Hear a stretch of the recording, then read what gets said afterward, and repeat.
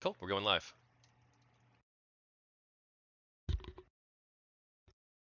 Hello, everyone. I'm joined today with Silverwolfcc. How are you doing?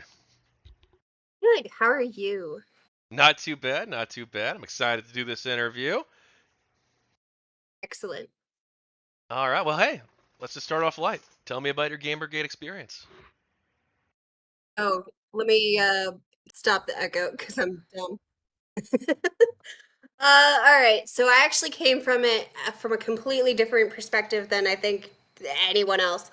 I started off as very anti-Gigi kind of. I came in as like a Zoe Quinn fan and a total hardcore feminist SJW. And everybody was very nice to me, and I was like really shocked. I was like, no, come on, fight me, I'm here to fight you guys. And instead they were just like, so did you read the Zoe post? And I was like, no, why would I go look at revenge porn? And they were like, okay, well, first of all, no, that's not what it is, and secondly, you should really read it before you start trying to defend stuff here.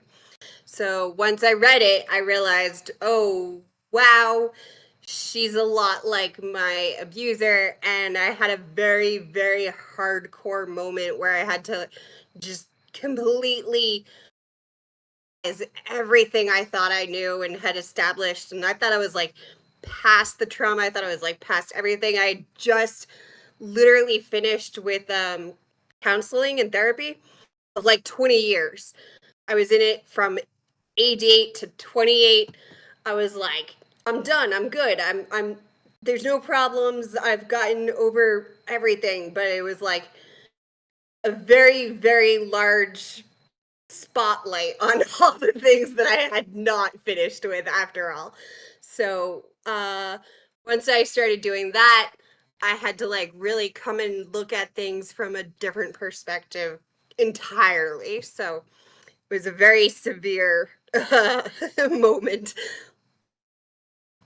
You say that you were a social justice person. What did that mean to you? So both my parents are kind of very hardcore yuppies. They're activists. They're uh both they went to Framingham College and they met each other there, and they've always been like heavily involved in the community and that kind of thing. They did environmentalism. My dad brought me up being like, you have to save the world kind of thing, and very, very hardcore. So I was literally going to town hall meetings when I was very young, like 8 years old and things. And so to me, social justice warrior, even though it's considered pejorative, I'm Native American, and my tribe is the Wyandot, but they're also known as Huron, which is a reference to the Mohawk style of haircut, which looked like a boar's wild ridge that they had.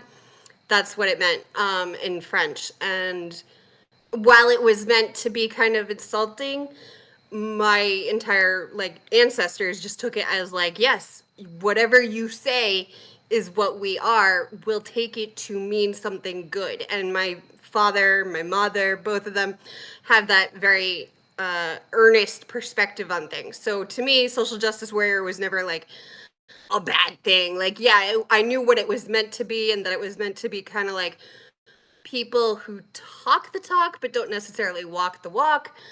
But I was just sort of like, but if I walk the walk, then I have to force people to like understand that it's not always superficial.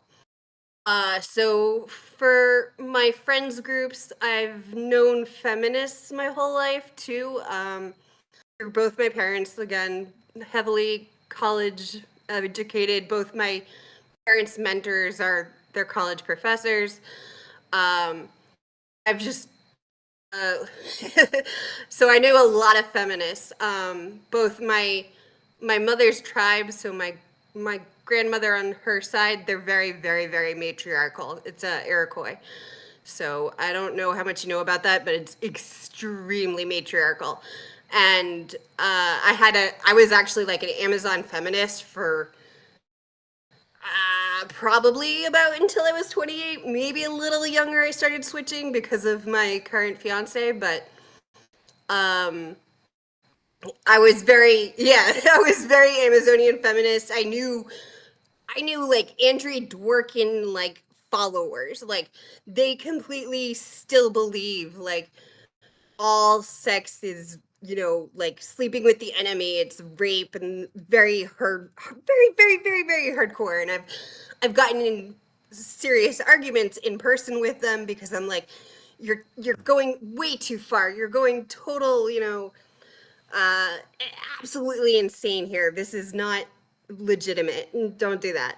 But for the most part, when it comes back to, again, the SJW thing, I just sort of took it as like feminazi. So that was coined by Rush Limbaugh, but I was among people who used that literally, like not as in like they were actual Nazis, but they used it kind of like sarcastically to be like, "Fuck you, fine, I'm a feminazi, come at me," and that was just sort of my whole mindset for as long as I can remember.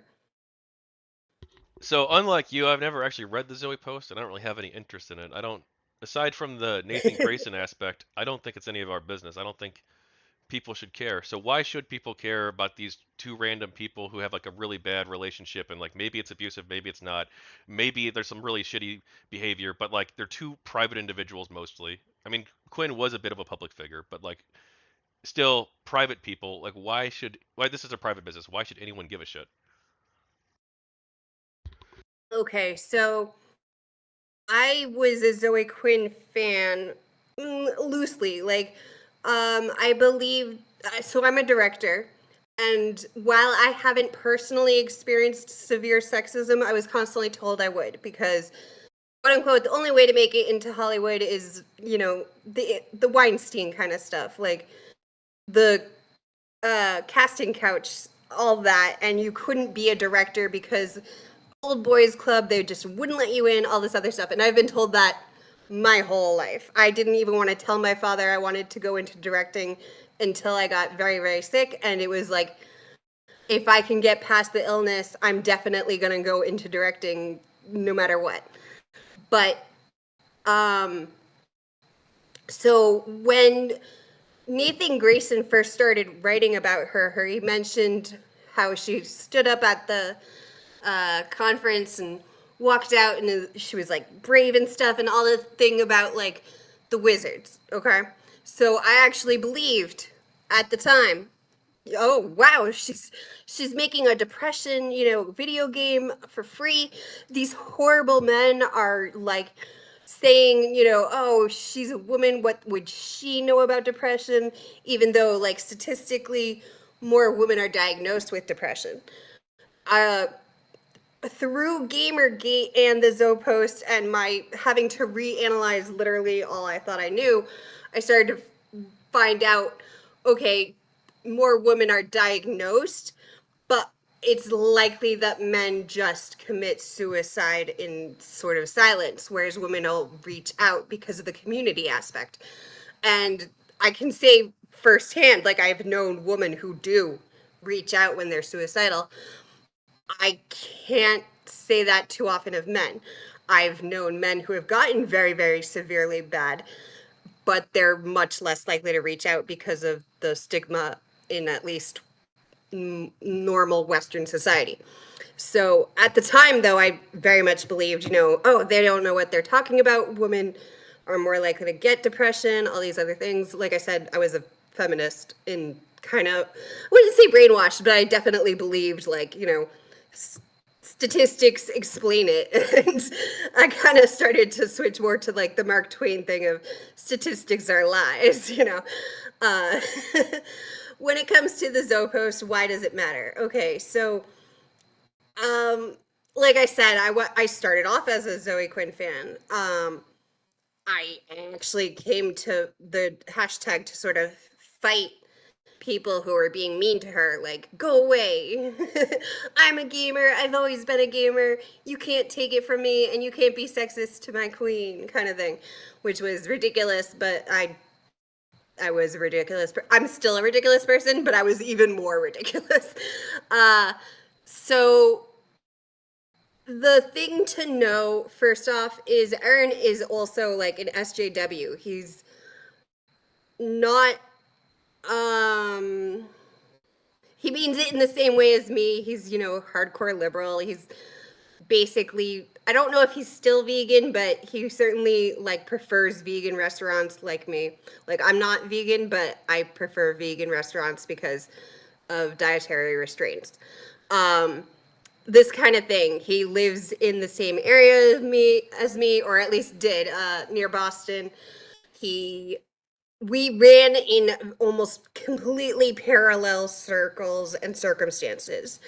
From while she was in gaming and like we both do some stuff with comic books, and mine is more Indian things. It's very, very parallel, and that's for me. It hits close to home. I think other people should care because what he exposed wasn't, deeply gory personal details as much as just the sheer hypocrisy in a lot of social justice circles, which Gamergate also exposed. A lot of people, when they see something like Gamergate, which they feel they can attack as being like, look at these bad, horrible, misogynist people, what they're actually doing is sort of covering up a lot of their own insecurities or problems. So, for instance, I have been a huge Moxie Fruvis fan, which is a band, a Canadian band from like the late 90s. Uh, I've been a huge fan of them since I was in middle school. Like, one of my best friends had gotten their first album, which they can't even release anymore because of copyright. Originally, Dr. Seuss was saying his works could only be used after his death in educational, but you know how it is now, and you've seen the probably, or at least seen commercials of like the Cat in the Hat movie, which is just not educational at all. But they had to take the song that they had for Green Eggs and Ham off of all production. And anyway, Jean Gameshi was like accused of some very serious rape and severe abuse allegations, literally because of and during Gamergate, which is a thing Gamergate had a knack for doing almost accidentally. It really showed that anybody who was like, yes, I too will declare that Gamergate is all misogynist, horrible, monstrous, racist creeps, they tended to be heavily projecting or using it as a front to sort of direct away from their own personal issues. So once again, we have Graham Lynham. He was constantly going after a lot of people in Gamergate, especially if they were women or trans. And now he's finally been dropped by his agent because he also went after David Tennant for David Tennant's pro trans stance. All right. So my point is, I know this was really roundabout, but my point is the reason to care is it's not just two random social justice people, and one of them is actually an abusive person who also took it out on others and then used their power and position and connections to continue to abuse others. But it exposes this problem which is recurring in many social justice kind of circles. Social justice, one of the reasons I think anti Gamergate shuts down and just blocks all the time is specifically that. They're very vulnerable people. It's kind of like, I don't know if you know about Rudy Giuliani's current situation with regards to his assistant. He she was deeply abused in one relationship, ended up going to him for help as a lawyer, and he just abused her even more. That's something that happens a lot in social justice circles, especially because you get people who have had a lot of trauma to begin with. They're deeply concerned about trying to help and protect other people who have had trauma, but it's also like a giant target mark for people who know how to abuse that trauma or would want to. And I think that's probably one of the biggest things I think is why I would recommend reading the Zoe post. Um, it has very little to do with gaming, almost nothing at all.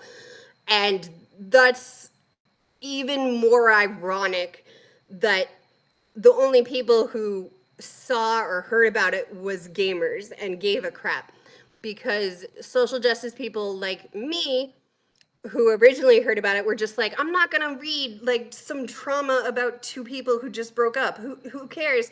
And I'm definitely not gonna read, like revenge porn. What are you doing here? Um, Instead, what a lot of gamers did was they were trying to point out, hey, this is kind of weird. Like, what's with all the games journalists in this getting mentioned and things? And Well, to be clear, this, just the one, right? hmm? Just the It one games wasn't journalist. actually one. Well, one game journalist, her boss, who was also the programmer, a few others. She had a lot of ties with others, and Nathan Grayson also had ties with others. And that was really like the big thing that was exposed overall. Like, it didn't just start with, it wasn't just Nathan Grayson. It was more that there was a lot of incestuous ties altogether. So, for instance, it wasn't just even Zoe Quinn. There was also like her roommate, I think. No, her friend was also roommates with a games journalist, but her friend was a developer. And it just, there was more and more and more. And it was so casual the way Erin mentioned it, because it was just fucking assumed. It was kind of like, now granted, come by the time Trump got elected, like, it became a lot clearer how messed up politics journalism is.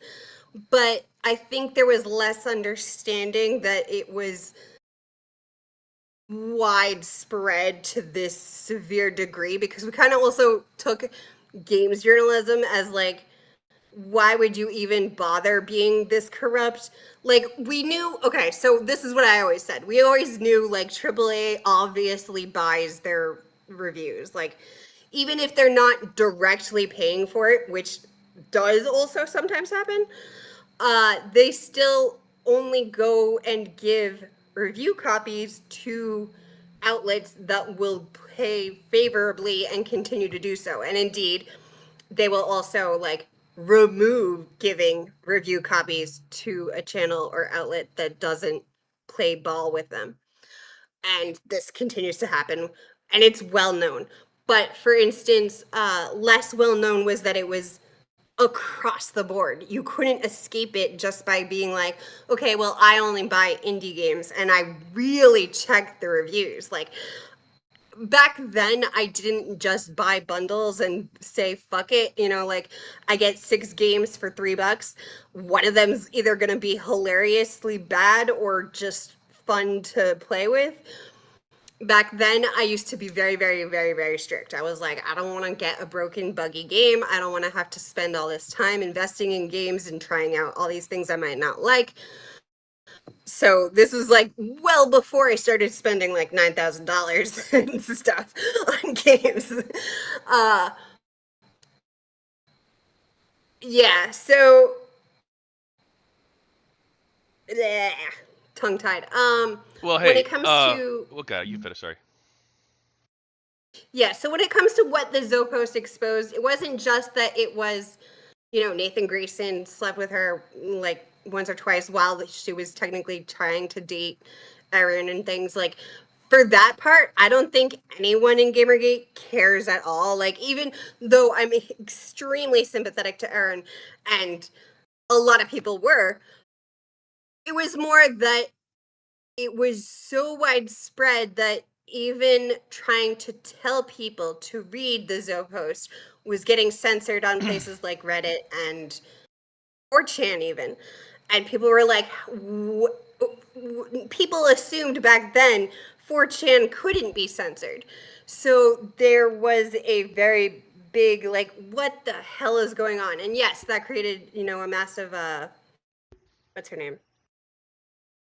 Tried to block out the pictures. Streisand, Barbara Streisand? Yeah. Yeah. So that created a Streisand effect of just everybody wanted to know why is this getting blocked.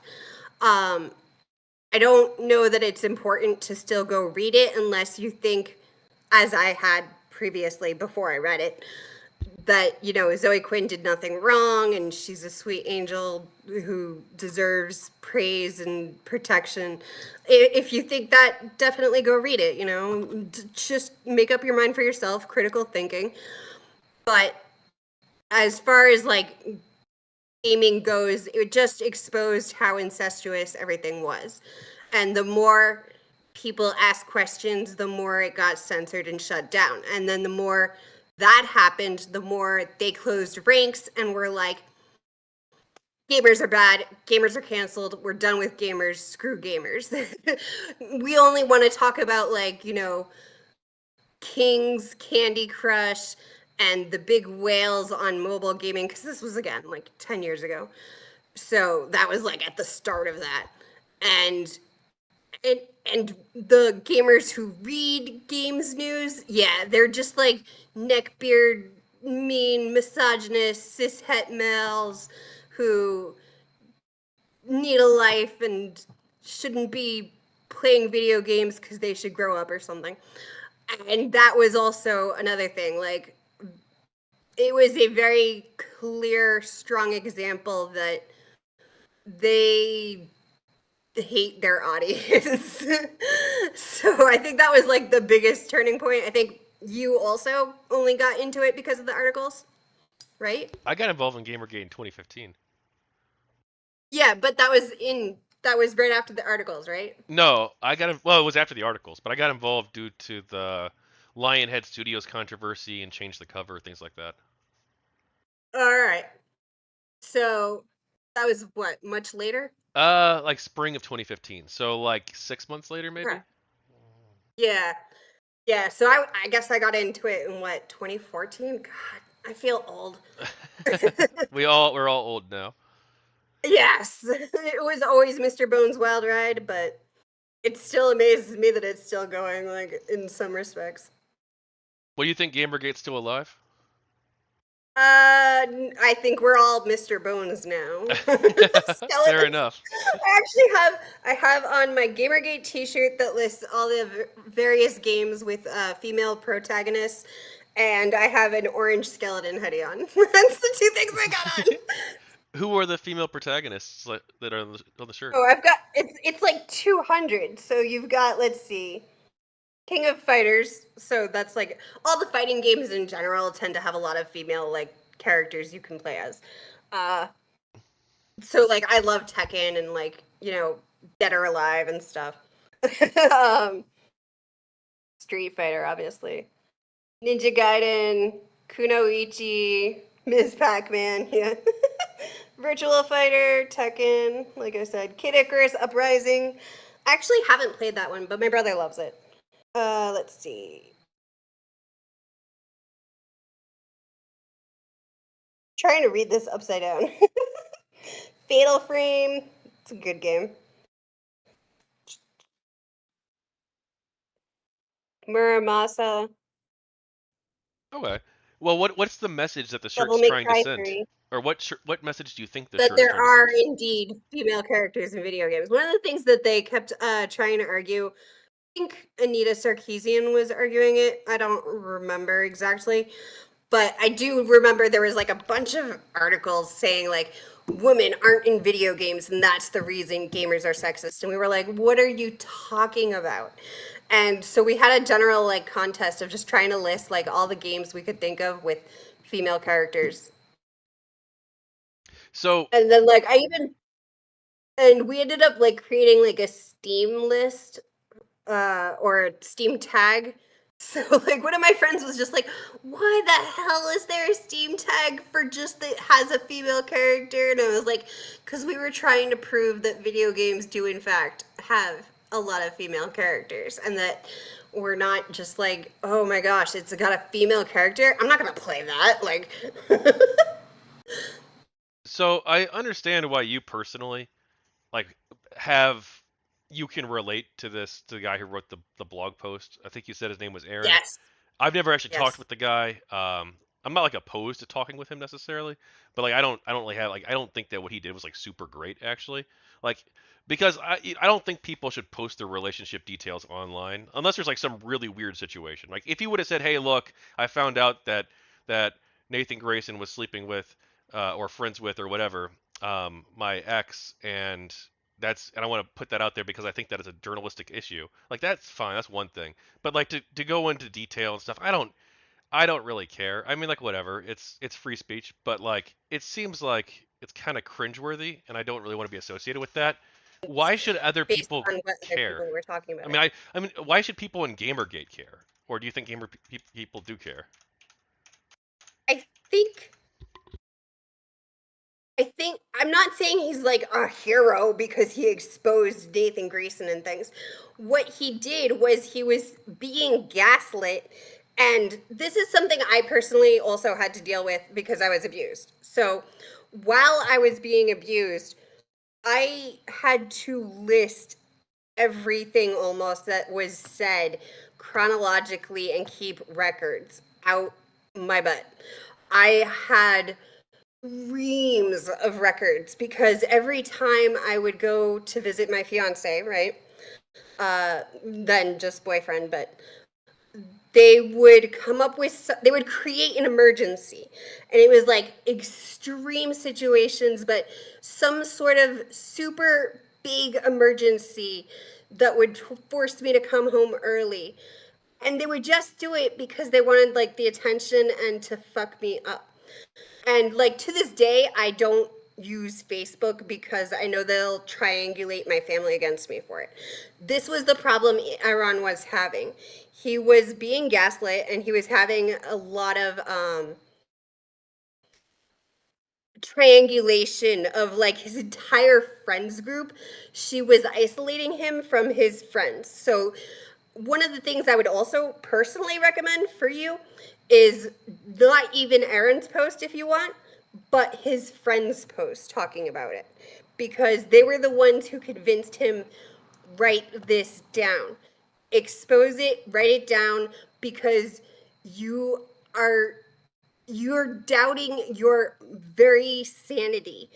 Um, there was a not an anti-GGer, but somebody who came in extremely on the social justice side, like me. They were closer to anti-GG than I would say pro-GG. They also released a series of videos explaining just like gaslighting and the abuse because they also recognized straight away what she did was very abusive. Um, and his post wasn't, it was not created to talk about journalism at all. Like he did not name all the guys. He did not mention like everything that happened. Only the parts that he was literally being gaslit over because he felt like he was losing his mind, like his literal sanity. I have spoken with him a few times. I keep meaning to buy him a drink, but things come up. One of the things he was saying too was like he definitely didn't want like harassment or anything, like, or even it to get so explosive. It was, and I definitely empathize with that because back when I had first, like, even now, like, I will not name my abuser. Like, everyone who knows me knows who it is because they've heard me and my life story, but I don't want to like mention their, like, if they have a book or something or like any kind of job, I don't want to name them personally. I don't want them to Well, hang be on. like, Oh, sorry, I'll let you finish your point, but I do want to interject here. yeah, Till Deer, I don't want to name my abuser. And he, while he did say, yeah, like she did have the overnight with Nathan, it was literally just because he was proving his receipts. One of the things that happened was she was using her position to hurt him, and that's literally what happened. He had a lot Man, we of gotta put articles. allegedly in this stuff. We gotta put allegedly. I don't feel like getting sued. I I will say it was abuse because she can come sue me. I will fucking handle it. I'll be like, okay, prove you didn't. Well, actually, I don't think they would sue me um, because all I do is provide you a platform. But I don't know. Maybe I don't know the rules about this exactly. stuff. I have to look into it. You're allowed to interject and say allegedly, absolutely. I will say though, this is another reason I would strongly suggest reading it if personally before you talk about him, because one of the things that happened was Well, I don't, this is he the first. had a I've done lot a of bunch of GamerGate interviews. This is the first time he came up. So yeah, most I wasn't Gamergate planning is on talking just about like him at all. because most Gamergate is just like, look, we only want to talk about the ethics and the journalism. I am, like I said, I come from it from a completely different perspective. I was a former SJW. I was hardcore. I ran parallel life, and yeah, one of the things was he didn't want to name like, any of the people she slept with. There was like speculation about it. And I had avoided all of that because that was the part that I was like coming to Twitter to fight. I didn't want to go to the IRC chats because I thought that was like way too intense for me. I was like, I don't think so. Um, but what it did expose, again, he got so many articles hating on him and blaming him. And for instance, she sued saying because she had a Google alerts on her own name that every time anyone mentioned her at all on anything, then it was harassment. Okay. So that's where a lot of those articles come from, where they're saying, like, oh, all these people are harassing her. Because according to her, literally using her name was harassment. And this was how people started calling her literally who, because one, they were trying to distance from it. And two, if you used her name, it was considered harassment to her. So, You mentioned IRC chats. One such chat room where yes, this was discussed was hashtag burgers and fries. Is it naming a chat that's room correct. based on a joke about five guys, kind of sexist and slut shaming? Yes. That's why I didn't go there. I I mean, looking back, do I still feel that way? Yeah. I didn't go to the chat. I couldn't tell you if everybody there was like very vehemently, oh my god, she's such a slut, whatever. I don't know. I went to the Twitter tag because I thought I would find at least some of the crossover people. And instead, I found a lot of people being like, okay, well, even if we forget about her specifically, like forget about the Zopos, all the rest, even though, again, a lot of them were actually like, why don't you go read it? Um, I was really surprised because they wanted to talk about the ethics in journalism. And I was like, yo, I've been hardcore on that since I was like 12. Like, not as much as the SGW thing, but yeah, like when I was 12, I wanted to be the journalist. I was like, yeah, that's what I'm going to do instead of directing. And I got very jaded very quickly because it was bad out there. So I had assumed for like, you know, good 16 years I was the only person who cared about that because I don't know if you remember, there was like 3 summers in a row. One was about shark attacks, one was about kidnappings, and then the third was like tiger attacks. And then after that, 9/11 happened, so everything was more about the war and stuff. But up until then, they just had like these bad summers, and that just drove me mental. So somebody saying like, "Yeah, I want to talk about the ethics in journalism," I was like, "By all means, like, yes." And that was a saving grace for me. Like while I'm sitting here having a meltdown about Zoe Quinn and like all my worldview crumbling down, that was like the one rock I had. I was like, I'm not alone in this thing I thought I've always been alone in. Awesome. So certainly I was very willing to talk about games journalists. And yeah, most gamers don't care because they are either aren't SJWs or just don't give a fuck. Like the thing that really spoke to them with regards to Aaron was just how willingly journalists would dismiss or flame or like completely be like, yeah, he's an absolute monster. He is just rallying up all these misogynists on 4chan, and that's why 4chan had to like stop all discussion of it, which even then to me sounded a little odd. Like, what else does 4chan ban? Child porn, right? Anything else? Well, No, let's it's a little let's weird. let's try to go back a little bit to the burgers and fries conversation, if you don't mind. Okay, I've again, I didn't go interviewed into the IRC stuff, but 8 years ago. I interviewed the owner of that chat room.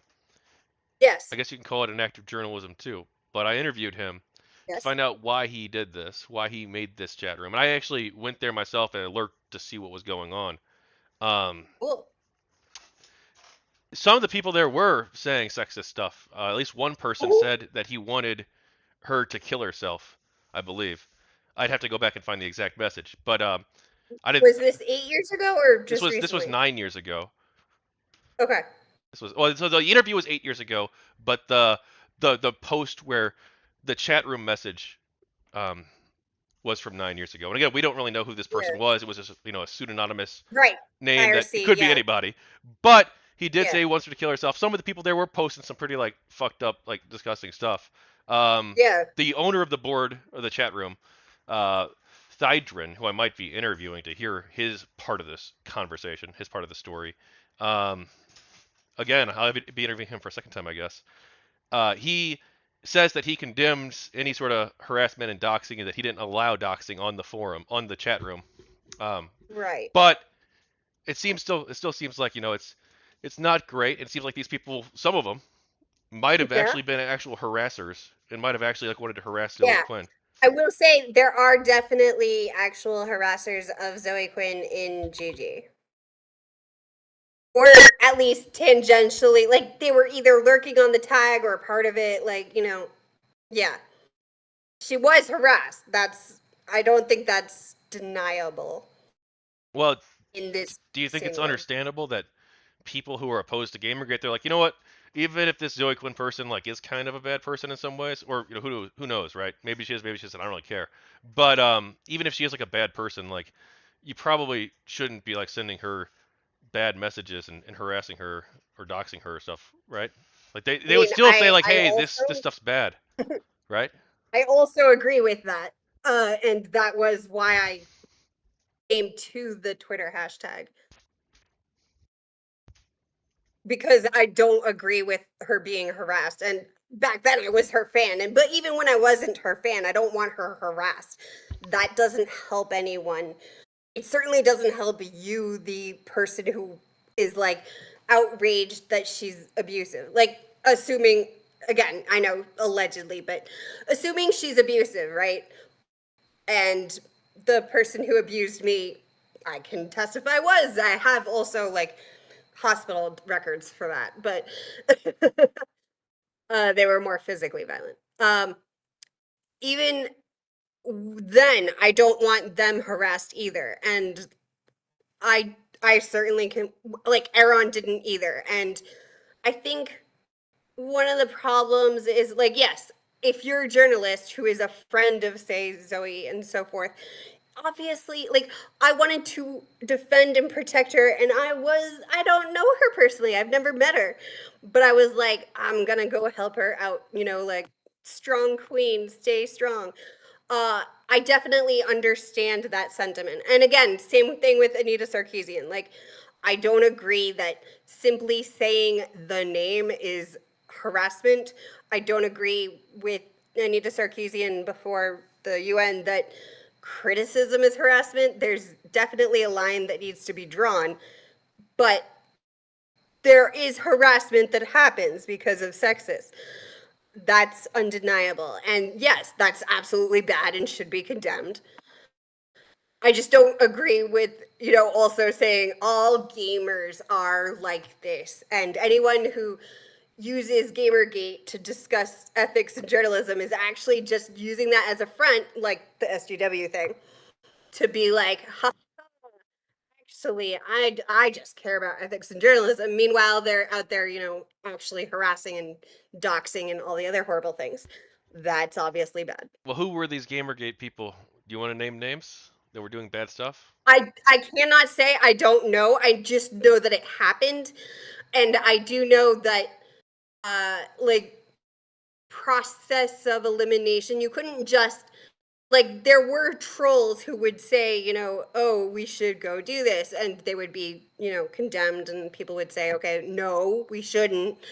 But that doesn't mean it always worked. I do know Ralph had actually gotten a few names, Ethan Ralph, but I haven't spoken with him since before COVID, and so forth. I know he tried to expose a few of them, and Well, Ethan Ralph shit was got one of the rough. harassers, to be clear. I'm pretty sure, like 99, like he wrote No, some there's no pretty. 99%. I've got proof of it. All He right, harassed so us there too, you by go. the way. Like he, then the reason he had the other names is because they were helping him, probably. Like that wouldn't even surprise me. Disgusts me, but it doesn't surprise me, and that's a problem. Did you keep in touch with Ralph even after he was exposed for working with the Doxer and doing the choo choo choo trolling, the rip trolling? No, I. When was the last time I tried to contact him Well, that was like after like a couple 2015 or of. 16, I think. So, I know I was bad at. Well, I might have. When did I last talk to him? 20. In regards to Gamergate, hmm, definitely before 2017. I don't know if it was before or after, because I was definitely dumb and I wasn't like clear on who was doing how badly of things. Like I also defended a lot of people that everyone was like, Cece, no, no, they're absolutely indefensible. Like don't even bother. And I was like, no, they're innocent. They're like, they're really not. Like I said, same thing with Zoe Quinn. Like I'm very dumb and naive, and I tend to be like always assume the best of people, and I have to be like shown hard. Like, okay, no. I don't. I followed some of the Ralph stuff after that. When he was still doing, the fuck was it called? Uh, Killstream? some of Oh, his he did like dumbass his he did antics, like but this the stream the blood sports thing where that was like a thing after yeah, Gamergate. that's it. Well, Internet during blood sports. Gamergate, but after he quit Gamergate slash got kicked out. Yeah, yeah. I followed it, but I wasn't paying or like on his side or anything or like defending him. I was just like, what are the white nationalist terrorists up to? Kind of like Nick Fuentes, It's always wild to me when we get like people from Gamergate in like the mainstream news. I'm like, oh fuck. So What's happening you now? mentioned that the anti-Gamergate people, I believe, as of 2019, I'm not looking into it since, at least 12 of them were accused of sexual misconduct. One of them was accused Yes. of terrorism. Another one was accused of something else. I forget what it was, but it's in my book. I actually was just looking up it a second ago, but this was like 30 minutes ago now. So I've been trying to take notes, but my note taking isn't as thorough as I'd always like. Anyway, a bunch of anti-Gamergate people did bad things. A bunch of pro-Gamergate people did bad things too. You're gonna have a large Indeed. amorphous group. You're gonna have what, probably 100,000 people at least on the Gamergate side, and like 10,000 people at least on the anti-Gamergate side. You're gonna get a large amount of people. Some of them are gonna be bad people. Like, why should we make generalizations based on these large communities of tens of thousands of people? Agreed. And I do think most anti-Gamergate just can't deal with the amount of like I don't want to say fact checking, more like identity checking almost of like Gamergate people of like, are you actually a good person or are you like a poison M&M kind of thing? Like, I don't feel like risking a mouthful just because not all of you are poisonous. Like, I know at least one of you is, I'm done. I don't need to deal with that. And they just go block, which I think is fine. Like, it's understandable. Life is too short to spend a lot of time trying to suss this out if it's not going to affect you very personally. I, on the other hand, I've also had a lot of anti Gamergate still be like, yeah, she was involved in Gamergate, and you need to like drop her from all volunteer organizations or anything she's done publicly, and you cannot add her as a friend on anything, which I don't like. I'm always like, I don't, I do not support harassment and things, and I'm not misogynist, but I understand, like, from the get go, I knew this was what was going to be the case when I had to quote unquote switch sides and be like, no, this is not what it seems. This is much deeper than you're giving it credit for. So, So, were you involved in the anti-Gamergate community at all? Like no, specifically? by the time that became like a Reddit and like a semi group circle on Twitter, where you had, what's her face? Sarah Butts? Yeah. Yes. By the time that became a thing, I had already switched, if you will. But I did have a few people in real life kind of completely just be like, I can't handle you anymore. You're out. You're out of the group. And especially on, because I used Tumblr back then. I was, like I said, and especially Tumblr and a lot of the feminist groups. The feminist groups were the strongest, who were just like, no, no, bad CC. And it did cause a very big switch in me where I stopped being, I would say, I no longer called myself a feminist from that point. No, I want to go back to the Gamers Are Dead articles briefly. You talked about how they want to Yes. write about mobile games, stuff like this. And I guess you could maybe Yes. read it that way, but isn't it also fair to read them as, hey, look, these are journalists, or well, opinion writers, whatever, who don't like aspects of gaming culture. They think that gaming culture has a lot of toxicity and bad stuff in it, and they think that we need to get away from the gamer identity because the gamer identity is partially responsible for this or is representative of this toxic attitude that they see. And some of them also wanted to get rid of the video game or change video games too to make them less violent, make them less sexist, quote unquote, things like that. Yeah, that's something I have a problem with. So one of the big things is I don't think I realized how strongly gamer as an identity had stuck with me. And I think especially after like that weekend was when I was going through the whole thing with Zoe Quinn and having the like mind meltdown of like my life is a lie. So it was like I think I latched a little harder onto the gamer identity label than I would have if I hadn't also been dealing with that stuff. Like right now, today, like would I still like the only reason I think I'm as strongly attached is because of the last 9 years or whatever of Gamergate. But it did really upset me and offend me personally because, okay, so my mom has been gaming with my grandfather before I was born when she was like, in the 60s back in the arcades. She was a pinball and loved Invaders and like has taught me all sorts of video games, baseball. My grandfather too has like been teaching me PC and arcade games since I was like 2. I would con him and my parents' mentors into picking me up so I could play video games because I was too short. And I'd be like, let me smash the buttons. My father also is a very hardcore gamer. Uh, our I learned to read playing video games and computer games because I wanted to play D&D with my dad. And he held every single one of us. He has four kids, 3 sons, 1 daughter. I'm the daughter. He held every single one of us in one arm and then like played computer games with his free hand. So I was much more attached to the gamer label than I realized until that kind of weekend. So at first I came in to also be like, listen, gamers are also women. Like, women are gamers. You can't just say, like, oh, gamers are, like, synonymous with, like, male teenagers who are, like, playing Halo and stuff. Like, yeah, I play Halo, but I also play, like, I play a lot of strategy games. I mostly play, like, Civilization.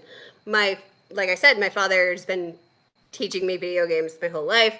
My birthday present when I was 16 was, like, Civ 4 expansion, I think. I don't 100% sure on the dates, but mostly, like, he was one of the world's top 25 Civ players. And so he would do, like, emails back and forth of, like, all the different Civ games and things, and get on my case for not doing as well as him. So I was very, like, at first I was just like, okay, well, first of all, it's not synonymous with, male, cishet, gender, blah, blah, blah. That's, and secondly, if you're going to be in a sort of medium of, whether you call it blogger or you call it games journalist, you are also representing not only the gamers to the game studios, publishers, etc., the advertising especially, but vice versa. So when you misrepresent gamers as a consumer base, you are misleading the publishers who are already not in touch with what gamers are made of and want to see more of, but you're also misrepresenting them to the larger public. And that, I think, was the biggest thing that really upset people with Gamergate, because while they kept being like, look at these harassing terrorists and so forth, they were not truly representing what gamers are to the wider public who aren't necessarily gamers. And so the charitable definition I gave of, okay, these articles are just trying to say we're going after the female Candy Crush player audience of whales who spend money on mobile games. That was actually the interpretation Anti-GG gave me of the articles, because this was like a big thing I kept arguing with them. I was like, they're trying to basically stop giving studios the reason to listen to the general base who buys games. And this is also something, this was one of the reasons I actually was part of Comicsgate as well, because a lot of the articles were also doing kind of a similar thing of being like misrepresenting who buys comic books. Not that, like, yeah, in general, not as many people buy comic books as watch, say, the IPs.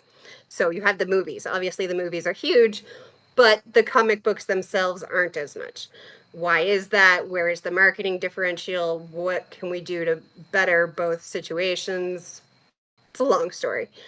Anyway, so I personally was very outraged by the articles, and looking back, I can definitely say, like, yeah, I was more emotional about it and attached to the label because of the whole other issue.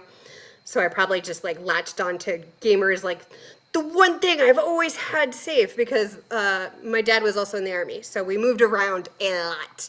And wherever I went, video games sort of like was the one thing I could make friends with. I'm very bad at making friends, especially because I was being abused by a family member. So they would try to isolate me and prevent me from making friends. Like, they would purposely try to alienate my friends so that I couldn't have friends, and then I would be forced to spend time with them, which it was awful.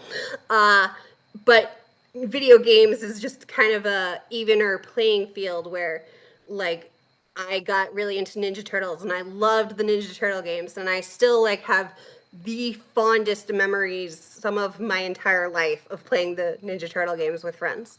And whether we moved from Pennsylvania or various parts of Massachusetts, video games was like the thing I could, like, go to and say, this is a stable factor in my life. And so the sort of, like, lying about gamers and like saying, "Oh, look, they're terrible." Like that's the exact opposite of my personal experience.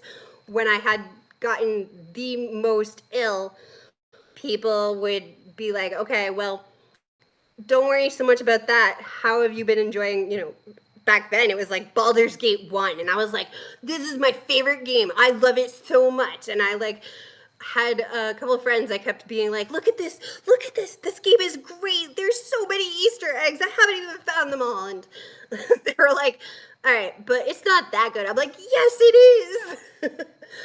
And they would one of my other friends also like kept trying to get me to play Morrowind for like the longest time, and then I finally played Daggerfall, and so I was like, yeah, all right, now I'll play Morrowind. And that's how I got into Elder Scrolls and so forth and so forth.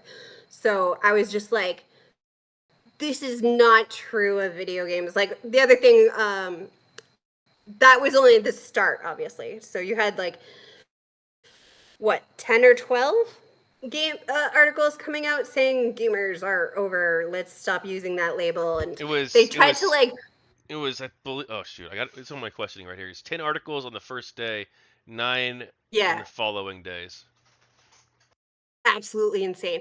And the other thing was it also exposed how the bigger media journal outlets will pick up the smaller little things, and it just becomes a giant echo chamber of them all like sourcing each other, which is a thing for all journalism, but it really exposed it in a way that gamers, especially who, I will say, gamers tend to be more practiced at noticing patterns and this kind of thing because that's what you do in video games. You do this in order to play the game. So they kind of were much better at picking up, oh, hey, look at how this works. And what can we do to defeat this? Um, so you'll see this happen also like with really big things like politics especially, and us like what, 10 years ago. So it started happening worse and worse because you had the right wing really buying up all the small journalist outlets who would have said otherwise. And my father was volunteering slash working with a couple journalist outlets for fact checking, and he kept trying to tell them this is not fact checked. This is actually anti-truth. This is not sourcing anything except another opinion piece, and it is not actually sourcing facts. You can't just label it as fact because all you're doing is creating a circle of journalists who aren't what's the word I want? In science, when you like, it's not peer review, but when you disprove something. Any case, that's what he was trying to prove, and even he had so much troubles getting it pointed out because it was all just, it was too built into the framework of what internet journalism was doing. I think it's gotten a little better, hesitantly we'll say, just because Trump exposed so much of it, and so people started to be like, we can't keep doing this. There's no sustainability in this. The audience is running away from us. But even then, like you have a lot of places that were just like, we give up. I What guess we have no audience now. what do you mean by Trump exposed a lot of this? Because you, let's see. Um, a lot of the right wing, especially, was kind of copying this model because Rupert Murdoch is an unethical bastard. And then you have also like the Koch brothers would purposely use it because they know how it works. You have a lot of the other sort of big name Republican donors who, again, they know how it works. They entrenched it. They created the Rush Limbaugh and the conservative talk, and they themselves also have that echo chamber, and they're still using it now. So because that itself, to the left wing, and most press who are interested in truth have no choice but to say, wow, he's just fucking lying. Like, look at this. He just drew on a weather map in Sharpie, and that's literally illegal. And nobody is calling him out for being butt naked and claiming that if you can't see his clothes, you're a stupid person and you're not cool. And that's how I mean it kind of got exposed. I think more average viewers could just, it was so blatant that I think the general average person could kind of, at least I will say, like the general average person who my dad noticed and talked to, because in general, I don't personally know anyone who's like blinded by that. Now, I did follow a whole bunch of right wingers in Gamergate because I did that to myself. At one point, I was just like, "Wow, I only know like the left wing side of Gamergate. I should follow right wingers. Who's a right winger in Gamergate? Show me your hands. I'll follow you." And I did, and I do not recommend. 0 out of 10, worst experience. Very dumb. Curate your life. Don't do it. It was so bad. Once COVID started happening, I started like being like, all right, no, we've got to remove some of these. We can't take this anymore. So And I think that was the other thing. Like, I think it also helped do what I did to myself. Like, other people started to be like, wait a minute. No, no, no. We're not injecting bleach. What are you talking about? Um, but not all. Like, yeah.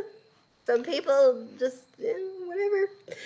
First impressions and that kind of thing. There's a lot of biases that go in there, but, uh, this isn't something that's so been. Go ahead. So, okay, one of the things with Trump was he would do the thing of like the corrupt person thing of like, look at this terrible, horrible thing that other people are doing. Oh, I'm such a victim.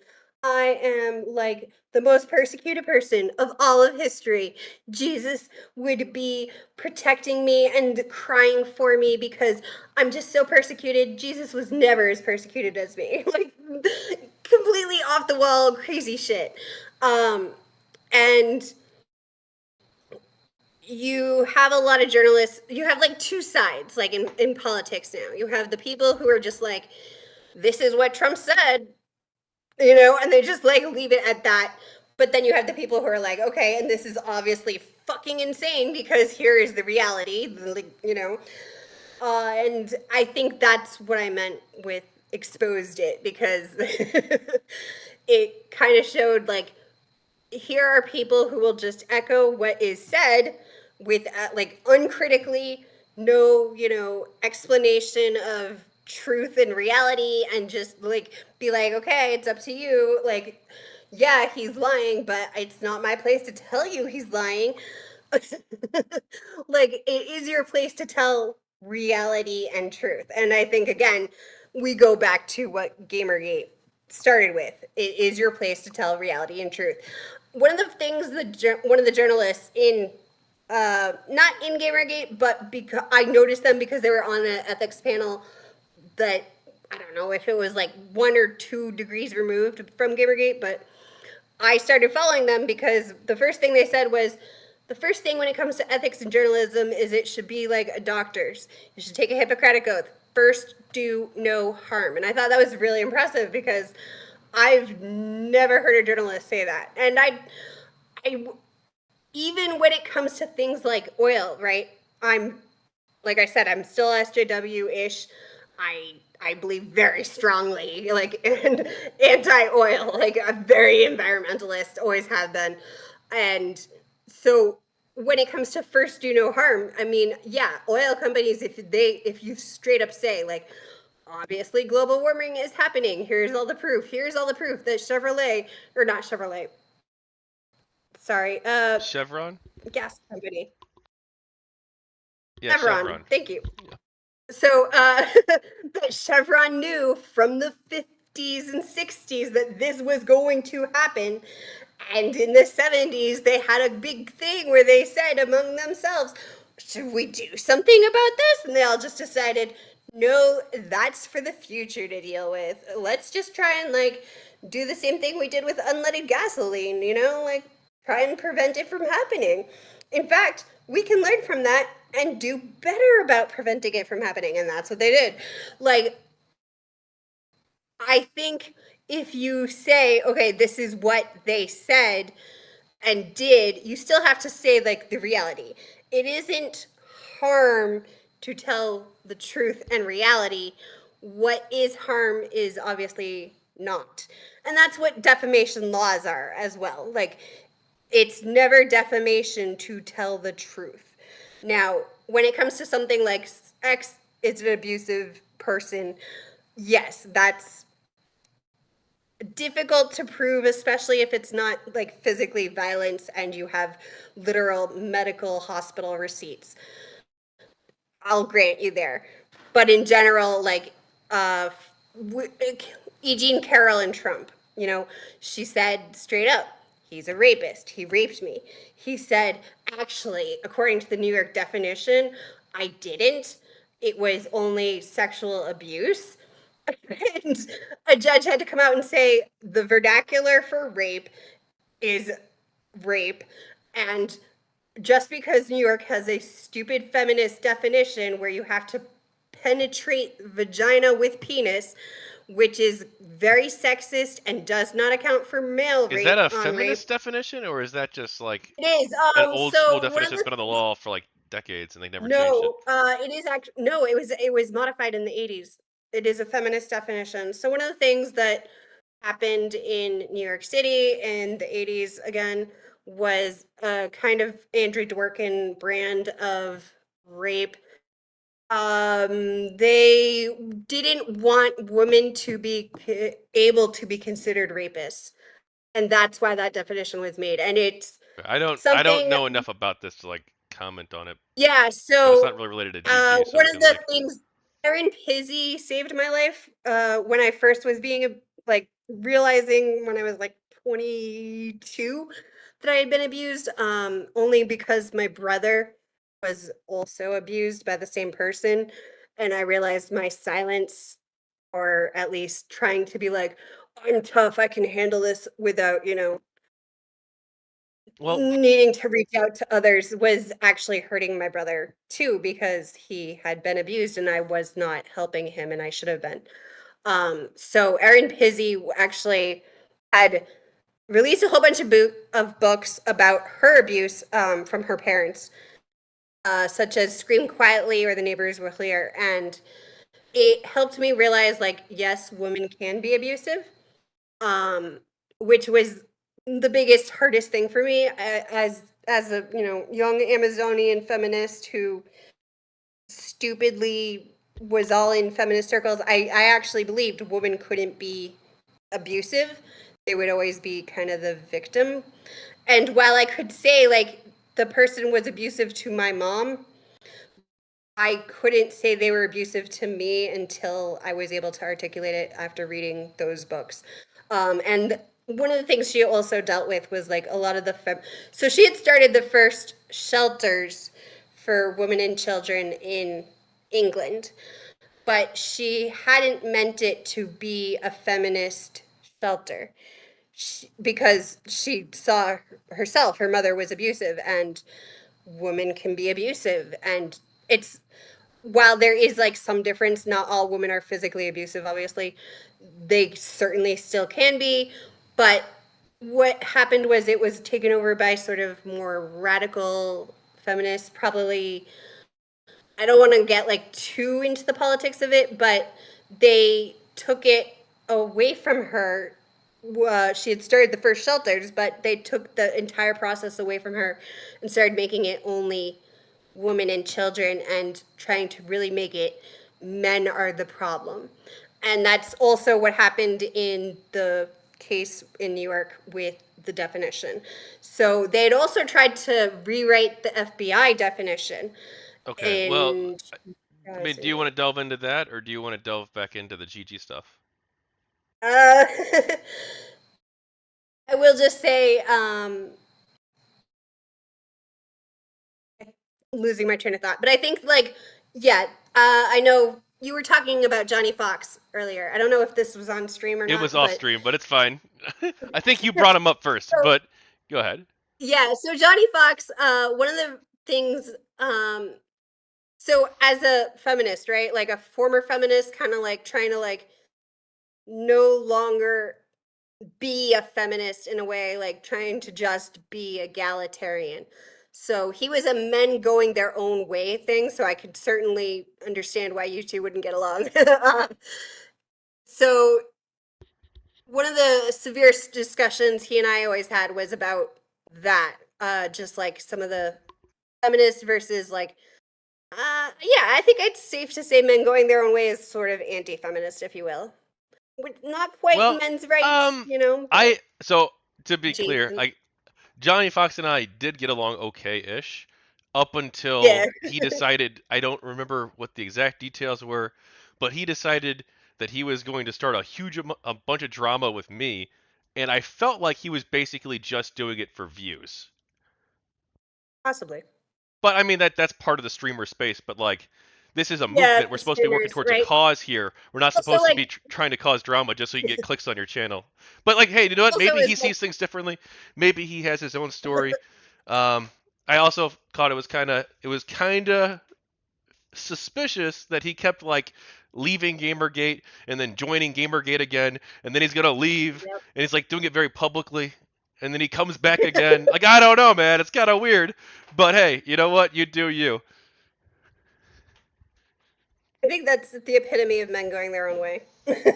I Like, don't think that like just all gonna those run off people are into the bad or woods and anything. be alone, and then it's like, man, it sucks out here alone. I hate it.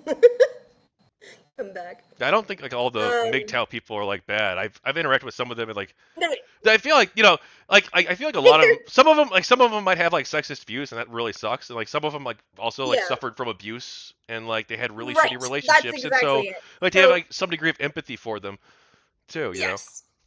So that was where I kind of came into MGTOWs was more on the uh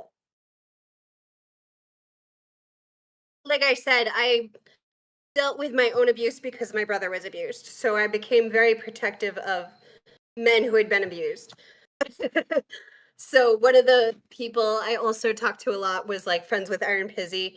So that's where I learned a lot about everything Oh, by the that way, I hadn't sorry, but learned before. Johnny Fox also did his crowdfunding fundraiser, and I don't know if he used the GamerGate hashtag or not, but some people viewed that as being kind of griftery too. But again, that's look, Yes. he claims he lost his job and he was going through a really tough Ah, time. right, right, right, He had right. a story to tell about his former employer. But look, I do get. I feel sorry for you if you lost your job. That really sucks. I get it. But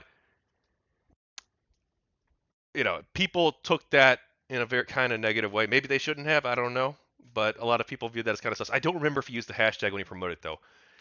I don't know if he was like, I'm a Gamergate person down on their luck. I don't know if he used the hashtag.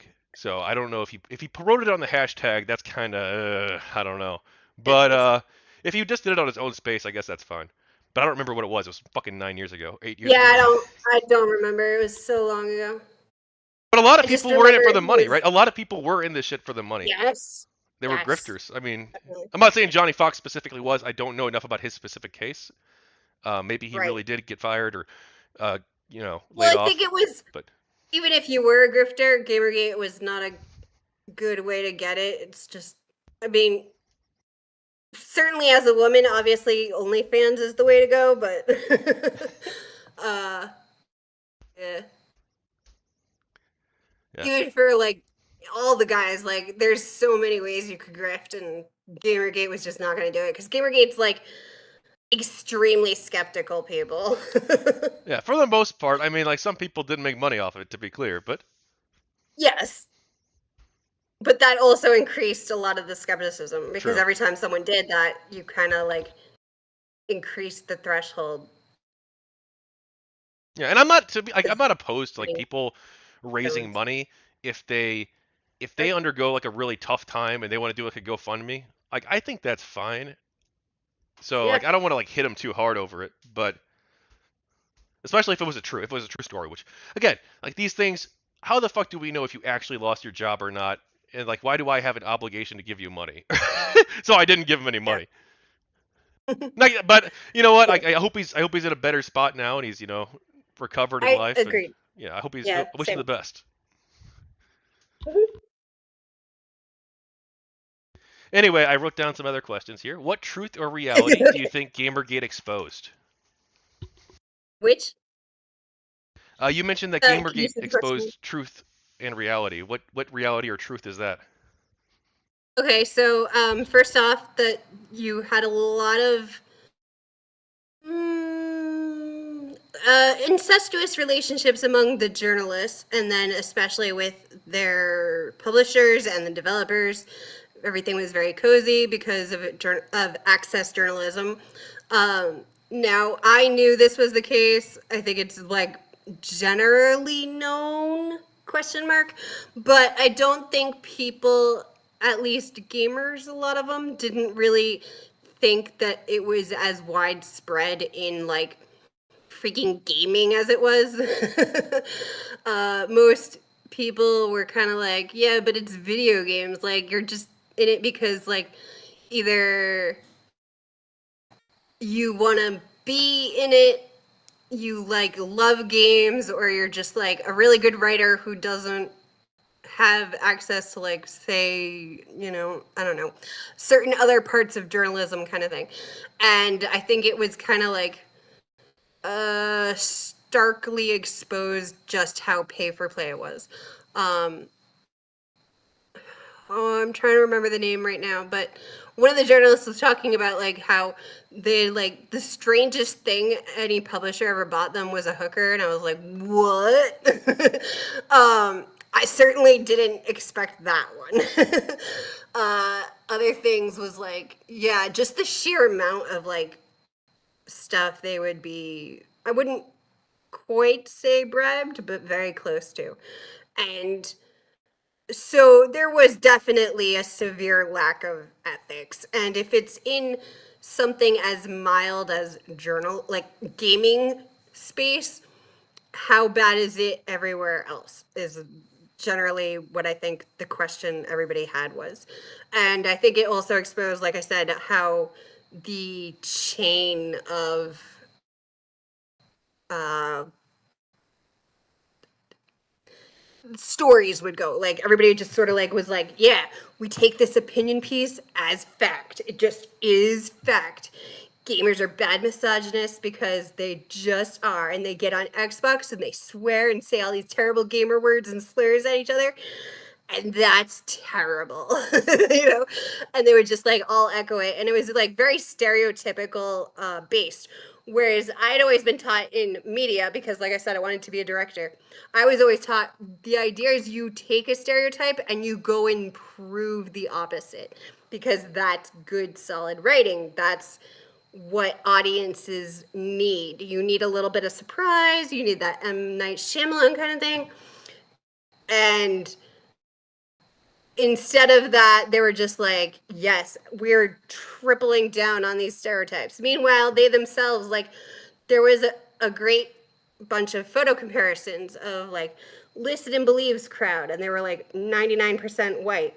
Meanwhile, at your local fighting game tournament, it's like the exact opposite. You're not going to find like mostly white people. You're going to find extremely diverse, because that's what fighting game championships look like. Gamergate itself was not even mostly American, I think. It was very, very global. So that was another thing everybody kept misunderstanding. For instance, I have several friends in Spain who were very much convinced of the feminist side, and I had to keep trying to talk to them. I have, let's see, two friends who are pro Gamergate now and kind of like very side eye of the feminist side. I have one friend who's still kind of on the feminist side, but they understand like where I'm coming from and what I was trying to do with it, and that just because somebody says it in a newspaper doesn't mean it's accurate. Well, was anti what sorry, let me start over. Was Gamergate anti-feminist in your eyes? No, feminist was anti-Gamergate. So, let's see. In part, the journalists were trying to use feminism as their shield. Now, this had gone on with Zoe, because I said with the Wizards, she had also like sort of made the argument that the wizards who are just like a community who are fans of like I don't know Hocus Pocus or something. Um, Well, I think it was like an incel forum, right? yeah, Well, like that was before people called it became incels. that because so many of them were like that. Like my brother also like it's a running gag on the internet of if you make it to 30 without sex, you're now a wizard. And that's been, I don't know, since I can remember. But uh yeah, the whole depression thing and whatever. And I lost my train of thought. Oh, so feminism. She was kind of using it as almost her shield as well. And this was a common running theme. Like with Anita Sarkeesian, I at and the first video I saw of hers was just the one that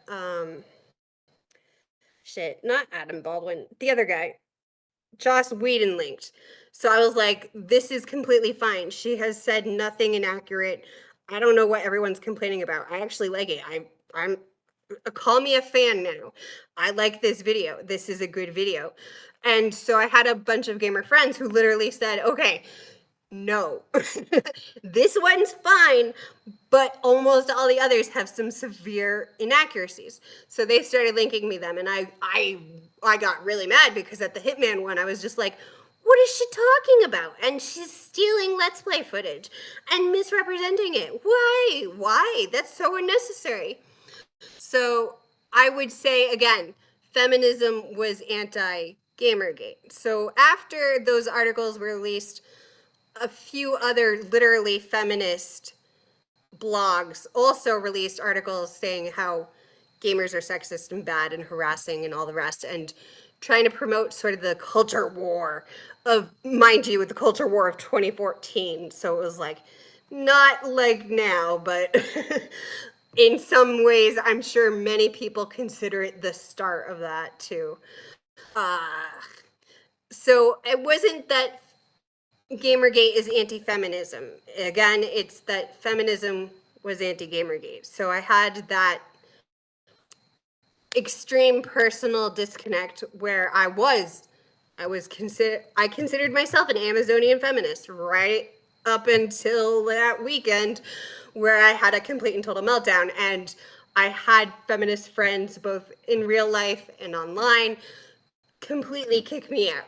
They were just like, you can no longer call yourself a feminist. They actually called me a lot of terrible things. At one point I was even called a rapist while I was still a virgin, and I was like, what are you talking about? The thing, I think the one that hurt me the most was someone online, and I had saved it, but it's gone because I've switched computers so many times. But she had said all my volunteer work at women's shelters was like uh canceled, like not just canceled but like for nothing. I might as well have just been abusive the whole time myself because of siding with Gamergate now. And I was just, it really like fucked me up mentally because it was just like, why would you even say that to anyone? Like, what damage are you personally going through where you would think that makes sense? And is there a reasonable thing to tell anyone? Like, I cannot process it. Like I to this day I cannot think of a single instance where I would be like that. Um like for instance, yeah, you said Ethan Ralph, you have proof that he was harassing and things. Well, I have proof that he So worked with a doxer, that he planned on doing live streams to fuck with people, including Brianna Wu, yes. Zoe Quinn, and Anita Sarkeesian. That he allowed Oh a damn. doxer on his server to dox me. Was That he allowed yeah. people on his server to discuss things that might be considered pretty close to harassment, including against Gamergate people like Cult of Vivian, and Yes, I knew he was doing stuff against her and I was like, why? I But believe see, okay, also he so retweeted some stuff or tweeted out some stuff about Lily Feng after she died, which was well, he also allowed that article on his yeah, he website, did. I think which was he not did written write by that him to be article. And clear, but it was he yes. allowed it to be So posted by a I think doxer I and a know who the troll. yeah, I think I know who, yeah, okay. So it was the doctor. Okay. So And I even told him, like, I think no, I didn't.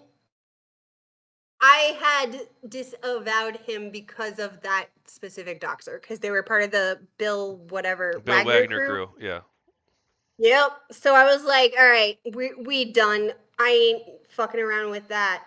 Because they also tried to dox me, but I have like no presence. Like, what are you gonna do? So they just kind of were like, all right, well, fuck it. The Bill Wagner But crew doxed a lot of people. they did. They doxed like everybody. They were Yeah. just on, and it wasn't even like they were just doxing anti-GamerGate. They were doxing all the people Yeah, they they could doxed because me. I they're know other like people that panel they've sneakers. doxed too. I didn't know they went after you though.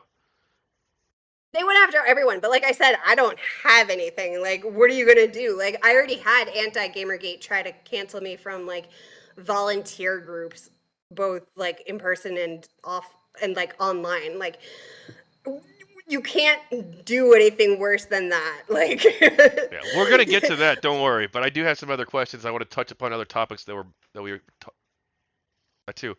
okay, but my point was like even Ethan Ralph, if he had been like volunteering at a like puppy shelter or some shit, which yeah, no, obviously he hasn't, but I'd like to see that. That'd be funny, actually. would I would like to see him do some community service. It would just be good for his soul, I think. But even if he had, I wouldn't ever say like all that work means nothing because you are the worst serial doxer, harasser, bad person. Stop it. You know, like as it is, I think he like hurts himself more than like anyone can hurt him. Like, my God. Anyway, absolute train wreck of a person. Maybe he'll have a uh redemption arc someday. yes, he had a redemption arc for a day. It was really Oh, did funny when he? he was trying to go after Nick. He did. It was the funniest thing. I said I did not have this on my 2023 bingo card, but here we are. And my brother was like, "Okay, well, how long is it gonna last?" And I'm like, "I give it 24 hours."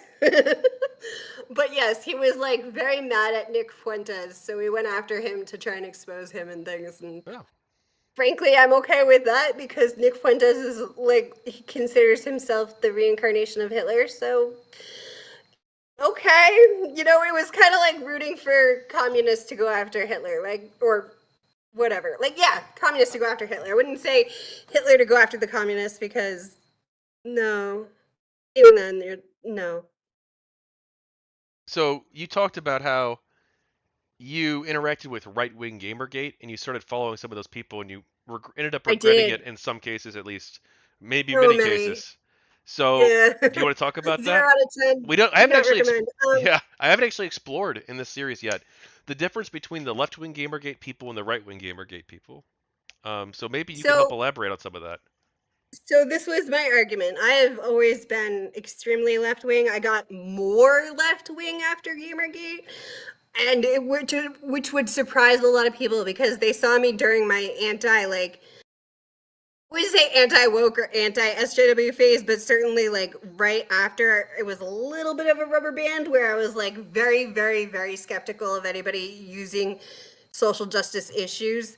I would be like, what's your what's your secret, what are you actually planning and doing, like are you for real, like I'm very very skeptical. I was just like I said, rubber band, rebound kind of effect. But I got far more left wing, and I think also like I got more into the kind of like cancel people kind of thing, which like I'm an anti-harassment. I don't believe in calling workplaces and trying to get people fired even if you're Nazi, like okay, but unless you do something like the January 6th insurrection, in which case you should be arrested, absolutely 100%. If you're just like I so one of the things I didn't have many, but I had a few who I was just sort of like, we should keep an eye on them at minimum. So like with the Charlottesville march, I had a few then, but I got more leading up to when? No, I think it was probably just about the start of when I started being like, all right, gonna remove a few of you. Um, but yeah, like they would be like, no, he said there were good people on both sides. And I'm like, there's no good people who march with Nazis saying Jews will not replace us. That's not a good person. No matter what is going on, you step out of line and say, hey, I'm not down with that. Like, we had to all do that in Gamergate. We had to say, like, no, I'm not okay with harassment. I am not okay with murder. I am not okay with rape. I am not okay with like bomb threats and things, like, which again, like anti Gamergate was doing the bomb threats, we assume. But again, this is a assumed thing. Like, you can't prove on the internet who is doing what as easily. Now, the FBI, to a large degree, did have to investigate Gamergate because both Gamergate people and anti-Gamergate people were submitting FBI like reports, including me. I submitted reports to the FBI because I got some. I purposely would talk to some very very antagonistic people who would say horrible things, and I would say, "This is what was said to me. This is what they said to others. Send off the report." Um, and FBI showed that we actually had less than 1%, which generally speaking, you always have 1% of Well, criminals no, hang in on. any. The less than 1% harassment figure comes from the Women Action Media study, unless there's a different Yeah, report that. there was one specifically from the FBI. Okay, if you want to send me that, I'd like to see it. That'd be great. But Let me see if I can pull it up. I'll have to pull it up after stream because I also have to. Like I said, I it's do it's not have my computer it's set up. interesting you mentioned the yeah no it's up to you now, but I it's did interesting not. you mentioned I didn't the even know that the woman in media study actually showed the less than 1%, though. yeah. There's Although also I wonder there's if they also were citing the FBI report. if you want to argue about no, it was a different study they conducted looking at the Interesting. GamerGate auto blocker list. There's actually another study too by Newsweek slash Brandwatch that found that only 1.26% of people involved or of tweets, it was either people involved or tweets, had contained negative sentiment towards like Brianna Wu and people like that. That I knew. But Yes. that study, we don't have the full methodology of it. We only because they Right. never released it publicly. They only released the Exactly. highlights. Yeah. Yeah. Which I mean, like that, both studies I think are pretty exculpatory for game. What is that the right word? Exculpatory Yes, it is. of GamerGate. Yeah. Yeah. Okay. Cool. Okay. Now you mentioned that the Charlottesville thing though. That's interesting because Yeah. um that's actually about when I decided that Kotaku in Action was like, oh, Kotaku in Action's got a problem. It seemed like Kotaku in Action. My perception was that after all these other subreddits got banned, large Yeah. numbers of people who got banned from those communities on Reddit went to Kotaku in Action because they were one of the few free speech places and willing to defend That free speech on Reddit. makes sense. And Now, it I don't became use Reddit. Yeah. oh yeah, it became way more right wing. One of the Yeah. posts that took me on my war against Kotaku in Action at the time was a poster that said, "I don't care if it was something like I don't remember the exact words, but it was something like um, I don't care if the social justice warriors get killed or something," and it got like 60 Yeah. upvotes, and I'm like, "Holy fuck!" Like this is insane. Now to be Yeah. clear, like there were a couple people, several people, including myself, who disagreed with that poster very publicly and were like, "Whoa, what the fuck is this crazy shit, dude?" And we got like I think I got like 300 upvotes by saying that in response to him. But the Yeah. fact that this got any upvotes at all, that Yeah. many especially, I think is indicative of a problem. And I started to see Yes. more stuff like that on Kotaku in Action in the coming, year. Over like the next year, it just got Yeah. worse and worse and worse. Yes. And so I had to make like a bunch of videos criticizing, and I left them publicly. And I criticized them in several videos. And I was at war with the moderators too, because I'm like, the mods got to do something about this, Yeah. and they never did. And now their Well, community is they basically already had dead. gone through like their whole. They went through a moderation like mini war back in, I don't know, it was like when Johnny Fox was still around, Oh, there were and there was a several whole big thing of wars. like, yeah. To be fair, yeah, yeah. Like I'm actually like, oh man, Kotaku in Action still exists. Like, I literally didn't know. Um, Yeah, it still I exists, and it seems I post there about this story because I want to talk to everybody on both sides. But I was up front and I told yeah, them right in the beginning, like, hey, look, I very publicly disagreed with your community and left your community publicly. I told them that at the very mhm, start because I wanted to be upfront about that.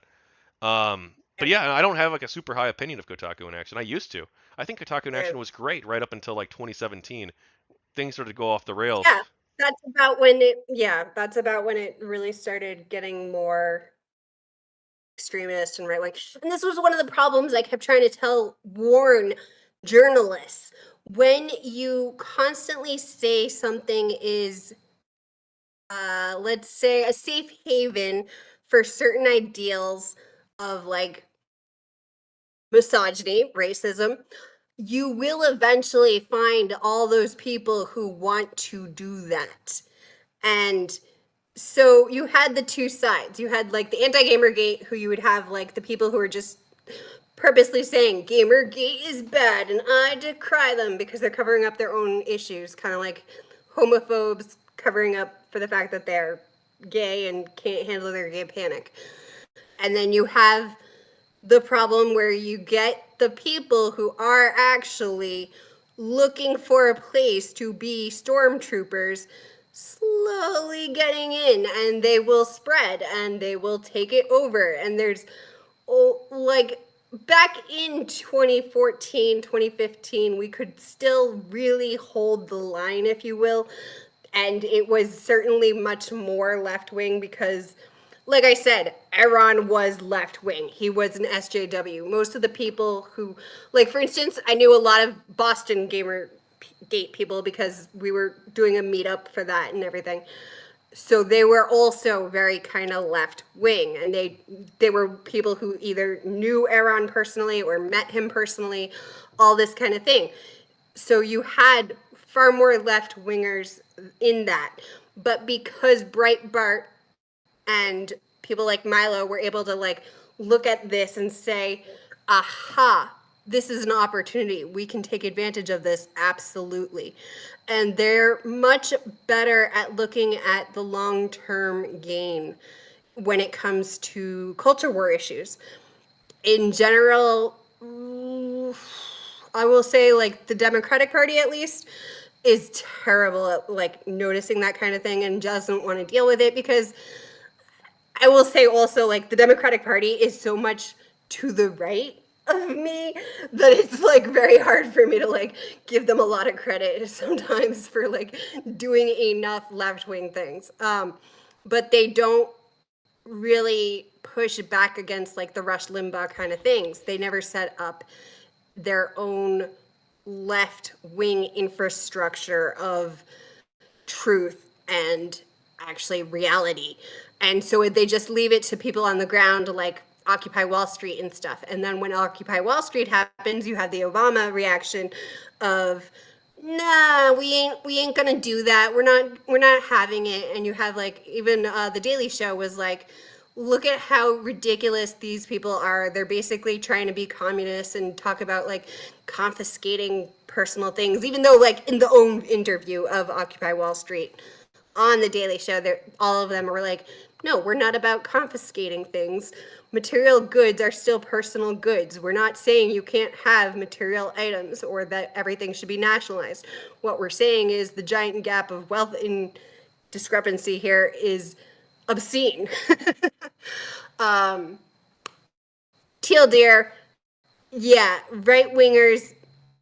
So Breitbart, especially because Andrew Breitbart personally said all culture flows downwind, and so they noticed this opportunity. And I think some people who probably were just like in the middle, like Ethan Ralph voted for Obama twice, then he voted for Trump twice.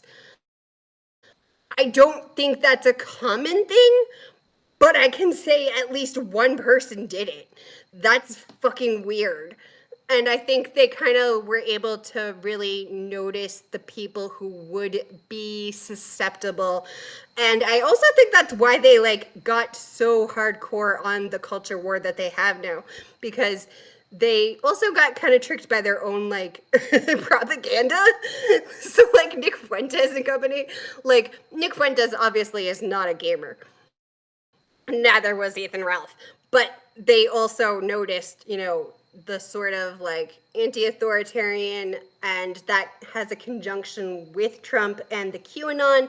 Like, I ended up adding some QAnon people for a bit because I was like, the fuck are you talking about? Because they would try and like link it to Gamergate and like do those weird kind of puzzle things of like this I think I know who you're popular talking about. There was, yeah, I think I know who you're talking about. Oh my god. There Oh, was a this is such specific a person who was like way bought in. He was a GG guy who was way bought into the yes. QAnon stuff later He, on. I will say it wasn't one person, but Well, yeah, there were probably more than one. This was a huge thing. yeah, yeah. Well, so then left. Broke So my someone brain. who's critical of GamerGate will say like, look, this is like the alt-right pipeline. That you have these people, they get Yes. pissed off about video games. They get pissed off about the social justice warriors trying to take away their big-tittied anime girls.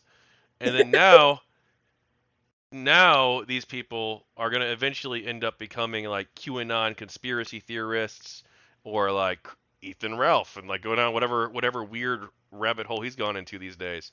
And they become like crazy people.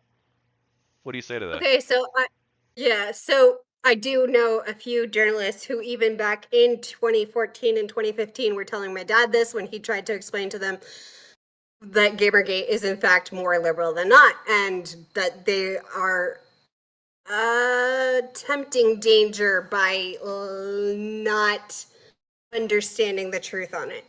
And yeah. So I don't agree, obviously, that it's a gateway. I will say again, it's more that the right wingers noticed the opportunity and seized it. They do this with everything. Democratic U.S. party also tends to like ignore certain opportunities. Now, you also had like Sargon of Akkad, who went with like some weird right wing libertarian party in the UK, and God, that was a thing. It feels like a fever dream that we all just sort of like collectively hallucinated. Anyway, and this happened broadly. Now, what happens is also because you have globally. So I said feminism is anti-Gamergate. This is where it all kind of like merges. Um, in Spain, for instance, the feminist political parties are also extremely anti-Gamergate because they all follow the same sort of political reporters. And those reporters just used the typical sources and copied each other and referenced each other. It was also like 9 years ago, people were only just beginning to use Twitter for news, and they hadn't quite developed the extreme uh, fluidity, I would say, before, Elon Musk turned it into X, and God only knows what the hell's going on with that now. But when it was still sort of in the infancy and they didn't even like copy Reddit pages word for word, which is still a thing that like blows my mind that journalists are doing now. Anyway, so back then they didn't know how to really use Twitter as much as they do now, or as much as they did even like 5 years ago. So when they would look at Twitter and hashtags and things, they would usually just look at other journalists because journalists have to cite their sources, correct? Well, instead of saying their own sources, they would cite other journalists and then just sort of like pass the blame. So it was like, well, I'm not the one saying, sources. It's X saying their sources. And it was like the same thing with the Wikipedia articles. So the Wikipedia articles would only use certain websites and sources, and they had to be like recognized, and they wouldn't accept like some rando website, specifically created by random gamers who are kind of ridiculous and more used to making, video game guides and walkthroughs and really intense walkthroughs because we're going to try and get every single Easter egg. So they wouldn't cite that. And so by that time, like, most journalists knew you were walking on thin ice if you used Wikipedia. But if you just used the links in Wikipedia, aha. So that was kind of where that all happened. And again, with the left wing in general, because this has been going on since I don't know how long, but certainly before I was born and way before Gamergate, they would the left wing would generally just be like, but we're feminist. Obviously. We care about women's issues. Of course. And therefore, if a feminist is saying something is not feminist, why would we doubt that? All right. Well, hey, So, I wanted to clarify on something. Sorry, you want to finish your point? Sorry, and then we'll move on to the so, next. So there's a so uh, we're so I don't want to go super late. And yeah, yeah. I still have like 5 follow-up questions I want to ask about other things you've said Okay. previously, and then we have like another 30 Yes. questions to go through on the list of questions. So Yeah, like I said, I need I to do a can better go job on. controlling the interviews, which I am. I think I'm It's generally very good at difficult when it comes to, if it's yeah, oppositional, but if it's sort of like more a story, it's difficult to yeah, find good spots to jump in. You know? understandably. Yeah. But And I'm bad at like I can learn to story. get better at that though, as over time, I'm sure. Anyway, to Practice. clarify, earlier I meant that Gamergate was a huge thing, not that people trying to link GG with QAnon was a huge thing. Anyway, Right. I No. Yeah. also Yeah. Yeah. wanted to briefly ask you, and you could just go over this you don't have to go like super in deep. Were you involved with Occupy Wall Street? Very, very, very smallly. I wasn't in New York City. Um, I did some of it in some volunteer things, a little bit of protest, mostly writing. I didn't get harassed at least, but a little. I know more people who were much more active than I was, obviously. I've had a health problem since forever. But yes, I do know people who were more involved, and I was a little in the volunteering. Okay. Well, you talked a bit about your father. How did your father feel about you being called a harasser or a misogynist because you supported Gamergate? I mostly didn't tell him the worst of it because that wouldn't he I don't know how he would have handled it, but I did tell him. What did I tell him? Fortunately, I didn't get any phone calls, but I would never answer my phone. Like, even my fiance, like, I don't, he has the worst time getting me on the phone. So, like, that was another thing. Like, I didn't get like a bajillion phone calls because even when I get like any phone calls, I'm just like, I ain't picking you up. So I didn't get too many in-person things. He did know that one of my friends, at least I think he knows about 3 who broke ties with me completely. He did know I got some very bad harassment. Some of it he saw because I was just like, I have to file an FBI report and I don't know what to say about it. And so I had to walk me through it. He did try, he wasn't quite like, oh, you should stop so that you don't have to deal with this anymore. Nor was he like, okay, well, this means you should double down. He was just kind of like very calm, which I think that's probably standard army dad kind of thing. Just completely calm. And he did try to tell the journalist he was working with, like, this is what's happening to her. She's a 28-year-old woman at the time, obviously not anymore. And she, like, I don't think I told him the worst one, which I had mentioned about the service I did not being valuable anymore or anything. But he did know that I was getting some pretty sexist hate for Okay.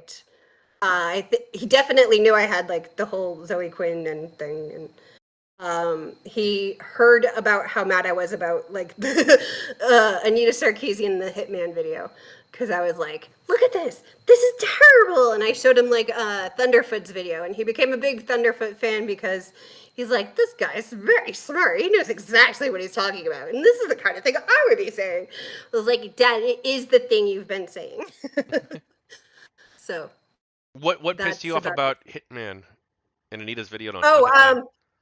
okay, so one, she took the footage from somebody else.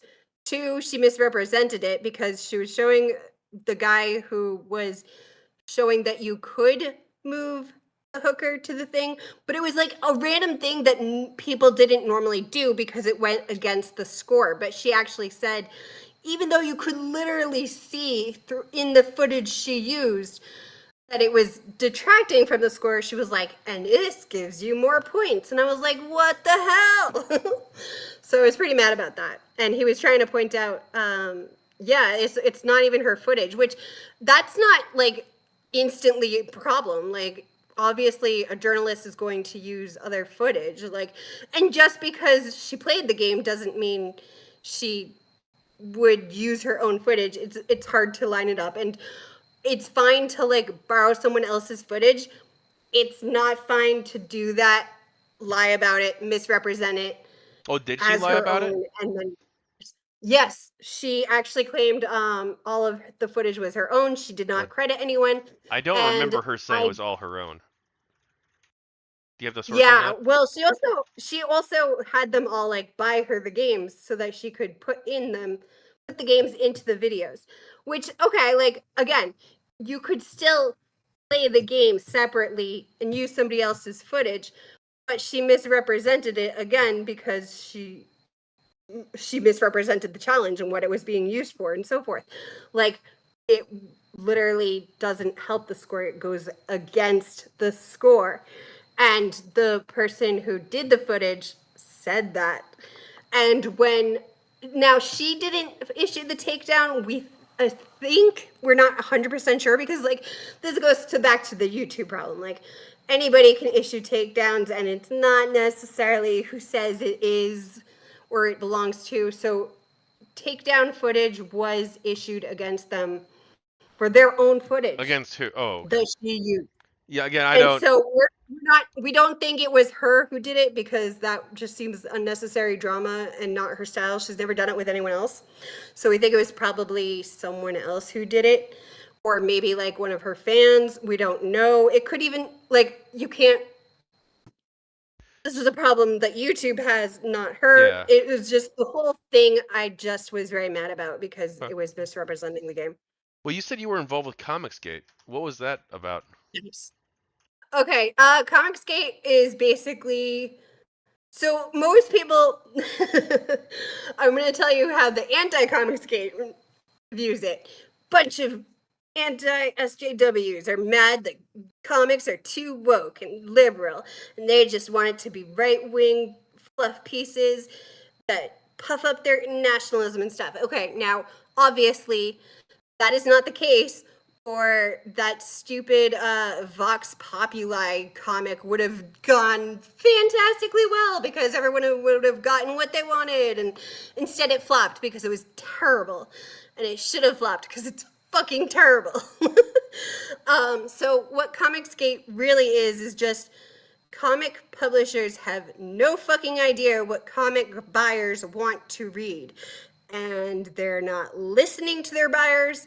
And the middleman isn't listening to the buyers either. And the middleman being like reviewers, comic the writers, comic promoters, and when it comes back, and then you always get the harassment angle of women and things. Like again, I'm sure there are definitely probably some comic book nerds who are just like, I hate women in comics, they shouldn't be a thing. Like even though women have been in comics since before comics, like when it was just like cartoons and all the rest. Um so comic gate, mm, I can't speak for everyone. I work with some artists. I wanted to write comic books. I am writing comics now, is like the one thing I'm trying to do while I'm like getting my health together and everything.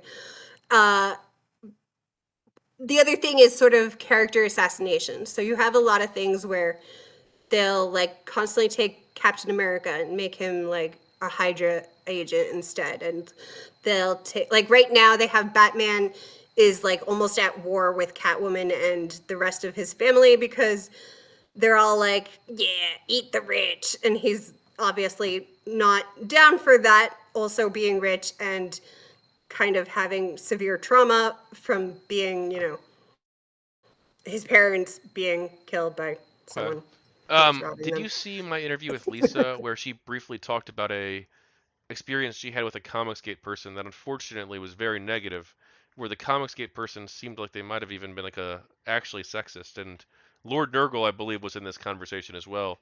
Um, did you see that interview or have any? I didn't. I will definitely have to go look that up. I'm very certain again that there are definitely sexist comics gate people. Like, I haven't dealt with comics gate in I don't know how long, since before COVID, because once COVID happened, I was in a coma. So literal coma, like not exaggeration.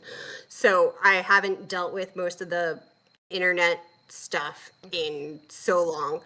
I I will say again, when you constantly say something is a safe haven for like Nazis, you'll eventually get those Nazis. Like, no matter what, they're very hard to exterminate. They're like mice, and they're just gonna find a way. And that was one of my frustrations with constantly saying this. Now, my personal experience with it was just me trying to say, like, look, you could sell so much more Marvel comics if you just start understanding what the audience wants instead of like just being like, you're going to fucking take our crap and you're going to buy it, and that's how it's going to be. I think it's a very supply versus demand thing where instead of following the demand, you have a lot of companies just going with the supply because they think they can, because they think like we have a monopoly on this. And I think that's obviously a bad business method. And that's my personal opinion on Comicsgate. I certainly agree. Like, some people in it are like batshit insane. Like, I think I talked to one person who was like extremely pro border agents, and this was again 2019, like not even Yeah, well, now. we're getting a little bit far afield. Yeah, but the thing that like the thing that got to me was I had been trying to get people broadly, like via, activism and stuff, to notice there are children in cages. This is not America. We cannot be doing this. This is borderline. We are actually having concentration camps, even though we're not like killing anyone yet on purpose. There were people who die in the.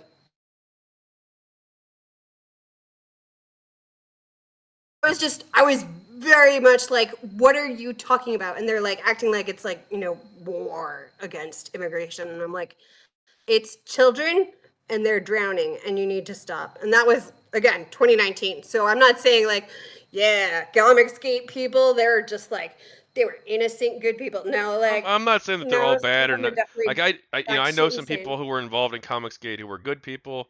I Yeah. don't think everybody was like a monster or anything. I'm not saying that. I'm just Yeah, yeah. bringing So up like something me else and my friend in the interview. who is an artist and does Gate. Obviously, I think we're on the good side, and like I said, my issue is just supply demand. Like, I want to be able to I want comics to be more popular than they are because I want money and I want to sell comics. And I think they should too, because if you're in the business of selling comics, what are you doing? And I do agree, like, to some extent, they keep trying to market to people who don't buy comics. Like, that's not a winning strategy. Yeah. Well, why do you think that the games press wrote the Gamers Are Dead articles? Why did, or rather, why did they write them all and publish them on the same day? Well, I definitely know there was collusion. That was proven straight up. Other journalists proved it. Um, and then other journalists also verified it because flip side of the journalists who just copy each other, these journalists were like, I'm gonna disprove, fucking Milo Yiannopoulos. Like, seems like an easy ballpark, right? um, they did conclusively show, yeah, they literally discussed doing that all at once. I think Well, they no, were they very say, upset. to be clear, if we're gonna, they did not say that they were. Yes, there was the Game Journal Pros list with almost 150 Yeah. games journals on it, and they did Now, not collude to every single blacklist journalist. people, and they did Yeah. collude to blacklist game developers and games journalists from the industry. But we do not have Yep. specific proof of the specific accusation that they were planning these specific articles. Though of course there could be other groups, who knows, right? But like Yeah. we don't have the receipts on that specific claim, right? Okay. So I think part of it was also, like I said, the censorship thing. Pretty sure we, well, I don't know, too long ago. And so they'd all been working on the censorship angle of their own websites. So, like Kotaku specifically was banning all talk of certain material. They also were getting fed up, and I think they were planning, at least that's the impression I get. Mm, I had some shit saved, and I don't have it now, of course. But they were definitely planning a sort of like reveal at one of the conventions of like the new label of gamers, and it was extremely 1984. And I do think Gamergate fucked them up. They did. I heard some straight up developers and some journalists say like, yeah, we cannot push that through now. Like that is not happening.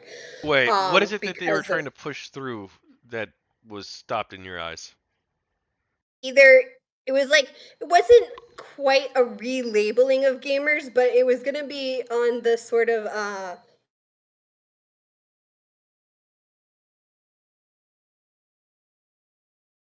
I remember we were mocking it as being Gamers Plus because the atheists had their Atheist Plus. I don't know if you're familiar with that. I am, yeah. Okay. Now, I'm not. I'm Catholic and I've been Catholic since I had my whole like I had an 8-year journey of like, no, I'm atheist. I'm super skeptical. And it took me like 8 years and I was just like, you know what, fuck it, I'm Catholic, even though I'm like have so many issues with the church and everything else.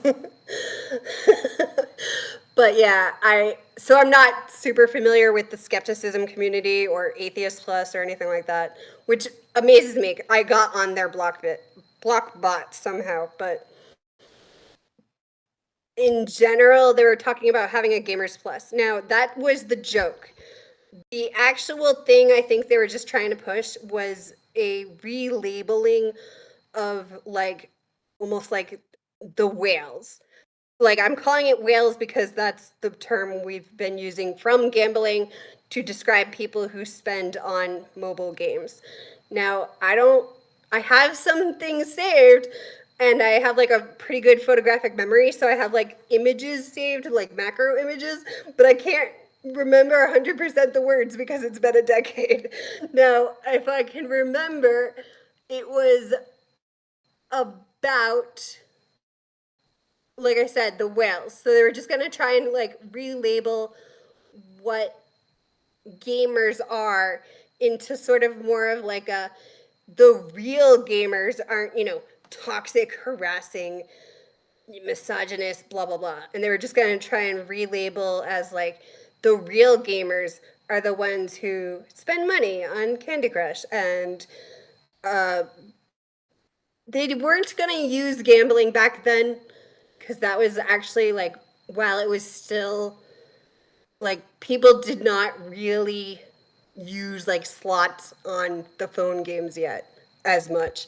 Like I mean, slots have been on phone games since phone games, Right. but it Okay. wasn't considered like yeah. Yeah, that's sorry. I'm not trying to be rude and cut you off. It's just We, No, I'm yeah, like worried I we're don't not gonna. remember enough I'm worried to help you, I'm but worried we're gonna go till like running out of 11 time. o'clock, and it's gonna be like, oh no, we still have like 30 questions left. Yeah, Yeah, it and is a. and I don't remember clearly enough anyway. So But I mean, no, this is your story. This is your, obviously, this was a huge part of your life for a long time, and like that's something that, yes, and you have a very unique perspective. Like I wanted to interview you too, es- uh, because, well, part of the reason I think this is going to be such an interesting interview, potentially, um, and I'm not sure it has been as much as I'd like so far yet, but you seem to have a very unique perspective on the people who opposed Gamergate. Some of them in yes. particular. Do you want to talk about like what do you think that the anti-Gamergate people did to Gamergate people, and what should happen? Well, so I did. I had some people try and get me uh removed from a volunteer position where I wasn't like in a big position of authority or anything. It was just a volunteer position, but they very much did not want me to be in it as anything other than like I could use it, I could be in part of it, but I shouldn't have like any. What? I, it's incorrect to even say authority or like a face in it because it wasn't even that much, but it was like even that much was too much for them. They were very much like you have to remove her. She cannot be involved in Gamergate and like in tangentially related to this, it brings down your reputation and everybody else's work who's involved in this. And I found that a little mind blowing. I still do.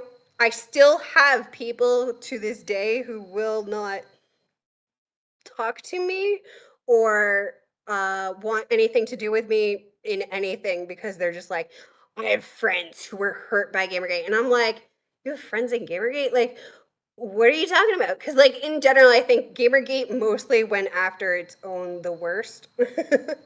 Now that's my personal perspective, but I do, yeah, like there were people who were harassed, yes, but also as like one of the women of Gamergate, I also had to like use my actual real life picture a lot and be like, yeah, there's a reason I want to keep big titty girls in video games. It makes me feel better about myself. Like, because I have very big boobs, and have since middle school.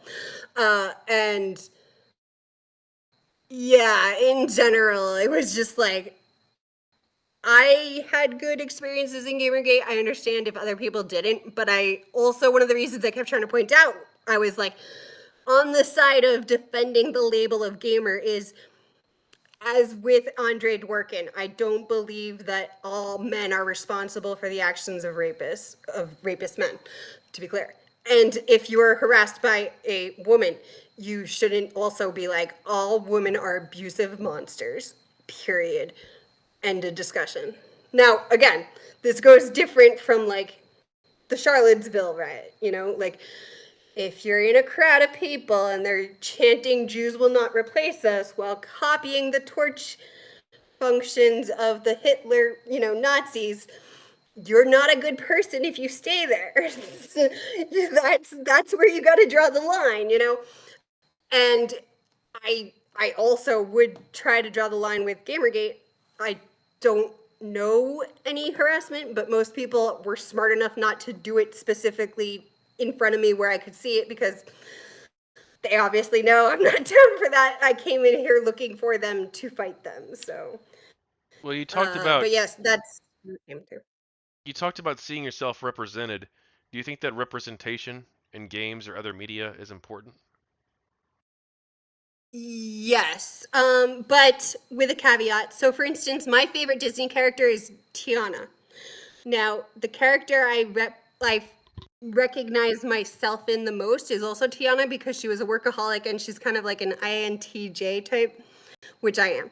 I was very hardcore workaholic, and like my brother will constantly have to remind me, work smarter, not harder, because at one point when she says in The Princess and the Frog, she's like, they're basic. She comes to the realization she can't finish her dream just by working really hard. But instead of being like, so the solution is to get help, she's like, that means I just have to work even harder. And I'm like, yeah, that's me. So I get that. And so while a lot of African Americans more represent them, like see the representation because they too are African American, with me as a Native American, I'm very anti Pocahontas because she was freaking 12. Like, there was no romance with John Smith. That's not a thing. It didn't happen. Um, but I see myself in Tiana because of the character. Now, for instance, my favorite Assassin's Creed is also the third, but it's not the third you're thinking, which is the one with the Native Americans. No, my favorite is the third, again, with the African American girl. I'm like, she's awesome! And I love that game so much. And it's only on like PS Vita, or it was. I think it's on computer now too. But I've played it like 5 times. I'm like, yes, yes. So I think in that respect, yes, representation is important. But I think also, so there were a lot of shit. What's the name of the organization? It's a nonprofit, but they analyze games from a cultural standpoint. Very Digra? academic. Mm-mm. Digra? It wasn't Digra? Oh yeah, you're right, Digra. I was thinking GSA or something like that, Oh, but the IGDA. That was the Game Developers Association. that's different. No, Yeah. But yeah, different one entirely. Digra But was Digra. a their perception that people had was that they were like a more social justicey academic group that researched They're not games. they're not bad. I think, Or well, but hang on, there I'm not was sure if they actually are or not. Haven't like looked into it super much, but yeah. I think there was one other because I was helping dig through like mounds of just papers about video games. And I actually had some very interesting discussions because an academic look at video games is surreal, I gotta tell you, but it was very interesting to me. Um, but one of the things they would constantly argue is like, okay, so you have the Uncle Tom's Cabin thing, where Uncle Tom's Cabin actually created a lot of sympathy in the North for slaves. And they were like, you're right. This is absolutely an abomination. We should not have slavery. We need to help our Southern family, brothers and sisters. All of us are, God's children and we should help them and so forth. And one of the things that was actually discovered is you don't have that as much in video games as you do in books and movies and plays. So even like going back to like, Oedipus Rex and Greek plays, you would still get more sort of activism out of people by charging their emotions than you do with video games. And this comes from the fact that one, you're when you try to have like a first person avatar insert, like Baldur's Gate, you have your character name and they are your player character and it's like your self insert almost. They're not really you. And I think sometimes like people over assume that just because you make the main character an avatar, you can empathize better with them as the person who's behind them and playing them. I don't think that's the case at all. I personally, this is one of the reasons I RP, role play. So I got into role play before Gamergate, long before, because I'm very bad at writing characters in books and plays, which is something I've been trying to work on since high school because I used to have a more Shakespeare style where they were kind of like the actor could insert themselves and I would be pretty hands off about it. And I came to realize that's not great. I wanted a more of a One Piece kind of thing. I love the characters in the anime One Piece. Now it's got the Netflix live action, which everybody loves. Um, the characterization is phenomenal, and I love like Rumiko Takahashi's characters. She did Inuyasha, Ranma One Half, and I started really realizing this is my weakness. I need to work on this and make better characters. So that's why I started RPing. And in video games, yes, I love the side characters. So like Minsk in Baldur's Gate, you know, everybody loves Minsk. How can you not love Minsk? Imoen, same.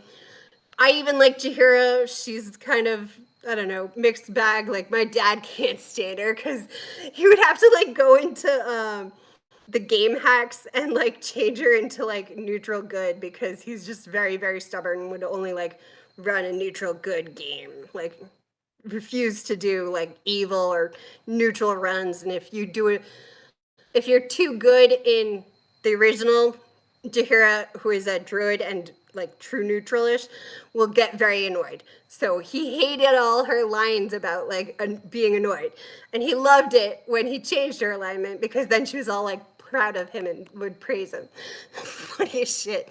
But anyway, so when it comes to video game characters, there's much to emphasis from people who are trying to analyze games of thinking of it like other media, which, as shown by studies, does not work. So, for instance, I was listing off the shirt I have with the various video games with female characters.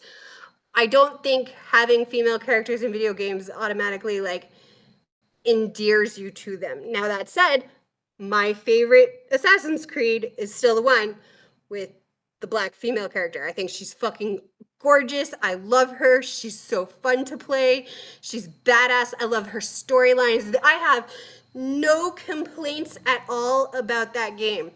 If anything, my one issue is that Ubisoft was just like, yeah, but this is just like some one off random PS Vita game, and we're not going to tell anyone it exists. In fact, we're going to act like it doesn't exist because nobody wants to play, like, you know, a black female character in Assassin's Creed. And I was like, no, you should be advertising the shit out of this. You should be like, every time someone's like, oh man, where's the woman in Assassin's Creed? You should just hold this game up and be like, hello, come play. It's great. We love this game. But they don't because they kind of had the idea, which again, I think GamerGate was hoping to disprove, but we probably, I don't know, didn't.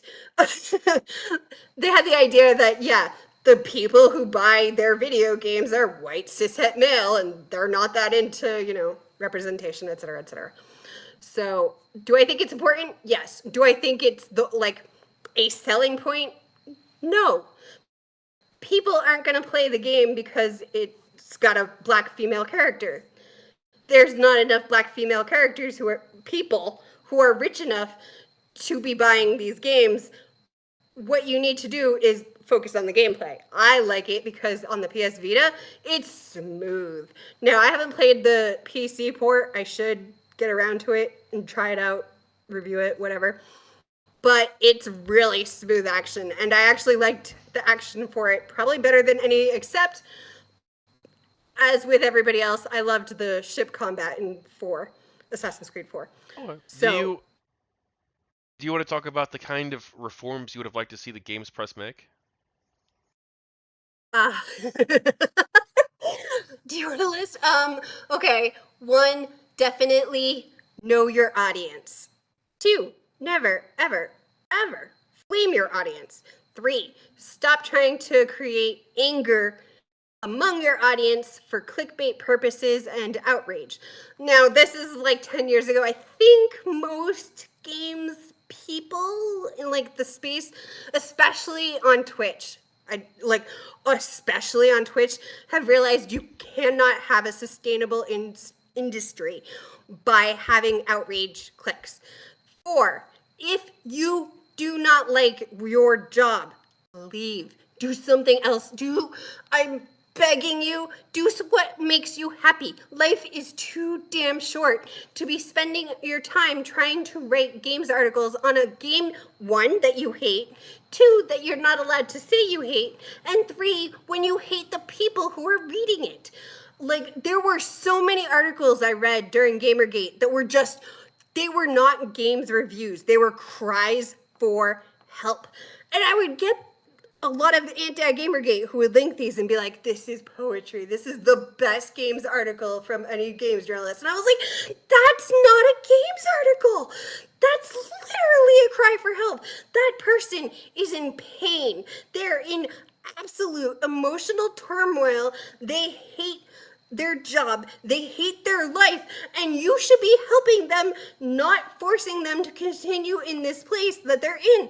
That's not healthy for anyone, and they're taking it out on people who actually love things. What are you doing? So yes, definitely do what you love. And like, I don't know, 6, no paycheck can ever be worth your time. Okay, time is the most valuable thing you have. So if anything, you should always be earning a paycheck so that you can spend your time doing what you love. Now, I've gotten way more into that after the coma for obvious reasons. But even before the coma, I was very much strong on that, and we try to tell journalists, like, straight up, stop it. Get out of this industry. It seems to be killing you. Like, do not do this to yourself. I get it. Like, I too am a writer. I too am like broke as fuck. It's not worth it. I promise. There's like, just do anything else. You could do bricklaying. You can do anything else. But do not hate yourself this much. Just love yourself. I'm begging you. Somebody loves you. Even if just a little. And I too love you enough that I am saying, please don't hurt yourself like this. If you hate this, stop doing it. Like, be free. Okay. Well, hey, if you were the editor-in-chief of a gaming website and some of your employees were credibly accused of ethical violations, what would you have done? Complete and total overhaul. Well, depends. I mean, credibly accused. So, yeah, complete and total overhaul. Lay out a strict list of what our standards are. Also, public transparency. You want to talk to the people who read and fund you, not fund you as in the publishers. I know that's where most of games press gets their funding now, but in theory, the actual readers. Because even then, even with the publishers aren't going to be funding you if you have no readers. So you want to talk to them too and see what they want to do. Now, to be fair, I did actually have Stephen Tortillo and a few other actual editors-in-chief talk to me, Archon 2 from The Escapist, saying, what would you like to see for transparency on our games media? And some of them did at least try to make changes, and I appreciate that very much. And I did try to keep reading some places. I definitely stopped Kotaku. I put in, like, I still have the GamerGate block up on my Chrome. Like, yeah, I've lost all my links, but I've got that GamerGate blocker. Anyway, so among them, certainly just divorcing the sheer incestuous nature. Obviously, working harder on divorcing from the publisher. Access journalism, I don't think at this point that it's sustainable for a lot of them, but on the other hand, certainly Twitch streamers and like Forbes seem to be doing fine. So I don't think it's not that it's unsustainable. I think that they're just, Kotaku and certain other places just sort of cater towards either children who don't know better, or they have a dwindling audience that are just fed via, Well, hang the on. publishers. I mean, some people might like social justice articles, right? There probably is like a market I like for social that. justice articles. I too am a social justice In warrior. gaming, though, I mean. Again, I I am a social justice warrior. I don't think that's the problem. I think using that as like a front to not talk about games, that's kind of a problem. And that's more like Polygon than Kotaku, I would say. Okay. What I know you said you saw my interview with Koretsky. I'm not sure if you saw the whole thing. Did you see the whole I thing? didn't. I only got like half hour, I think. 'Cause I had to eat and stuff. Okay. Well, what did you think of SPJ Airplay? I actually did see that live, not in person, but while it was playing live. I found it very interesting. I followed, I still follow, and if I could remember the name, that would be fantastic. What's her name? Was she one of the panelists? Yes. Ash Scow or Christine Hoff Summers or Kathy Young? No. Lynn Walsh? Kathy Young. I already followed Christina Summers. I actually had read her book on education back in 2000, I think it was when it was published, because was my brothers have ADHD and I was trying to like figure out how to fix the school system and deal with sort of the problems they were having in education versus me. I breezed through. So anyway, I read her book, so I'd been following Christina Summers, but I followed Kathy Young after that and have spoken with her a bunch. She's very great. I love her. Yeah, I'm probably interviewing her. She is got to clear it with some people as well, with her Yes. boss. But assuming her boss is Right. okay with her doing it, or her media company or whatever that she works for, assuming that they're okay with it, I'm interviewing her. Um, and she's like a big pro-Ukraine person right now, which I'm a very big Yes. pro-Ukraine person as well. I don't know how you feel about that, but Yes. I extremely, extremely. So I actually had been following Ukraine, and one of the reasons I got into really linking so much journalism and hardcore on the journalism ethics, I was following it back when they first had the Orange Revolution. So I have been in it since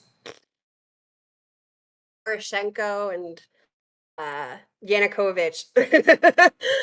And I actually, even like some of the Trump stuff, I kept being like, oh, he's just pulling a Yanukovych here. And I know that my friends, at least, who were with me back then, which was a very long time ago because I was before Gamergate, and that was actually another reason I was following Gamergate was because I had been following the Yanukovych. Now, I was already kind of anti-journalism in the U.S. because of how poorly they handled the Orange Revolution. Now, also because it was post Occupy Wall Street, and they were kind of worried, oh, this is what that's going to be like. And I was kind of more like, this is exactly how it's going to play out here, and everyone needs to pay attention. And I kind of felt let down that most journalists were not paying attention. So I had gotten very used to trying to find alternative sources on news or on the ground footage when it came to Ukraine. So yes, I'm also extremely pro-Ukrainian. Because I'd had to make like literal friends who spoke English in Ukraine so I could get information because I was like, I need better sources than what I'm getting in the States. And so I was linking other people too and helping journalists find it. And that was well before Trump. So and before Putin even went into Crimea. I was covering that when it happened. Actually, I think I have it still up on my like Dream With and whatever. Some of it.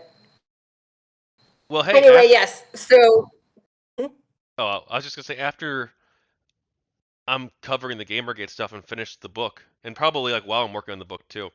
I plan on doing a lot of Ukraine discussions and debates against people who are anti-Ukraine. And so stick around. um, You might find some content you like. yes, You've got some stream I access too, so you can jump recommend in sometimes. also talking to Laserpig, who I followed before all that. He kicked off very much in popularity because he talked to Gonzalo Lira. And I don't know if you know Gonzalo Lira. I don't.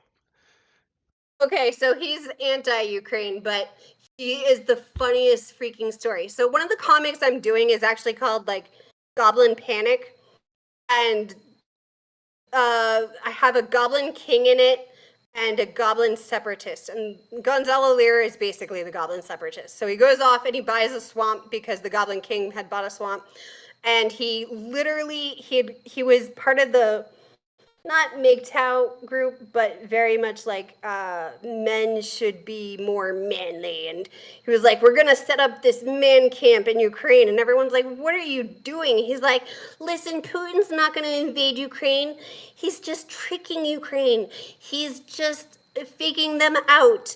We know he's not going to invade because he told us he won't invade. And we were all like, bro, what are you doing? So he goes to Ukraine. He buys his like farmland, quote unquote, and he's gonna have like men training and all this other stuff, and Putin invades.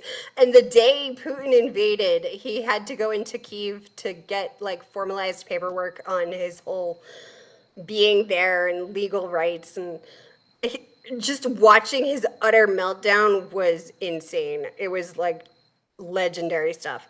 So then he also was like, Well, let's not focus too much on like this random person because yeah, the this point is is he going into a book. definitely. And look, I admit, I'll be entirely honest with you, and I think this interview has mostly gone kind of disastrously.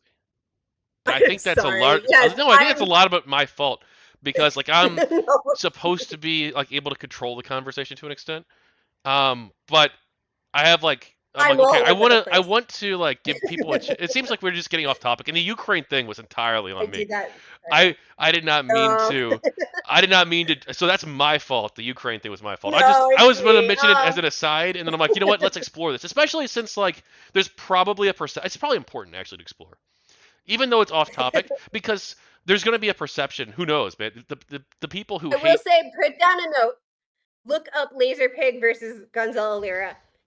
He Is it got like a very stream debate? drunk Oh my god! on No! TikTok. Stop. Okay. Okay. I thought it was kind of important too to discuss because I don't want Well, there I to think be he this was false in Gamergate. perception. I don't want there to be this false perception that like, oh, the GamerGaters are pro Putin, because like people are gonna say that No, God, maybe, I'm and like so. that's Like I totally said, not I true. had. Like there might be like one or two people who are like crazy pro Russia people now. Like shit, like a third of the I Republican Party actually is, don't but know any. but but I think Gonzalo Lira was in Gamergate, but I personally well, I like don't. had fuck in as my Twitter handle for like a couple years. Yeah. So like obviously I wanted to like sort of like I wanted to delve into it a little bit because I thought it's important to show that look, we're pro democracy. We're pro freedom. Yes. Right? Like not everybody. I mean like there's probably like crazy people out there who Yeah. support a Gamergate and are like now if like I don't know what Ethan Ralph's view on Ukraine is, but but like a lot of us are pro freedom and pro democracy. That's part of our values. And it was part of our values Yes. during Gamergate too. And like maybe you shouldn't maybe you should keep an open mind because like we are pro Ukraine, we are pro freedom, we are pro democracy. Not everybody, but like a lot of people are. But I kind of got us a bit far afield. I maybe shouldn't have brought it up, but I thought maybe it's worth including in the book so we can because I didn't know what your view was. I really didn't know. I didn't know because I know some far Yeah. left people, some not you, maybe not even most, but some far left people are like tankies, and they're like, "Oh Yep. no, everything Real America does is tankies. evil. America is evil. Democracy is evil. The EU To be is fair, evil." Those kind of people. So I didn't to know be if you were fair, in that most. camp more Yeah. or more in like the pro democracy camp. No, I was I, I was fighting tankies early in the days of Gamergate too because I just a lot of them were anti Gamergate. But yeah, like to be fair, most tankies have kind of shut up because what Putin's doing is very obviously war crimes, and that's just undeniable.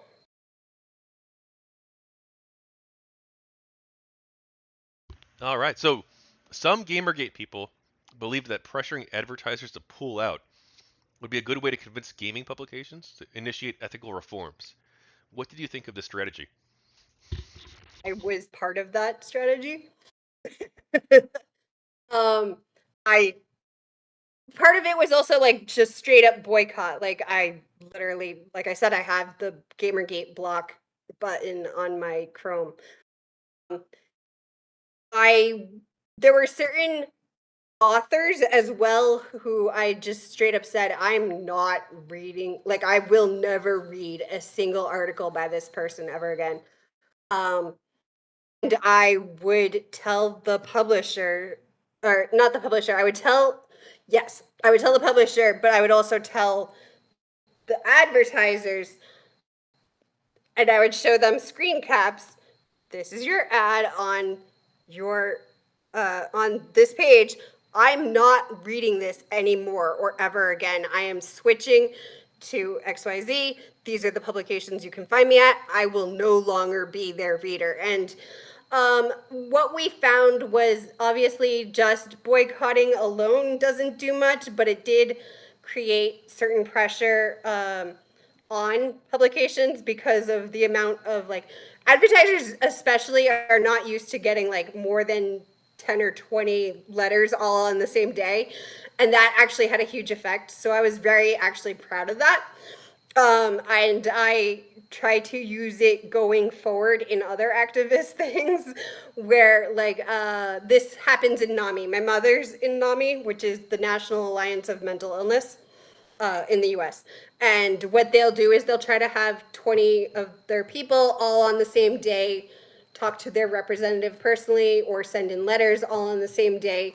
And it has a much stronger effect than obviously one person alone or even a petition, because people will sign a petition, but they aren't necessarily like telling their individual story and their impact and why they are doing XYZ.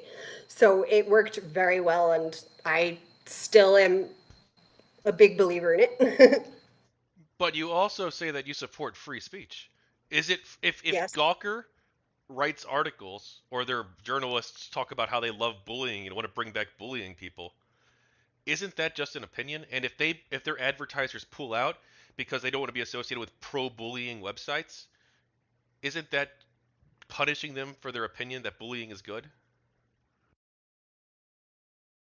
I don't have a personal problem with that. I think if you're expressing on your platform an opinion, right? There are certain opinions that are so strongly and obviously going to achieve the reaction of, no, I'm not putting up with that, and you're not listening to us, because again, they censored us. They literally wouldn't let us reply in the comments.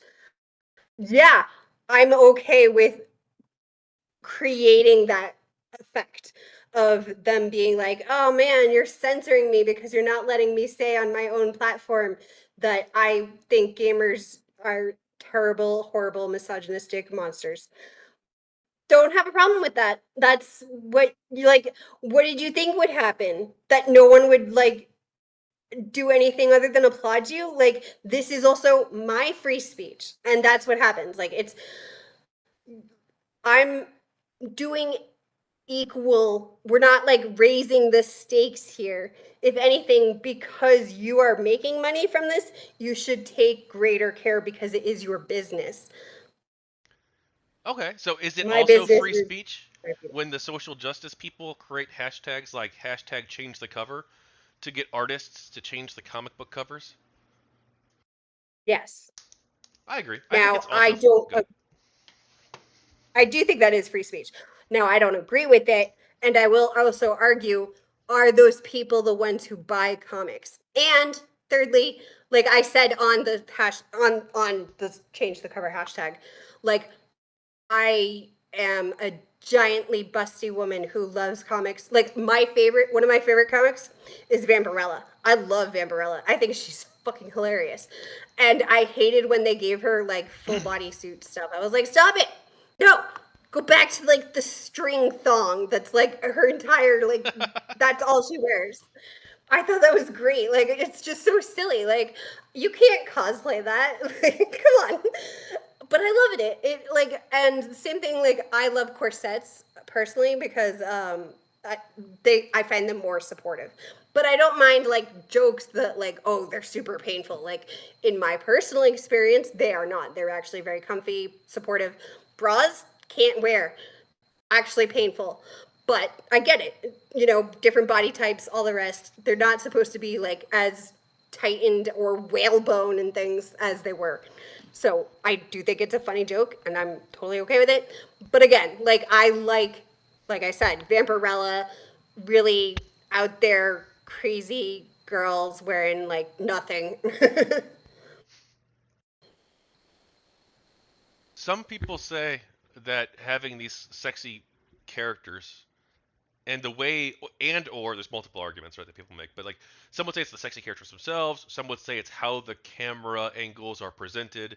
Some people have different arguments depending on what their view is, but some people say that it objectifies women and that's bad. Yeah, I actually was going to do a whole series of videos on male gaze because as a director, I'm very familiar with what that means and various examples of it in media. So, for instance, Michael Bay does a lot of male gaze shots. And it's basically so my personal definition isn't, anything that objectifies women because that's too broad. It's specifically in my personal definition. When the camera is forced in from an unnatural angle you could not achieve without using cameras, and the viewer isn't given the opportunity to look anywhere else other than where a specifically male kind of like looming in on a female's body would be doing.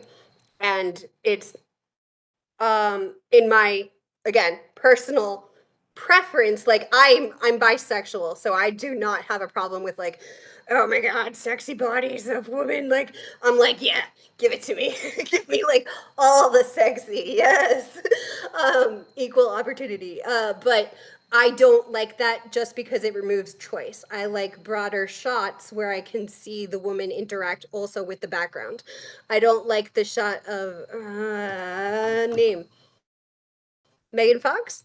Can't be Megan Fox. Is it Megan Fox? I don't know. In one of the Transformer movies, it shows her leaning in from the uh, hood of the car when she's looking at the engine. And there was like a discussion back and forth with GamerGate people, mind you, about whether she was like female empowerment in that angle or if it was male gaze. And I straight up said, no, I'm sorry, I don't mind male gaze that much, except again, I like to have the freedom.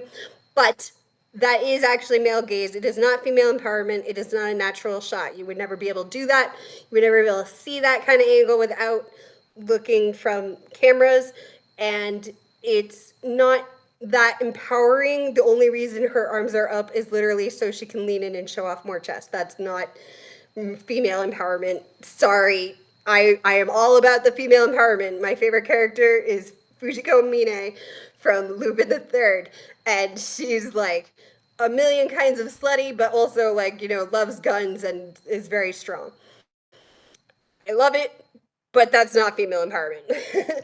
So I could write, like I said, I was going to do a video series back in 2019. I was working on it, but at the time I actually had to have a lung removed.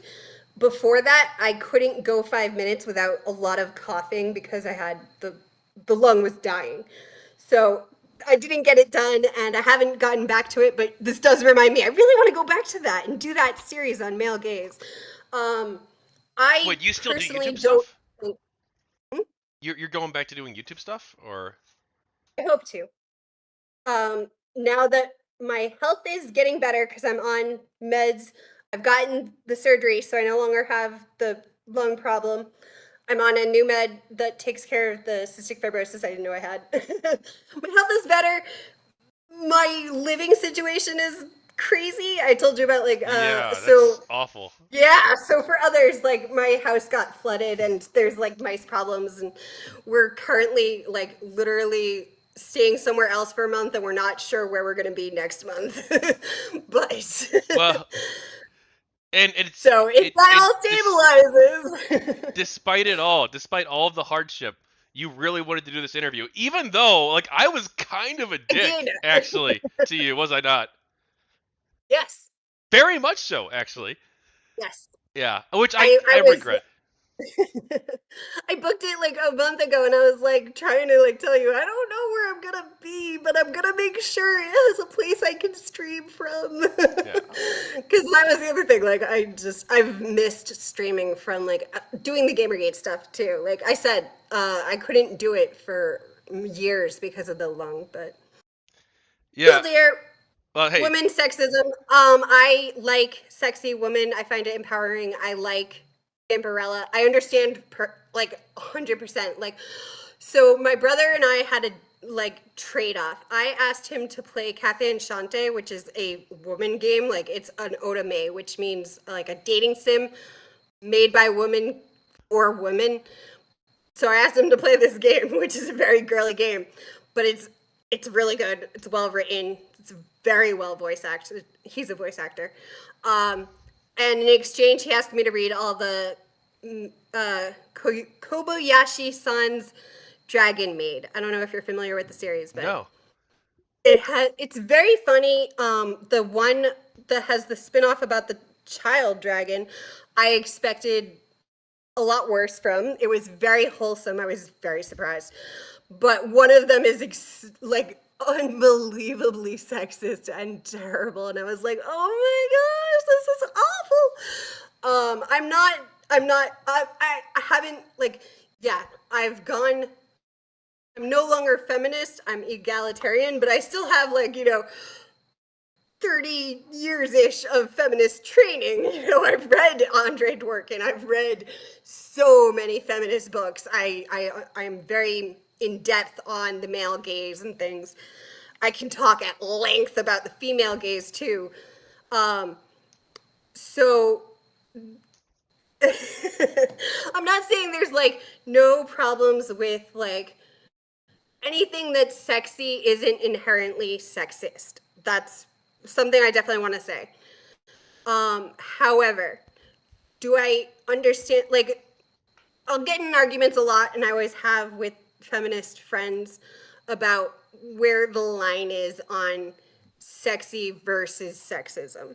So, my the so so my brother found this series, specifically the manga spin-offs, because he'd seen the anime and he was like, this is a very tame anime. I think it's fine. I don't understand why people are reacting like this.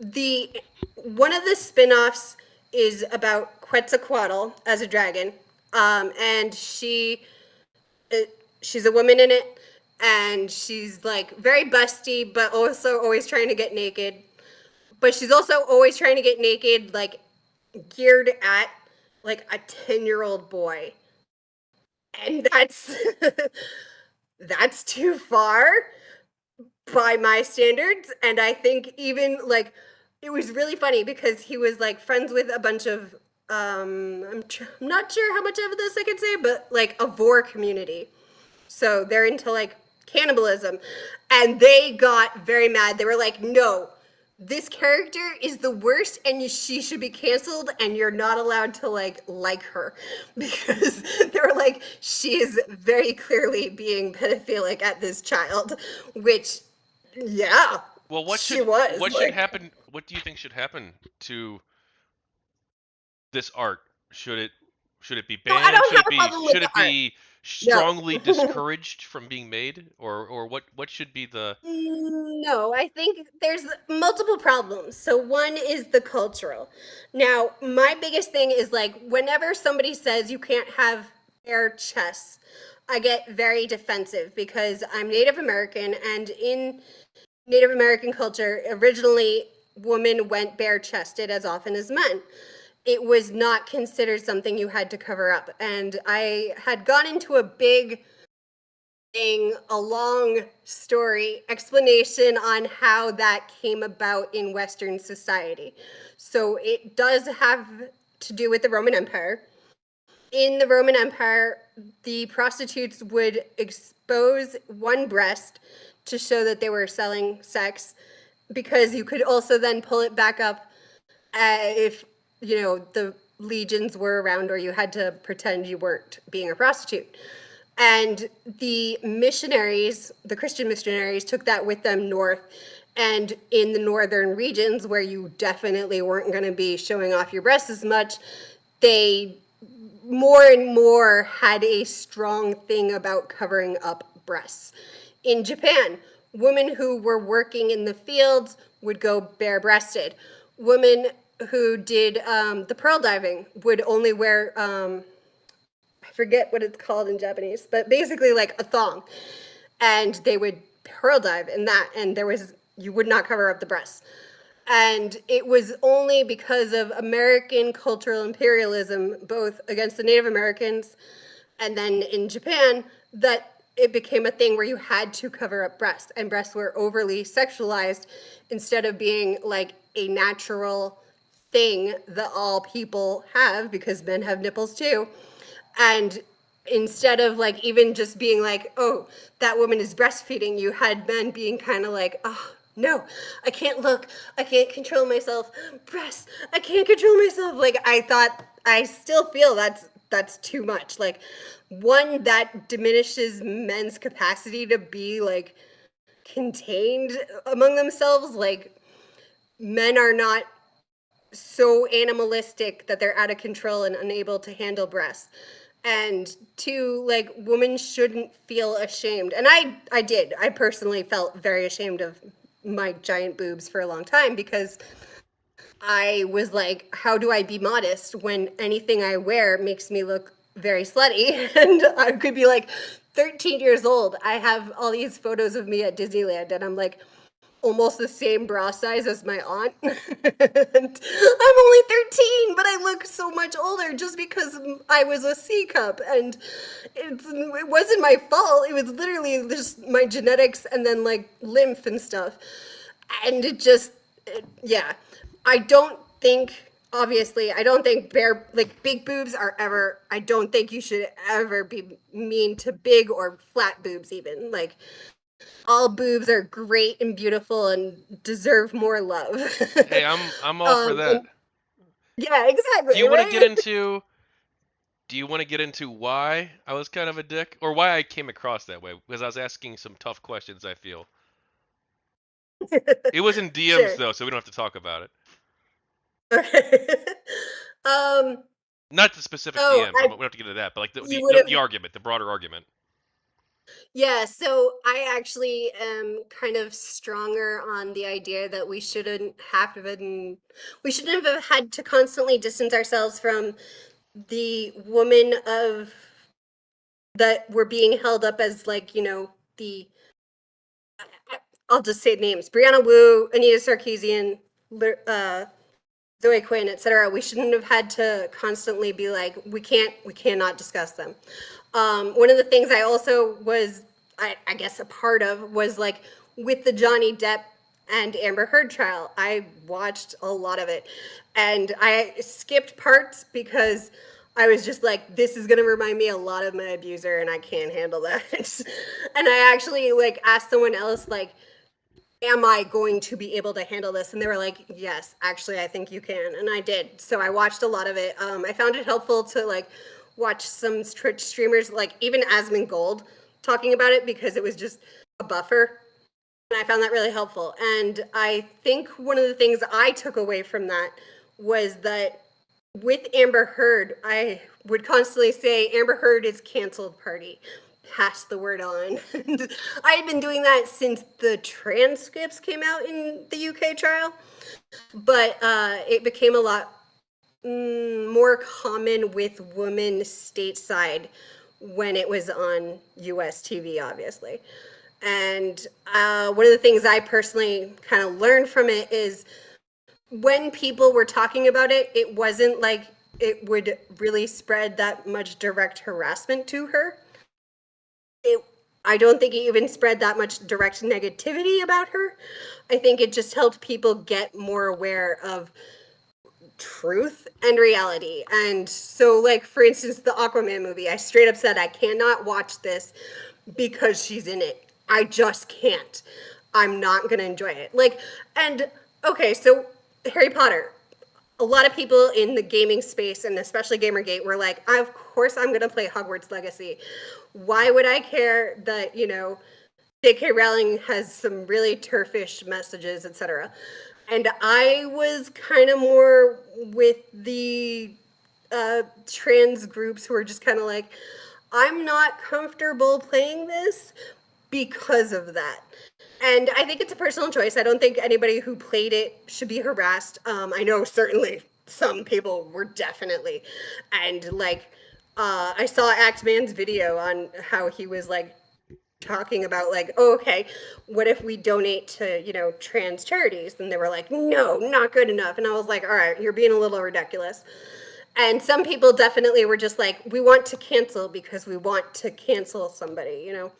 And that I definitely think, yeah, like before 2019, that would have been even more common.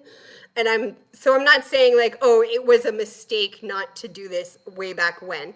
I'm just saying, I think with the experience of Amber Heard, I don't think worrying as much about it would have been as necessary as we all assumed. But again, because of the harassers, nobody wants to be like, yes, we support harassment. Like, no, no, we do not support harassment. Well, our disagreement wasn't over the Amber Heard thing specifically. Um, would you say that someone like Brianna Wu has lied about Gamergate? Yes. I was in the thread on Steam where she tried to create her own harassment. So she tried to create a thread talking about how bad she is as a person. She later said it was like supposed to be a joke, but she got herself kicked off of Steam because of it. That became a whole big scandal within Gamergate because she had only been trying to do that because of Gamergate and so forth. I don't I don't have a personal problem with Brianna Wu. I had tried to tell her I actually thought if she had created her game Revolution 360, etc., more not 360. What was 520? As a comic book series, I think it would have done a lot better because it was surprisingly plot detail and world building heavy, much more than you would get the impression from her game. And her game, she didn't really listen to her game testers. They were saying, like, the walking makes it feel too slow and you're not running anywhere. The game action itself doesn't really correspond with the plot. And you have these great, like, cyberpunk themes, but you're not really utilizing them in the way they could Okay, have. maybe And I think Brianna it Wu would have was a bad worked. example, but you do want quote unquote. You did express the view, correct? That it The would be Gamergate good. should have Go ahead, you do it. the Gamergate should have expressed more visibly the lies and exposed the quote unquote grifters, if you will, for who they were and what the truth and reality is. And I do stand by that. Yeah. I think that's a reasonable position to hold, but it's terrible optics. I think, Yes. And like, again, I don't care about optics very much. I think but this is like my personal, like, what I mentioned before with the SJW thing, like, what you say about me doesn't matter. The actions will change what that means, kind of thing. So, like Huron, like if you call me an SJW, then I'm an SJW. Like, I'll take that to become a compliment. And that's the personal problem I have with optics because I am Native American, and so I've been so raised with the idea that labels are only as meaningful as you let them be. And I think that was like another thing I was trying to sort of prove when it came to the gamer label. Like, gamers aren't actually misogynistic and hateful people. They're fantastic, they're varied, yes. Some people are using video games to blow off steam. That's called griefing. I've met a few in League of Legends. I don't think no one has if you've ever played League of Legends. And I've had, people be like, you fucking feeder, and like flip out on me. And like when that happens, I just go quiet because every breath matters. But That said, most gamers are fantastic. I've had gamer friends my whole life, etc., etc. So I don't think I'm incapable of caring about the optics as much as others. So I will leave it to you and those who understand it better. No, no, I understand the desire. I too Yes. was of this view for a long time that like these people pretty much basically lied about us. Like, did some people harass them? Yeah, but did they also know that like the vast majority of the people involved weren't harassers? Like, yeah, they knew that. I'm pretty sure Yeah. they knew that. Maybe not Anita Sarkeesian because I don't feel like she was like a huge internet person. I feel like she like, but like Zoe Sure. Quinn and Brianna Wu were Well, she internet also people. was like, yeah, she was much more filtered through John McIntosh. So Well, yeah, she had like a whole organization and employees. Like, so, like she like, yeah, I understand if like her perspective is, oh, a bunch of fucking weirdos on the internet don't like me. GamerGaters, some of them are GamerGaters. Well, fuck them. They're all gamer. You know, fuck these people harassing must be GamerGaters too. I can understand from her perspective like why she think. But Brianna Wu and sure. Zoe Quinn were like talking to people about this, like on Yeah, like Brianna Brianna Wu Wu had absolutely knew conversations like across the aisle with people. She'd sit next to Hatman 100%. at a I mean, panel. she talked to Milo Yiannopoulos about having like a peace meeting and crowdfunding the like breakfast or I whatever, and don't I remember was just this. like, I don't remember "What?" this at all. Yeah, But she like, did. Oh man, that was some but wild like these were like I stuff. feel like Brianna Wu knows that most people involved in GamerGate like didn't support harassment of her. I feel like she knows that, and like No, I she feel doesn't like we care. could Like, work together. Like what we should have done, like, is like the pro GamerGate people and the good faith anti GamerGate people, good faith people on both sides, come together and be like, hey, look, let's build a better games industry together. We all yeah, support we all support hopefully creative freedom. We all support ethics, presumably, right? We all support opposing her. We're all opposed to harassment. We're all support diversity, but we want to make sure it's done well. We want to make sure that we have strong female characters in games. That's great. Let's do that. But let's also make sure that we do it in a way where the characters are well written and where it does justice to the franchise. And let's not okay, demonize gamers as a whole. Gamer identity. Like the Gamers Dead articles were a horrible mistake. yeah. I'm gonna tell you straight up though. I talked to a bunch of journalists, and they straight up. I mean, yeah, good faith.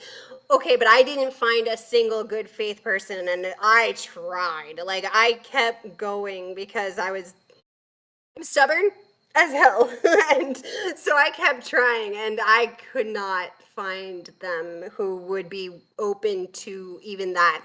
When I said, come on, don't you care about the ethics? And they said, yes, but that's just a lie gamers tell to like hide their misogyny. It was very, very frustrating because when you have a conversation, you have to concede what the other person is saying as well, right? This is going back to the optics thing. I mean, it's more just like what you say is what I am kind of thing if it comes to labels. With this, you couldn't argue with them because they wouldn't acknowledge what you said about yourself. And that was the problem.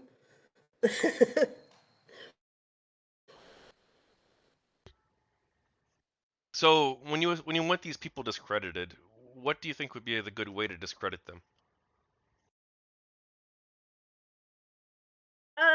Probably just kind of like what you're doing, writing the book of showing just pure truth and then themselves for what they are saying and so forth.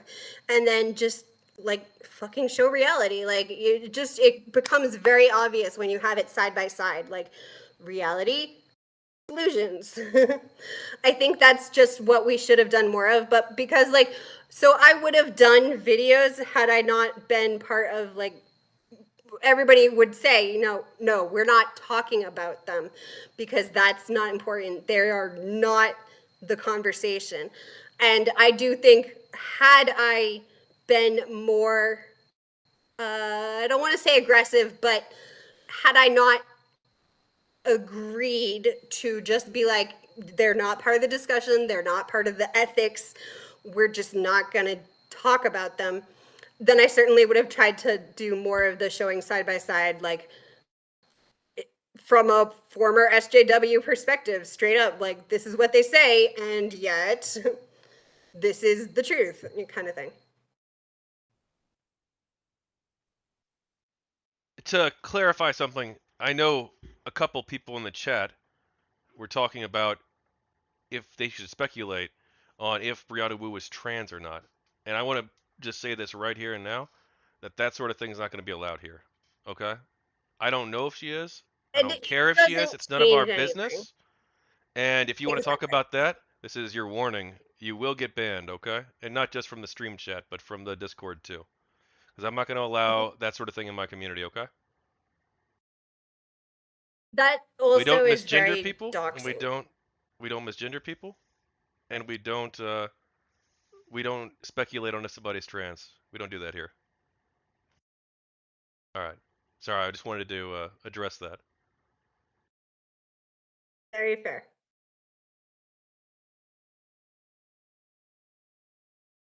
Sorry, I'm going through like oh, so actually, so discrediting these people. Um, damn, I kind of lost my train. So some people would say, I might even say, and this is where I think we disagreed. Like I think that look, if these people, if these people did are lying about us, and maybe they are, I think it's fine to be like, hey, look, this specific claim that they made is not true. Here's why that specific claim is not true. I think that's perfectly reasonable and fair. But when you're like, no, we need to go out there and discredit this person for lying about us, like it Well, it's sounds not so like much because they lied about us. Like a ton of journalists, quote unquote, lied about us because they just copied each other and they were all just like, we're not going to investigate for ourselves and personally. We're just going to take a word of our friends because they're our friends. Why would they be wrong? Like, I still acknowledge and talk to and deal with journalists who completely got Gamergate wrong, and I don't try to like change their mind on it because it's just I tried once, I'm done. Like I can't keep doing that. What I would try to discredit more, for instance, is like I think there's been enough deep dives on Anita Sarkeesian that nobody else needs to do that ever again. I don't like I no longer feel the need to go more in depth on who the person who called in the bomb threat was, etc., because it's been done. well, who When called it in the comes to bomb like threat? Hang on, because there's I don't know who that is. Who did it? oh, I thought they found him. Are you talking about Arthur Chu? I think that was a No, joke. no, no, no, no, no, no, no. The FBI, actually, I guess it wasn't a bomb threat. It might have been gun. They were personally targeting her when she was going to go speak in Utah at the school. Oh, yeah, I don't know. Any case, like I said, that's so old. But with Brianna Wu, okay, so she's currently been kind of running for Congress with or for the representative in Massachusetts, my state, with the whole mantra of like I'm a woman and so forth, which again, not saying about the trans. I mean straight up like against other women. And but she's also mostly just using it as like a slush fund, which is not uncommon in politics. It is very common.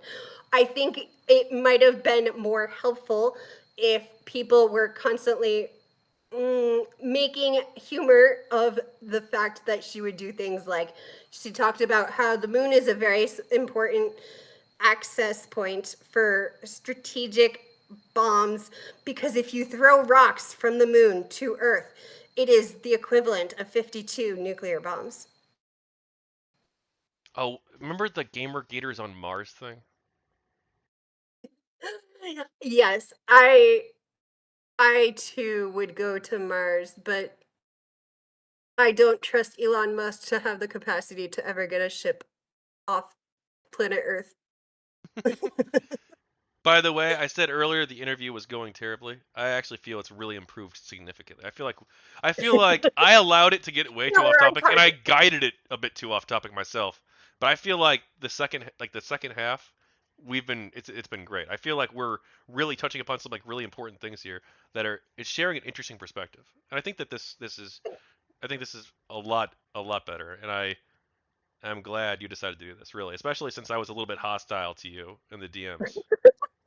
I gotta tell you, after Anti Gamergate, you were definitely not at all hostile at all. Well, I was just like, so I wanted to ask tough questions, right? And I'm like, well, back then we probably would not have agreed on this, and we probably still wouldn't. Yes, But I still want and to, yes, it's what I, okay to disagree yeah, as long as we're both respectful and we understand each other's point of view. And I agree with your point of view. I'm not saying like I agree that I should act this way, but for instance, I have not made those videos, going after certain people specifically for that kind of reason. Because other people in Gamergate also said like, no, we're just not gonna talk about yeah. them. It's Well, not it's, worth it. I mean, maybe you're right, even right. Maybe it is, but I feel like you gotta bring receipts. If you're gonna make specific Yes. you gotta back it up. And if you can back it up, Yeah. go for it. And we want to be like, I hey, could look, have this person was dishonest in this years ago, specific but instance. Here's proof of yes, that. Like that's fine, 1,000%. But you yeah. gotta do it well. And unfortunately, very few people can do it well. Maybe you can. I don't know. Maybe you do the homework, right? I don't know. But I am a little I my father is very neuroatypical, my mother is too, so I have that going for me. Just obsessive and kind of that whole thing, but I don't have the receipts anymore because like I said, I don't even have any of my own receipts at this point, but back then I think I could have. I don't, but I do think it wasn't worth it. I understand, and certainly like when it came to ethics in journalism, that's what shut me up every time, because anyone who was like, when I first came in and was like, I'm gonna fight you, like, defend women in gaming, I too am a woman in gaming, etc. They were just like, so you care about the ethics in journalism? And I was like, yes. And that gets me every time. And I think that's also a big difference with like anti-Gamergate. If you say that, they just say like, that's not a thing you actually care about. Like, are you inside my head and heart? You know what I actually am caring about and lying about? Like, I have actions, I have receipts, I can prove for like the last 10, 20 years I've been talking about ethics in journalism. What do you mean? But yeah, so someone in the chat is asking if you're talking about Gundam. If you're with referencing, regards to you were referencing a show earlier. They were asking if it was a Gundam reference. when I was talking about Kobayashi, I you don't know. mean? They didn't specify in the chat. But I guess if you didn't, then I was not talking about Gundam. I actually haven't. I am not usually into mecha series, so that tends to be. Although I like mecha video games. Like mecha video games are so fun, and they always catch me by surprise because again, I don't usually like mecha in books or manga or anime. Video games, though, every time I'm like, yeah. oh, the sorry, I Moon. misread the. Well, he didn't clarify until later. But the person in the chat says, "No, I mean, when Brianna Wu was talking about Gamer Gators on the moon, was she referencing Gundam then?" She was not talking about gamer gators on the moon. She was talking about how it was important to secure it from a national security perspective for the United States because you could throw rocks from the moon to Earth and it would be the equivalent of 52 nuclear Oh, bombs. okay, yeah, yeah, yeah. Because it's kinetic. It's a Throw kinetic strike. rocks from the moon. Well, like that's a real Like thing, she right? Isn't has, it? you cannot throw rocks from the Well, not moon. The throw moon is them, but not like you can use directly like up. kinetic. No? Can you like launch them with like No, cannons or something? No. no, that's not a thing. And if even if it was a thing, No, I mean like I'm saying it's like theoretically possible, right? With physics, like we you could don't launch an know. object from the moon using propulsion, and it would hit the Earth at a fast enough rate. Didn't say No, Gamergate. Okay, all right, no, let's move on. This is why I don't take questions from the chat ever. Okay, unless it's a really good question. But okay, all right, sorry. Okay, Gamergators on Mars was someone else. Someone else said that there were Gamergators on Mars. You mentioned the so there moon. was a whole bunch of Chat mentions articles the talking moon. about This is a total. Let's move on. Okay. how in the future, if they did not squash Gamergate now, then Gamergators would be even on Mars. We would make it to Mars before the feminists and anybody who tried to like have a normal functioning futuristic society in the next 50 years would be unable to because the gamergaters would have already taken over Mars. And that was a thing they really did say. Yeah, yeah, that's Journalists true. who And we who mocked use them like Gamergate crazy or the for it. boogeyman are not very smart. I think that Just was there even like a saying. song? There was even like a song someone sang. It was like "Gamergate on Mars," and like it's on YouTube. I'm pretty sure, Pretty sure, yeah. or it Like was it 10 years was ago. I don't know if very it's still up. wild because it was so ridiculous. Do you remember the Gamergate time machine?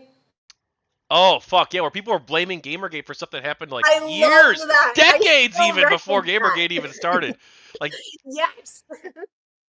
So we all just like started apologizing for using the time machine to like ban Hitler from our art schools and things and be like, nope, it was me. It see, was me. I was it. I was Dio. man, I'm not sure you I want to banned. stop Hitler though. I like this. Crazy as this sounds, hear me out, okay?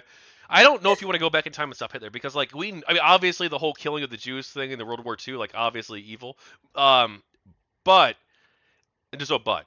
Um, but if we change history and get rid of Hitler, like, Yes, maybe something that's worse why happens. We don't know, right? I'm pretty I'd sure be that's really why skeptical of changing we history. are not able to have time travel because we would instantly create paradoxes and destroy Well, yeah, because ourselves. like I think that like the way humanity ended up, more or less, like our current state Yeah, of affairs, like is actually it's like better. pretty good, right? Like America Yes. rules the world, and like we're pretty benevolent for the most part. Like we make mistakes, sometimes we do immoral shit, but Uh, like, but like yeah.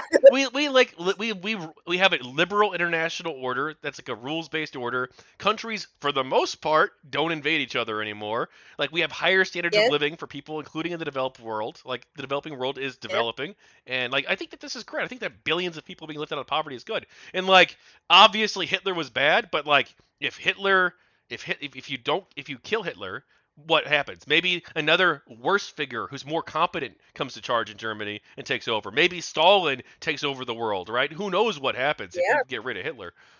God, why am I talking about Hitler in my book? Holy fuck. This is gonna like oh my god.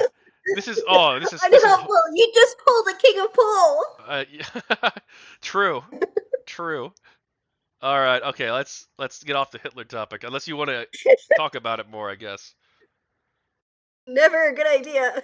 Yeah, that's was never again. Well, you know, I feel what I feel like that's actually fine. I feel like who cares? I don't really. I'm not gonna like self censor. You know, I'm gonna say, but because like, actually, have you played the Are Command and true. Conquer games? Yes. Remember like Red Alert? They And kill that was one Hitler. of the first games. Yeah, one of the first games I learned to play because my dad was obsessed with them. Yeah.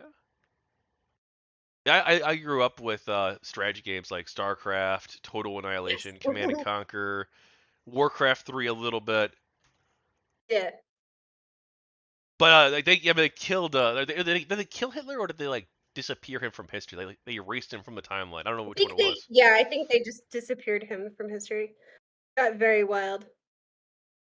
And then World War II it still ended up happening, but it was between the Soviet Union and Yes. the United States, and or the Exactly. West, I should say. Yeah. If you could go back into you know what? This is such a good question from chat. Okay, because I butchered your earlier question, I will say it. Science Mile says, if you could go back in the past and kill GamerGate, would you do it?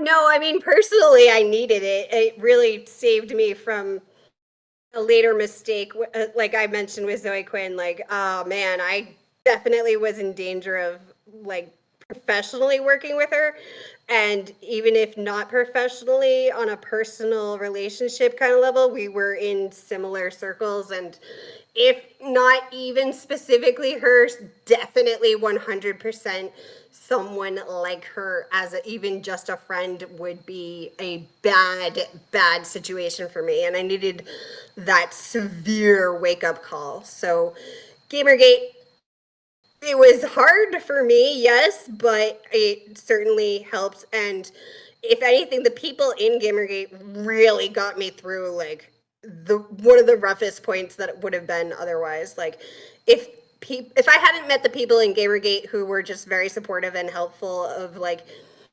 processing what I was going through, I couldn't have done it. And that I think is also one of the things that always just like surprises me with anti-Gamergate, that they were just kind of like unable to understand or be open to that. Uh, I think is also very telling of their character. I'm really glad that you're in a better place now because of Gamergate. And I'm no Yes, really like we wouldn't be sure. able to have this conversation. You wouldn't have be able to live your life and like enjoy all the amazing things that you have and all the amazing things you have to look forward Yeah, to like I still said, if like not. I also went from being very, very scared of trying new games. Like I viewed it as like a huge time investment. I when I was young, I used to just read every single book I could get my hands on, and I would like live at the library practically. So I kind of have developed that with video games. My when I had to evacuate my house, I brought along my Switch, my laptop with like 1 terabyte of video games on an external storage drive. And I have like 300 Switch games, and I brought along my 3DS with like another 50. And like that's basically Gamergate like kind of convinced me you don't need to look at Kotaku and read reviews of games. Like just get the cheapest shit that's on sale, try it, and if you don't like it, you'll still have learned a lot from what you don't like about it, and you can tell others. And that really impacted me in the best way possible. I think it was like the third best decision of my life. The first two being asking my fiance to marry me, and the other one being deciding to go be a director, even though like it's such a hard thing. The third one is just going balls to the walls and being like, I'm gonna play all the games. Like, I'm not gonna like worry about reviews or whether this game is good enough. I'm just gonna like wait a couple years, maybe if I need to, because it's like $60 at the start. I don't care. I can wait. And I'm just gonna play all the games. And it's been actually very, very, very, very fun. So you would argue about the change the cover situation. What kind of arguments would you make? Oh, I'm 100% in favor of like giant titties. Always. 1 billion%. I also think, like I said, sexy is not inherently sexist. Sexy is good. Sexy sells. I also don't like the idea that we should be trying to cover up, like, so my fiance loves really classic book covers, and he likes to get his books secondhand just because he likes like antique books, you know. And he's into like the classics. Like his favorite author is Edgar Allan Poe, and he has like, you know, the really nice leather bound collection kind of things. And the one thing that gets him every time is he will fly into a giant rant whenever they change the cover. And that's just on books. They're not like doing it for any reason other than for selling more. And he just gets so mad. He's like, why would you do that? It already has a cover. What are you doing? Why are you changing it? Stop changing things for the sake of changing it. And I'm like, probably because it sells more with the new ones. And he's like, no, they're just changing it to make it look new, kind of like the way they do with cars, which is a real thing. They change cars to make it look more like it's changing and novel. So he gets very mad about that. And when it comes to the comic books, I'm stronger on that opinion than with classic books, because I don't think it's just to sell it more. If anything, I think it has the opposite effect. It does not sell it more. They keep thinking, aha, if we have like, you know, four, like, okay, so I have like a huge, huge, huge, huge amount of Doctor Who comic books. When I went to the hospital like 2, 3, 4 years ago, I brought like 5 Doctor Who comic books with me, and my best friend and I just sat there reading Doctor Who comics while I was like coughing up blood. Stuff. That's actually a fond memory for me. Anyway, so they always have like, they'll have like variant covers. So they'll have like 4 different covers just because they're trying to see what sells better or because it's a collector's thing. They're trying to like milk collectors. With change the cover, they're not even trying to do that. They're just trying to be like, yeah, we don't want comics to seem so sexist Well, to hang like on. No, the change the cover Pottermouth thing now. was specifically about Batgirl and how Yes. she was allegedly portrayed in a weak way, and also Well, that they also had apparently that the Joker might have had like some rapey vibes to him because the Joker was yeah, depicted as the Joker from The Killing Joke, which had a scene it in is it yeah. that So right. I It was more love the Killing nuanced Joke. than It's just one of big my boobs, favorites. right? It wasn't just the Killing Joke cover.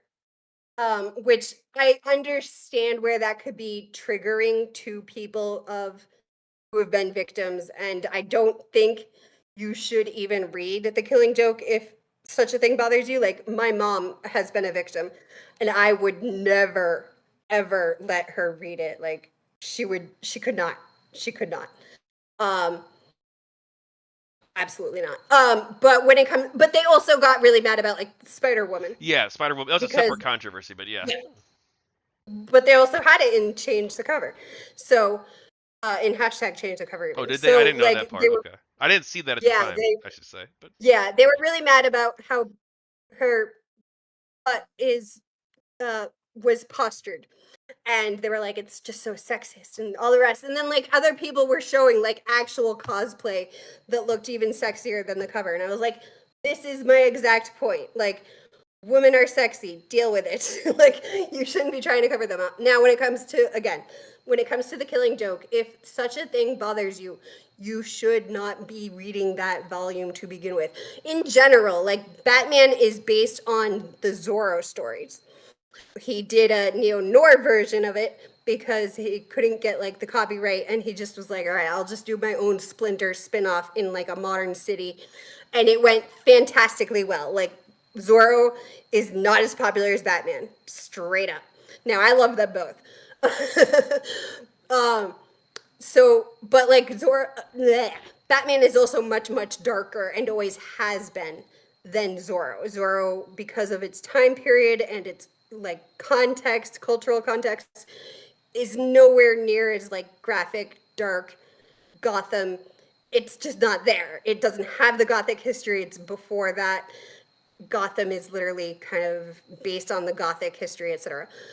And again, if a cover is too violent, probably tells you what's on the inside. Um, I also don't like the idea of censoring art, which again is a very Western thing. Now, the Roman Empire like obviously had a lot of naked statues, like no problem. People did not have a problem with nudity in the Roman Empire, right? This became much more of a Christian moray because they started associating the nudity and over sexualization, quote unquote, over sexualization of the Roman Empire as being extremely paganistic, hedonistic, especially. And the over sexualization was something that a lot of the Christians were trying to like really say, we're not like that. We are not like the Roman Empire in decay and things. And I think when you come back to it, especially in modern America, you have a strong Puritanism of trying to reclaim an identity of also being like, we are not the Roman Empire in decay, even where some might argue there are definite similarities. And I do find it to be extremely cultural imperialist. It is a type of cultural moray that is oppressive, and it basically is people telling other people you have to dress a certain way, wear certain clothes, fit in with a culture that wasn't indigenous to this region and was brought over by other people, and we shouldn't have to cater to those people's mores. If, for instance, you had a bunch of people saying we should all wear hijabs, I think you would see a hard pushback against hey, that. I, I I don't, sorry, yeah. go ahead. Sorry, I'm sorry. I didn't want to cut you off. I just wanted to bring something up, but I'll do it after. I'm sorry. I definitely disapprove of, like, for instance, I'm not trans, but I certainly empathize a lot with I am very tomboy, so I don't like dresses. I will never naturally wear a dress or a skirt. It's just never gonna happen. I like pants because I kick. And I like to do yoga. I like to, move around a lot in ways I cannot in a dress or skirt. I just wanted And to clarify something. yeah, Um, so from what it's important to me that I get like the details right, and it looks like the Spider Woman controversy, quote unquote. But it was criticized in the games press and by people on Twitter, I guess. So you can call it a controversy. Um, that was in August of 2014, but the change the cover hashtag started in March of 2015. Now, were there some people who might have posted that cover in the hashtag? Sure, that wouldn't yes, surprise me too much. But the specific demand to change the cover was about the Batgirl cover specifically. right. I just wanted to clarify for the book. Yeah, I agree. And I don't even think I was in the hashtag in that spring. I don't think it was until like that summer when it got a little more about boobs. I don't I know when The Killing Joke had the movie coming out, there was a lot of like back and forth. So at first I was like, "Oh my gosh, are you telling me Batman and Batgirl had a sexual fling? What are you doing? Well, no, no, no!" And I was very upset. And I was like, "But she's like, no, they have like a father-daughter relationship." And I actually had a friend who was like, "Okay, I'm gonna tell you straight up. I really love actually their sexual relationship, and I had written, a couple of years ago before the movie came out, this whole behind the scenes thing of it, and I'd like you to look at it, and I hope you're open to changing your mind." And I did. I 100% changed my mind. I read that and I was like, "Okay, I'm sold. Like, this is fantastic. I like this so much more than what I had previously assumed for their relationship." Because they made it much less like Batman was like winning her in their story, and much more like Batgirl was using him because of their own issues, and they were like claiming their own identity and sexuality and doing what they wanted personally. And I thought that was fantastic, and I do think it's fantastic.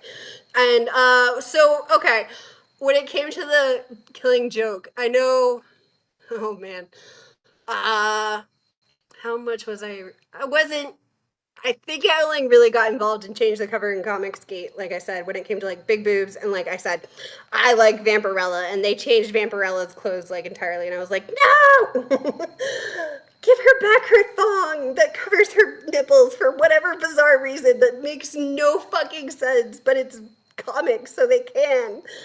Um, I mean, I like Lupin the Third, and Fujiko is like barely covered ever, and changes constantly, and all the rest. But the point was Killing Joke. I understand again, like if it's a violent thing, why you might want that, and it could be triggering. But the content is definitely more graphic and disturbing than the cover ever will be.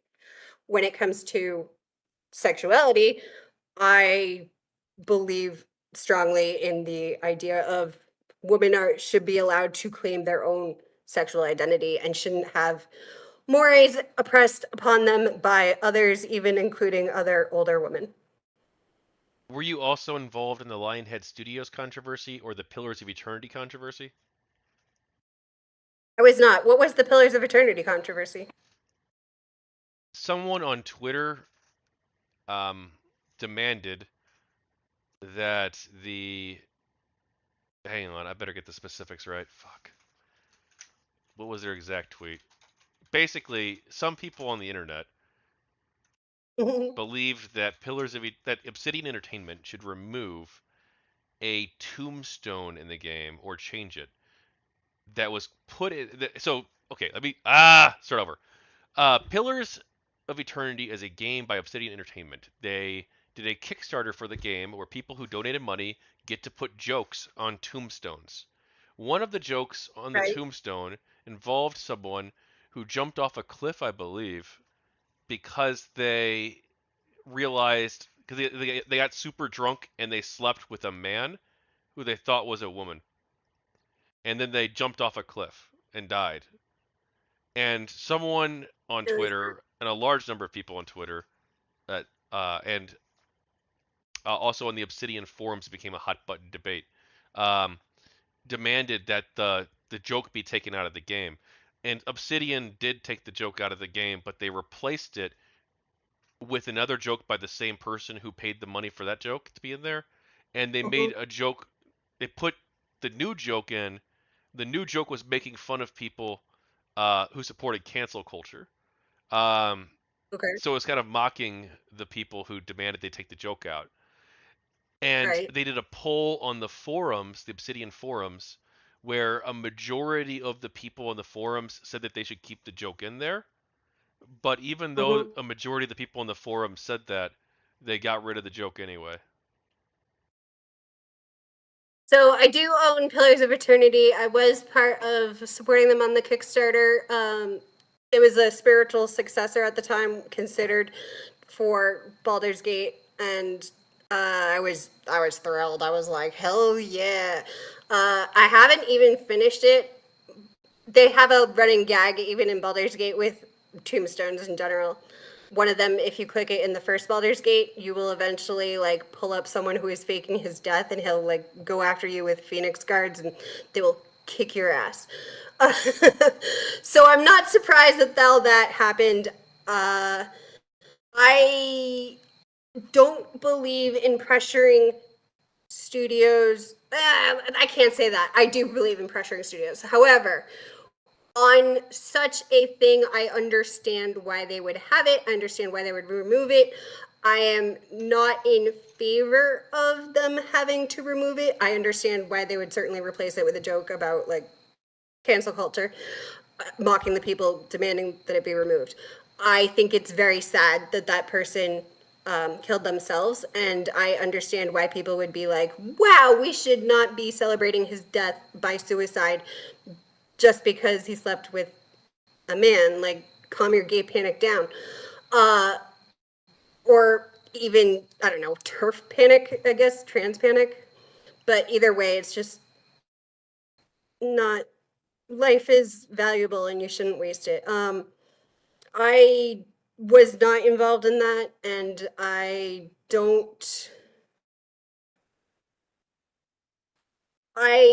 do agree more that, okay, obviously the gamers who literally spent the money on this are on the side of keeping the joke in.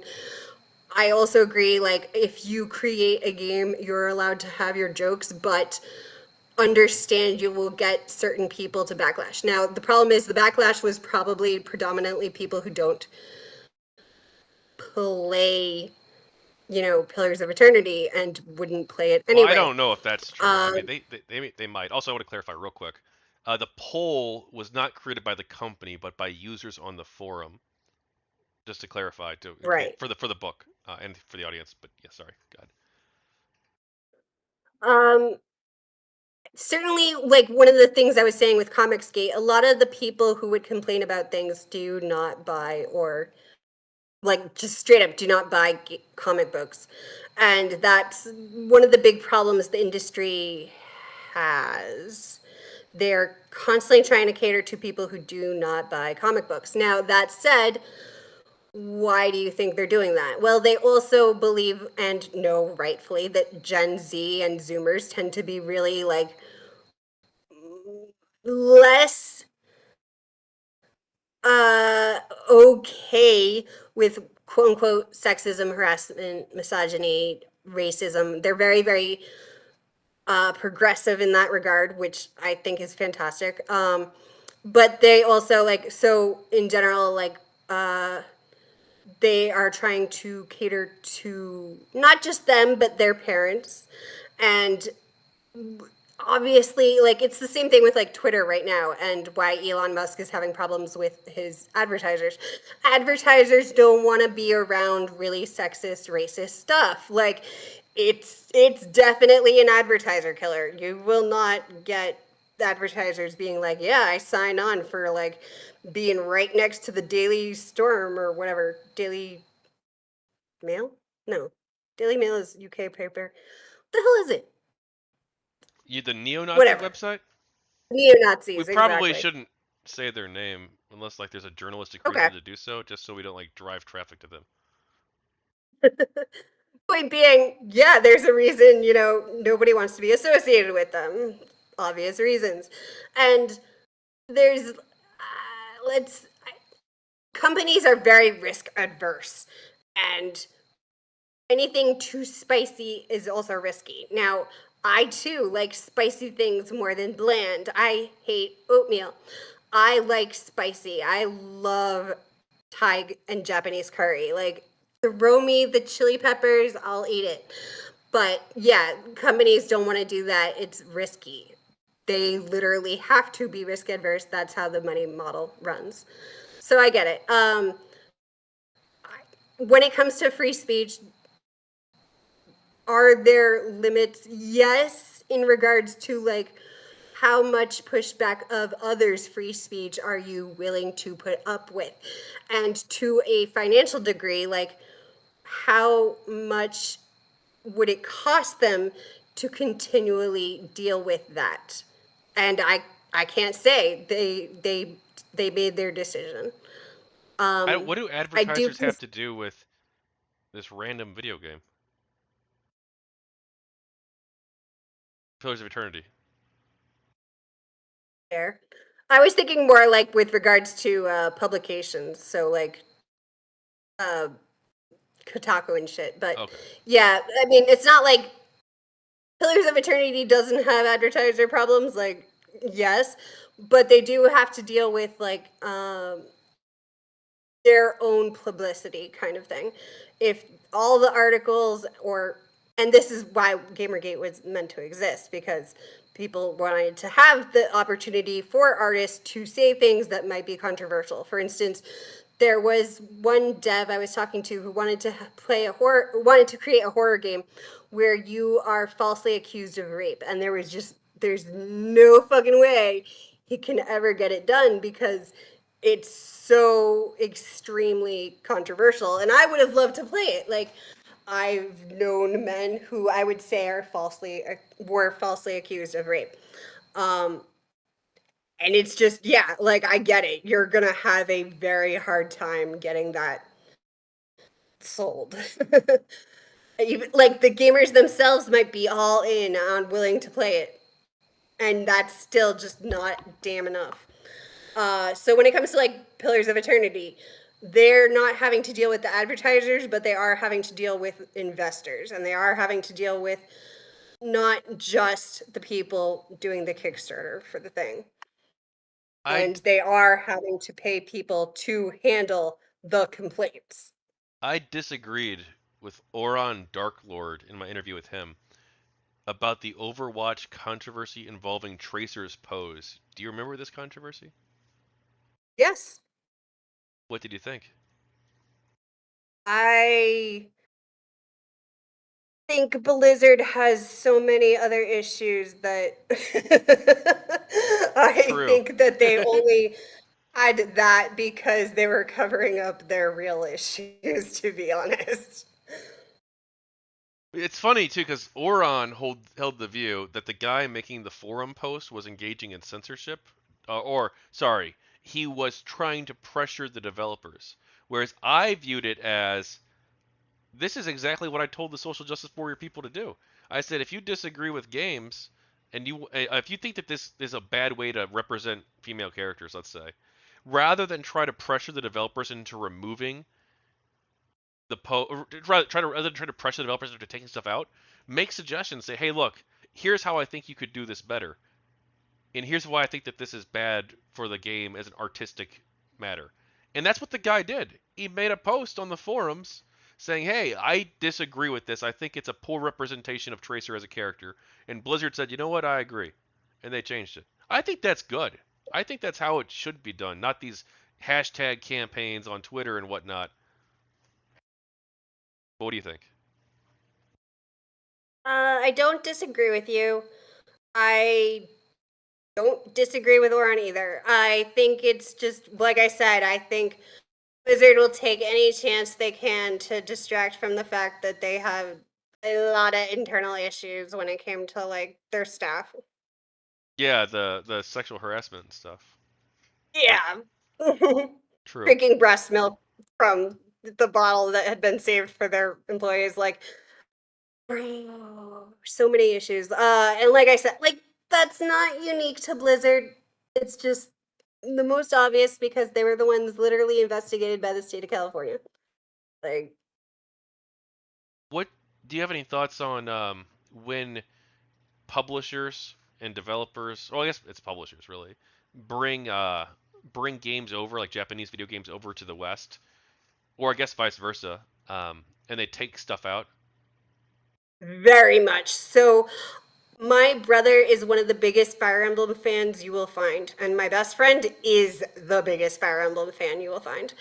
Um, when it came to Fates, I was extremely excited because we had just played Awakening. It was really good. It like brought back enthusiasm to the series. Everybody thought it was like dying.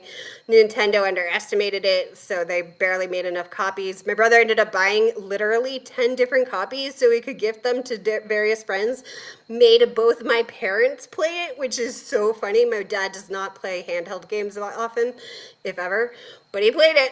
And like we were very excited for Fates, and I was like counting down the days, and the more I heard about the translation, the more I was like getting very nervous. And they removed so much.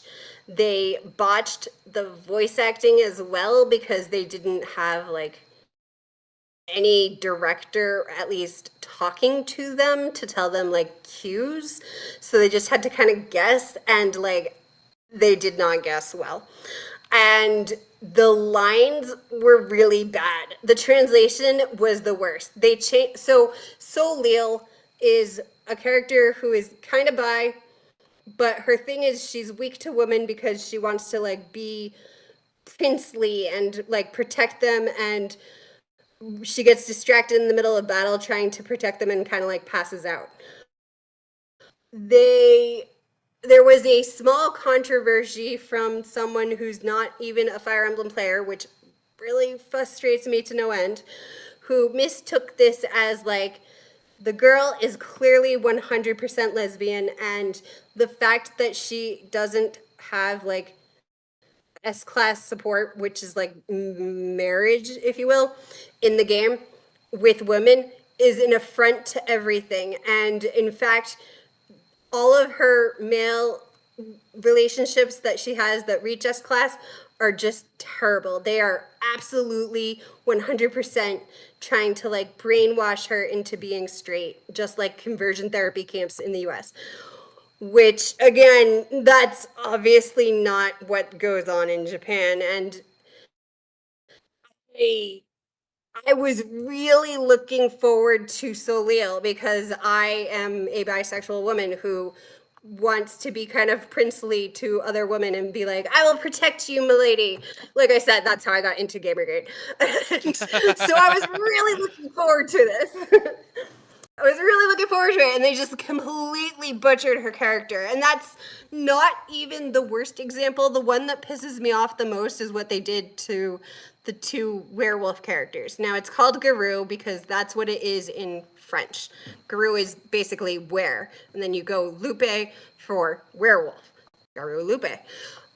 In Japanese, when they translate from Garou, they just go Garou in Japanese. They leave it as the French sort of word. To translate it back into English, they decided to go with wolfskin. I have the Native American name Silverwolf. Wolves are my brothers. I have had spirit animal encounters with wolves. I am literally, I consider wolves are my brothers. And so I was really pissed off because I can't deal with wolf skin as like, yeah, they're just a, they're like a werewolf. They're a guru. No, you just called them a wolf skin. Like, I get maybe they were trying to do the Tumblr otherkin thing.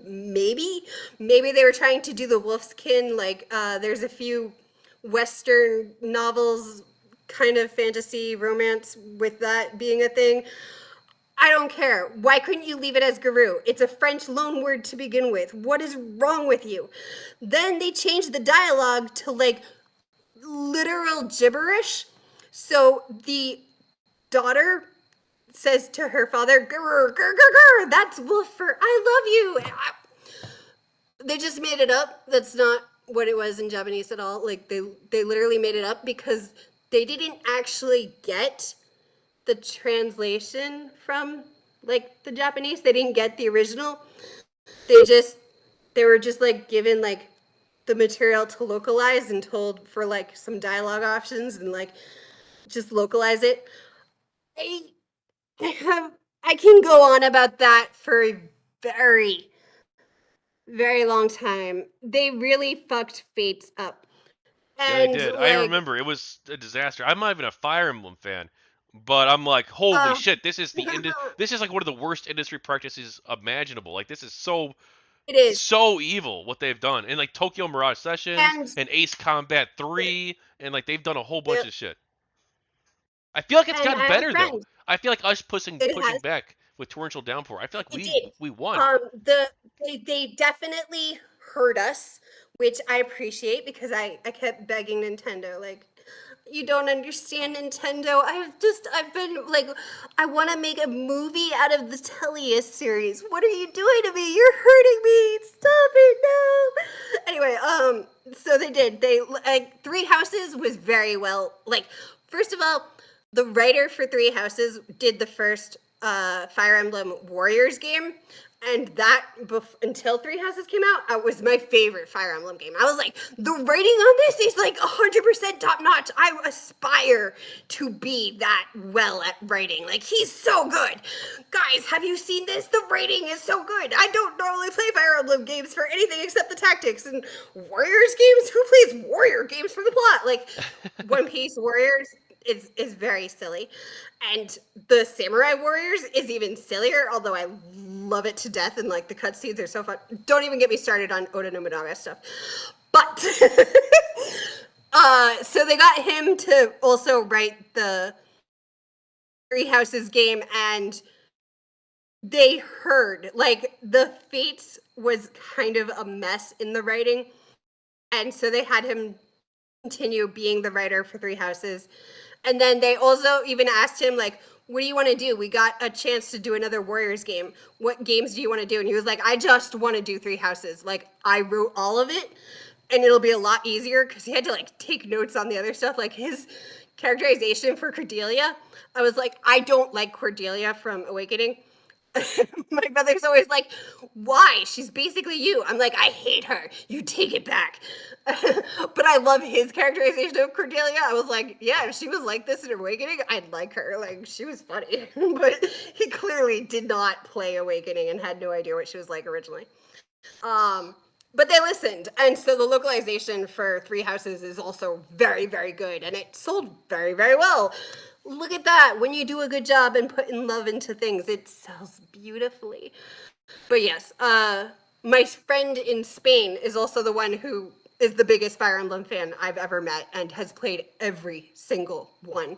Like, she has to get a lot of them on ROM for obvious reasons. And so when she got the Spanish translation, I was like, is it better or worse than the English? Turns out they too did not get the actual original Japanese to translate into Spanish. They got the English version to translate into Spanish. I was like, why? So she also was very frustrated because it was not even just America that got fucked up. All of Europe got fucked up from it too, and I was like, that's so bad. I know we've talked about this a little bit, but some people say that GamerGate was mostly or entirely right wing. What do you think of that? Obviously, I'm not right wing. I'm very leftist, and so are you. We know statistically from our self polls that when we took the political compass, we were very broadly left in the green anti authoritarian version. I think some people, I don't know, because like I said, I started following a whole bunch of right wingers, which I do not recommend. Um, I do think to some degree some people got more right wing, not because of pipeline, but because they got jaded. Like if people you think are your friends who do not listen to you a lot, and again, yes, this is what happened with me and feminists, and they just constantly are like, you're a bad person because of X. Eventually, you're just gonna be like, fuck it, I'm joining the other team. Just fuck it. At least they don't call me like horrible names as much, you know. And I think to some degree that happened. I think a lot of people. I know everybody I was in uh, sort of circle with in early in Gamergate was very left wing, obviously, and that was why I tried to add more right wingers to my repertoire. Um, Also, I think it needs to be said again. I don't think the majority of Gamergate was even American, and that's a common American thing. We tend to assume everybody is American and the whole world is revolves around us, and there was a lot of British, obviously, a lot of like big name British people, and that was even just like the English sphere. I know many South Americans I met through Gamergate.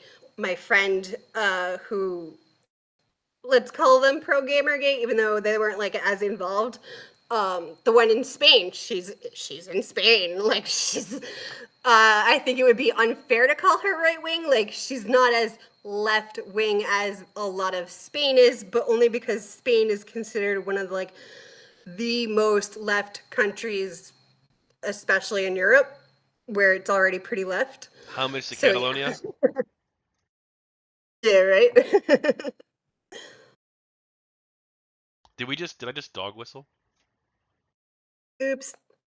I'm not an anarchist though. I'm really not. I'm pretty. I mean, I really respect George Orwell, and Yeah, I thought it was so funny when a whole bunch of right wingers were like, he would never be an Antifa. And I'm like literally linking them his history because I loved his essays. I read them like years and years, decades ago. So I was just literally linking him. He was literally in the first Antifa. well, I It's where mean, he met all the communists. Well, he was. He was in he was a Spain's soldier Antifa in Spain. Though he was also very critical of the Spanish side though too. of the communists. Yeah, the Yeah, communists because yeah. they were also in Antifa with But like, him, I don't like and they it's not. literally said we need to deal with him, and he like got shot, but he was literally in Antifa. But yeah, I mean, I don't think I would call the Spanish Republicans like, and even the anarchists, Antifa necessarily. Like, they're not like equivalent to the modern day. Like, They were I'm gonna go against they punch were Ben against the Shapiro. literal fascists. Like the modern Antifa people, like a lot of them are just like, I'm gonna go punch Ben Shapiro at this college. LOL. Like that's like Well, modern that's also what Antifa. I was. Okay, so that's what I kept telling my friend who's in Comic Gates, who's an artist. Like I've met Antifa people, and like when I was like very young, and they'd tried to recruit me and stuff, and like they're not a real threat. They're just kind of like larpers. Now I did meet someone who said that they had been jumped by real Antifa outside of college because they were wearing like their army uniform and things. I choose to believe him. Nevertheless, most Antifa in like 2023 or even 2019 or 2020 are not, they're just kind of like larping. Like they're like, yeah, I'm hardcore. Let's go punch, a Nazi in the face. Like don't do that. Like one, don't commit violence. Two, that just feeds into their, obvious persecution complex. You don't need to. Like they punch themselves in the face. Come on. True, but I guess what you're saying, sir. George Orwell was 1,000% an anti-fascist. Unfortunately, I feel like people on the internet now use that word and just throw it around like crazy. And they're like, Yes. oh, anti-fascist means that you want to like censor all discussion from right-wingers through violence and black bloc tactics. It's like, holy shit, dude, what? Hang on, I don't like Nazis, but maybe you Hey, guys are now being the kind of only black anti-free bag speech. tactics that were used were by the fascists in Portland, Oregon. Homeland Security literally black bagged people. Yeah. Well, do you think that Took the? 'em Oh my God, I was about to ask you if you think that the Spanish Republicans were right. Jesus Christ! Holy fuck! You know what? Let's do it. Let's do it. What do you think of the Spanish Civil War? Why? I no, I don't think that. No, like I'm with Orwell on this. Oh wait, no. Orwell was a Republican though, a Spanish Republican. Oh, Well, he was I with the anarchist thinking. faction, I believe, right? Or he worked with the anarchist faction at least. Right, he did. Yes. I I don't know. I'm far from an expert on Spanish history. I will defer to my Spanish actual friends because it's their history, and I'd rather they not talk about America's Civil War without like being like, no, go ask Susie. Or unless they're just like, yeah, obviously the North knew what the fuck they were doing. They were like, let's go free slaves. Which, to be fair, the North was not. And I say this as like someone who lives in the town where Eli Whitney was trying to make the cotton gin to help make slavery obsolete. Somebody in the chat asks, "Are we going to talk about how Antifa attacked the courthouse for the federal courthouse for months?" No, but we are going to talk about the Spanish Civil War. I know. Gamergate, where we stay on topic really Yeah. well.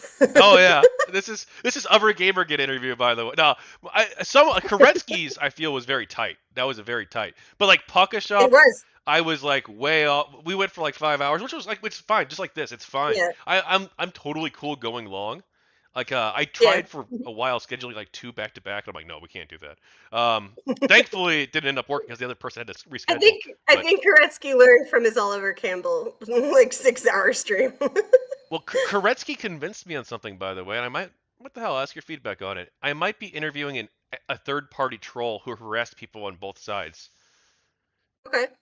Do you have any suggestions for how I should approach this? Remember, he's not going to take it super seriously, so don't worry if you don't. Oh no, no! I feel like that's terrible advice. I feel like I have to take it super seriously. Really? I feel like, I I feel don't. like, I think that leans into letting him just troll you and everyone else and make a mockery of it. well, I mean, he can do that if he wants, but like, I feel like I have to take it seriously, and like, I have to be good at guiding the conversation. But I also like, I want to really actually understand what's the mindset, what's the culture that you were in that led you to do these things? Like what was it like doing it? Why do you do it? Fine. What was but I also want to be like super respectful in the way I handle it too because Sure. I don't want to obviously like give the impression that I support his actions or that they were justified Right. or give him the attention even necessarily. Right? So it's a complicated nuanced thing I'm trying to handle in an ethical way but it's also I Mhm. feel an important part of the story. I feel like I the think fact that there were these third party trolls that like did legit harass yes, people on both sides, I feel like that's an overlooked part of the story. And if I could do that well as an absolutely. act of journalism, I think that'd be good. And I think maybe the troll's gonna come in here and is gonna be like, I love harassing women. I was the leader of GamerGate. I harassed all the women every day. That's my He'll job be as a he'll GamerGater, right? He could say that and troll, right? Or maybe he'll be like, you know like what? Fuck it. I'm gonna talk he'll about be the like Kanye psychology of being a West. troll, and maybe he'll take it seriously too. I don't know. We'll see. All right, good luck.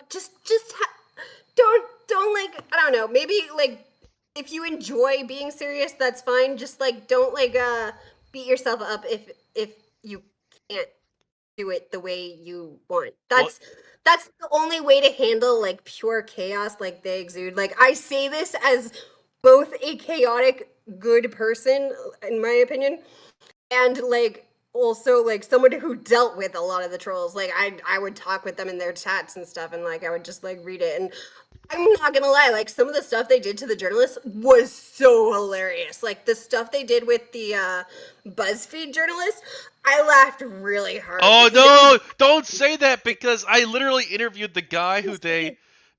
I interviewed a man in maroon. Do you know him? yes, He's one of the people who got framed by the troll who trolled right, BuzzFeed. and, yes. and like one of the GamerGate guys, a man in no, who was it? One of the other Keller Cabal people. They actually like got super scared and like had to go offline because they were worried Oh, for their future and their reputation because of this troll doing that to BuzzFeed and like because they got framed. I do feel bad about that.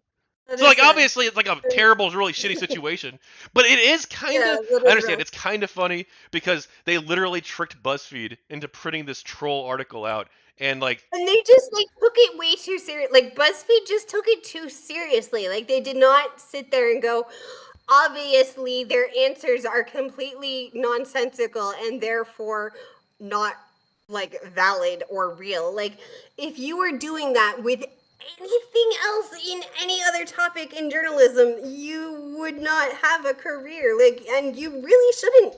Like imagine doing that with like the Iraq war. Okay? Utterly insane. oh it is insane. But it's insane and they shouldn't have a job of course. But Yeah. it's interesting too. Like, how do we think about something like this? Because like from an outsider or even like an insider, it's like holy cow, this is hilarious. Like, how the fuck Yeah. did this supposedly professional journalist allow this Exactly. troll to dupe them so bad And that they were like talking about how the Keller Cabal is the leader of GamerGate and they all hate women? It's like holy, like I don't know what the fuck was all in the article. It's like 10 years ago now, there but was also one about like them like shoplifting during like Philadelphia like protests and but stuff like one person for like the Keller Cabal people's reputation actually was like damaged by this, and yeah. like one of them got like super scared and like had to like go offline because they felt they had Yeah. to. They felt they had to because they were worried that like people are gonna be like, hey, wait, aren't you with that Keller Cabal group, the leaders of GamerGate that harass women? And it's like it was all fake, of course. Like it Yeah. had real world consequences, kind of like for one person who and that's like not good. You know, it's you could say it's fun and Agreed. games, but actually that's not the troll's fault. That's BuzzFeed's fault. Agreed. Really, I mean, I, I really. I definitely think that's and not just the writer, but also the editor. And Oh, they did this 1000%. also with like they did this with some of the false rape accusations too, and that was something I had been trying to point out before Gamergate, and got a bit more touchy on during Gamergate because it became more clear to me how common this was. So you've become more left wing since Gamergate. Do you think that's Yes, because of Gamergate? no. Uh, I'm honestly gonna say in spite of Gamergate, not because like, oh, Gamergate is a funnel to the left wing, to the right wing. I'm going to say it's in spite of because um I certainly followed more right wingers, like I said, because I was like, oh no, I'm creating myself an echo chamber and it's terrible. I don't want to like bubble and oblivious to what's going on with like, like I actually knew like a lot about what was coming up with the January 6th insurrection. And I was like saying like right after the election and when like it was very clear that Trump had not won. I was like, what do you mean we're not done until it's sworn in? What are you talking about? And I started flipping out. I was like, we're not done and we have like 2 more months and everybody needs to start really like being on guard. And I was um but only because I was like following the absolute lunatics. Uh I think it's in spite of because of like in spite of my media diet, in spite of what I was doing, and also because like I am very stubborn, and the more people try to like push me in a direction, the more I like push back very hard. Which, so why did I switch on to becoming part of Gamergate? Again, because I read the Zoe post, like straight up.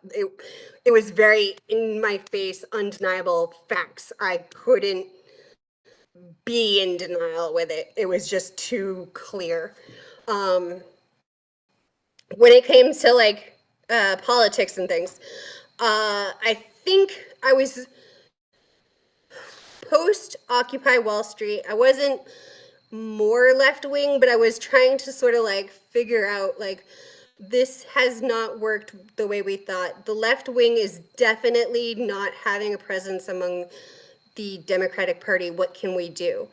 My fiance was already starting to vote with the Green Party because he was just like, screw it. At least if they get 5%, they get the money and more publicity and more help with getting further and some of their policies enacted.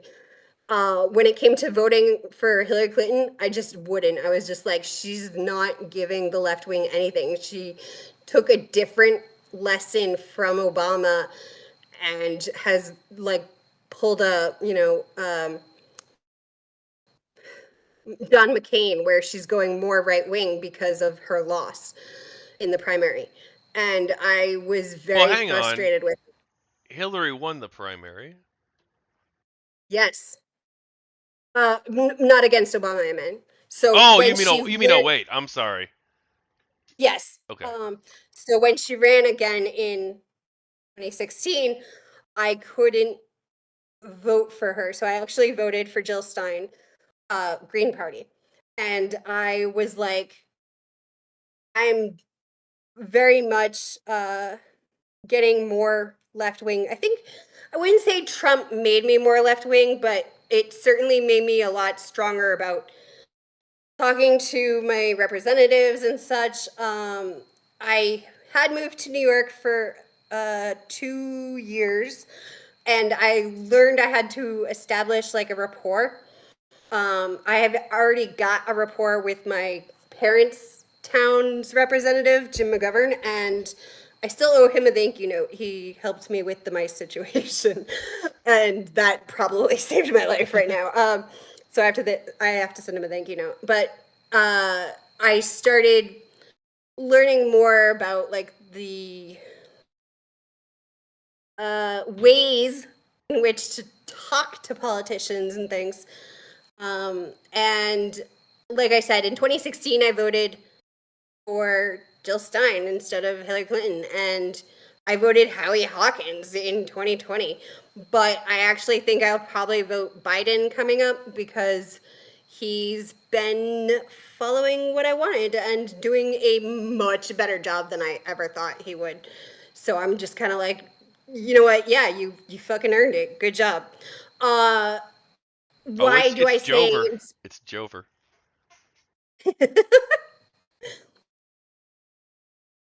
so in spite of Gamergate, just because again, like I would I think I was more on a trajectory to calm the fuck down, not get more left wing extremist. Um and I think most people in Gamergate were more like, all right, calm down, Cece. In general. And like we said, I would have been very anti certain people on like figureheads and stuff been on the point of we should prove what they're saying and so forth. Um, but Gamergate was more mellow. My father's friends are mellower than both him and me. We're very kind of extremist.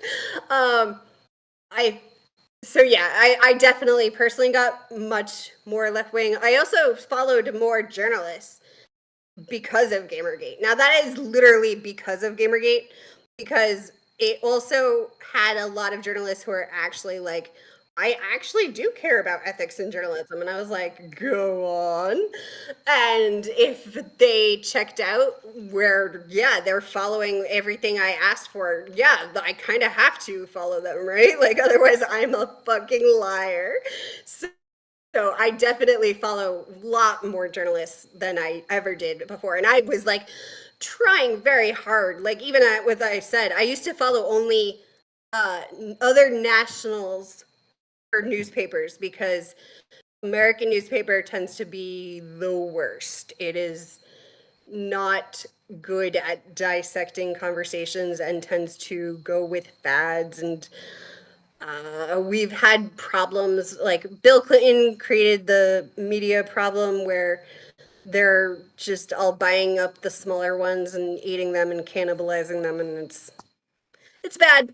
But I found more journalists, and I found working following journalists instead of newspapers works better for me.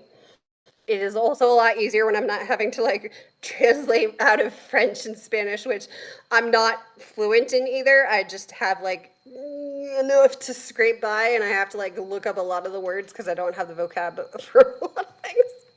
So that helps. And then, yeah. Yeah, I So even that, I am much more to the left of all the journalists I think I follow. Like, I don't think there's I used to follow Lee Camp before the Russia Today stuff happened, because he was on Russia Today, and he would be the only journalist I would say I would. And he's not a journalist; he's a comedian, but he would be the only person I would say was to the left of me. yeah, I was a bit more conservative, I guess, growing up. Yeah, Well, not really conservative. I was more libertarian. Like I voted for Ron Paul in the primary in 2012. Then I voted for Gary Johnson, and then in 2016, I didn't know what I was gonna do because I'm like, man, I don't really like Hillary. I don't really like Trump. Um, I voted for Bernie in the primary, and then I voted for Gary yeah, Johnson in the Libertarian candidate in the general. yep. I even considered briefly. I was like, this Trump guy when he first entered the scene. I'm like, this Trump guy. Maybe burning it all down is a good idea. And I'm like, no, actually, I don't think burning it down is all a good idea. Yeah, This guy seems like yeah. he's I kind of a keep bit going. racist. He doesn't Yeah, seem great. Like I can't pull the lever on this, even if I do want to burn down the system. And I'm not. I used to be a populist, right? And then yeah, I voted for Andrew Yang in 2020, and then Biden in the general. And I'm much more of a I guess you call it like a neoliberal cuck or whatever now. Like I'm like a somewhere between like a neolib and a social democrat. Like I sure. think markets are good. I think capitalism is good, but we need to regulate it. We should have like a social safety net. But like maybe not everything has to be like a super universal program. Like Yeah. like universal healthcare is good. But like do we need to have like universal higher education? Maybe. I think that's an interesting idea. But like I'm okay if we say, hey, look, let's just have anyone. So Destiny has this view, and I think it's a pretty strong argument that like let's formulate our principles and then work back from there for the policy. So for universal higher education, um, he might say that one of our principles is that anyone who wants to go to school and like is driven and willing to do the work should probably have the opportunity to go to school. Money shouldn't be an obstacle there. I think I would agree with that. I don't know if you would. Yes. Although, okay, so the hardcore book I'm working on is a complete revamp of economics. It's like capitalism, but it's like capitalism 2.0 because we've never had the sheer connectivity and amount of population in all of human history that we have now. And it's going to continue on this trajectory. And we need to update our economic systems to work within it rather than outdated, obsolete systems that are easily taken advantage of. And one of the things I was also like, I'd written up a whole bunch of things where I was going to like take the notes I'd written up and put them into videos again, plans, but I couldn't stream for a long time. I couldn't go 5 minutes without coughing and dying. So it didn't happen, but I still have the notes. One of them was just literally explaining like the problems with communism and etc. And I was kind of like, I was just going to do it as a video because it's been done. There's like so many books outlining it. I don't consider it a necessary function. But again, this is how I met with a lot of tankies because I was very, very capitalist, and I still am, but I think it needs to be updated because we are not currently in a system that is prepared for the technology and population we have. One of the things communists will constantly say, though, is that the natural state of communism, of capitalism, is that it's obviously abusive and inherently so. Whereas I believe the opposite. I believe communism inherently creates that abuse network, and historically, that is absolutely the case. Whereas the abuse in capitalism is because of loopholes that create themselves in a constant like caste system that gets inherited, and we need to basically start from the ground up in order to recreate capitalism in a way that doesn't allow for that framing.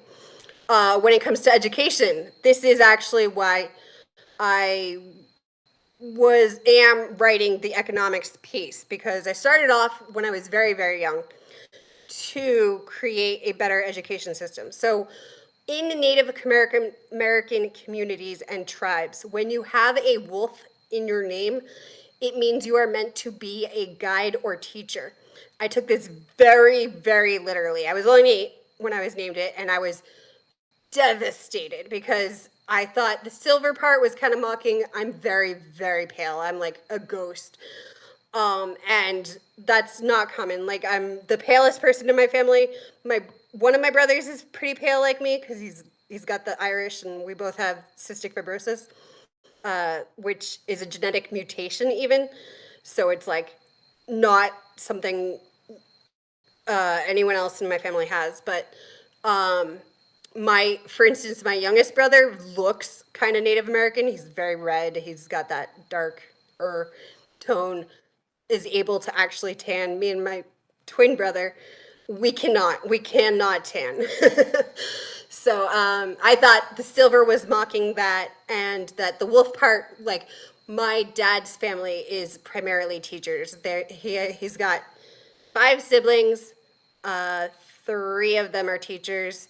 His mother was a science teacher, and I was just like, I don't want to be a teacher. I thought the name was like the worst. I was very upset about it. They had to explain to me, okay, first of all, the silver is not, it's not mocking my skin. It's because black and white are a Taoist type of thing with the wolves. So a black wolf in Native American mythology is a physical representation, and white is spirit. And they gave me silver for 3 paws towards the sky spiritually, but I'm still kind of grounded. Like, the 4th paw is on the ground, and my tail is like balancing me. And the wolf shouldn't be so literal. Aesop, I loved Aesop's fables, and I loved Confucian teachings and fables in general, and storytelling. And they were like, it is storytelling. Jesus was also considered a teacher. He uses the stories to teach lessons. Storytellers are teachers, which is also in Japan. They call manga writers sensei, which means teacher. And so they were explaining, I don't have to teach literally. If you tell stories, you are a guide. And one of the things that I really became obsessed with after that naming ceremony was a way to make education more effective and better, improve it. Because my brothers did not learn how to read very easily, whereas I learned it when I was 4 because I wanted to play D&D with my dad and play video games with him and stuff. So I learned it lickety split.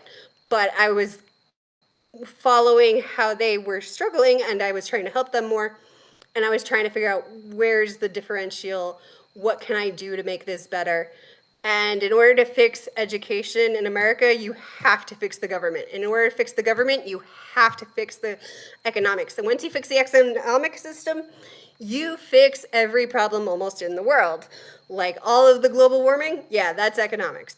So what I'm trying to do with the education is certainly update it so that it's more individualized. So recently, one of the things you'll find also in Gamergate, like I don't know if you were part of the Common Core discussion, but a lot of people were talking about Common Core, especially with Gamergate, because they wanted to add Gamergate to the Common Core curriculum, and everyone was like, damn it, you don't even realize Common Core is already a mess. Like, they're messing up math.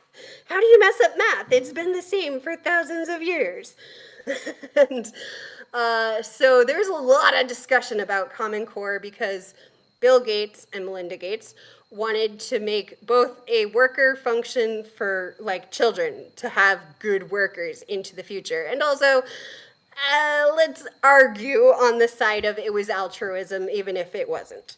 Well, I mean, like, It I don't want to was. get like too conspiratorial. Like, uh, isn't like the education establishment like divided on like this stuff, and they like some people think it's like a good Yeah, idea, and like maybe it is. I don't know. yeah. It is very divisive. I also have cousins now who are teachers because they're on my dad's side, and like I said, three of his siblings were teachers, and he'll probably go back into teaching when he gets his CFIDS cure. Um, Anyway, so my goal is to also help them. But one of the things that they've also recently found post COVID is the special education classes are the ones that are getting much, much better and advanced and able to all read and pass with 100% literacy. And the public school normal classes are failing dramatically. And there's a lot of reasons for it, but one instance I'm going to emphasize, and this is something I would talk more with Christina Hoff Sommers about because she wrote the book I read on education and how it was failing men. Like I still have The that War book on somewhere. Boys, that one. Yes. I've actually, I actually did a paper on that in college. Well, there you go.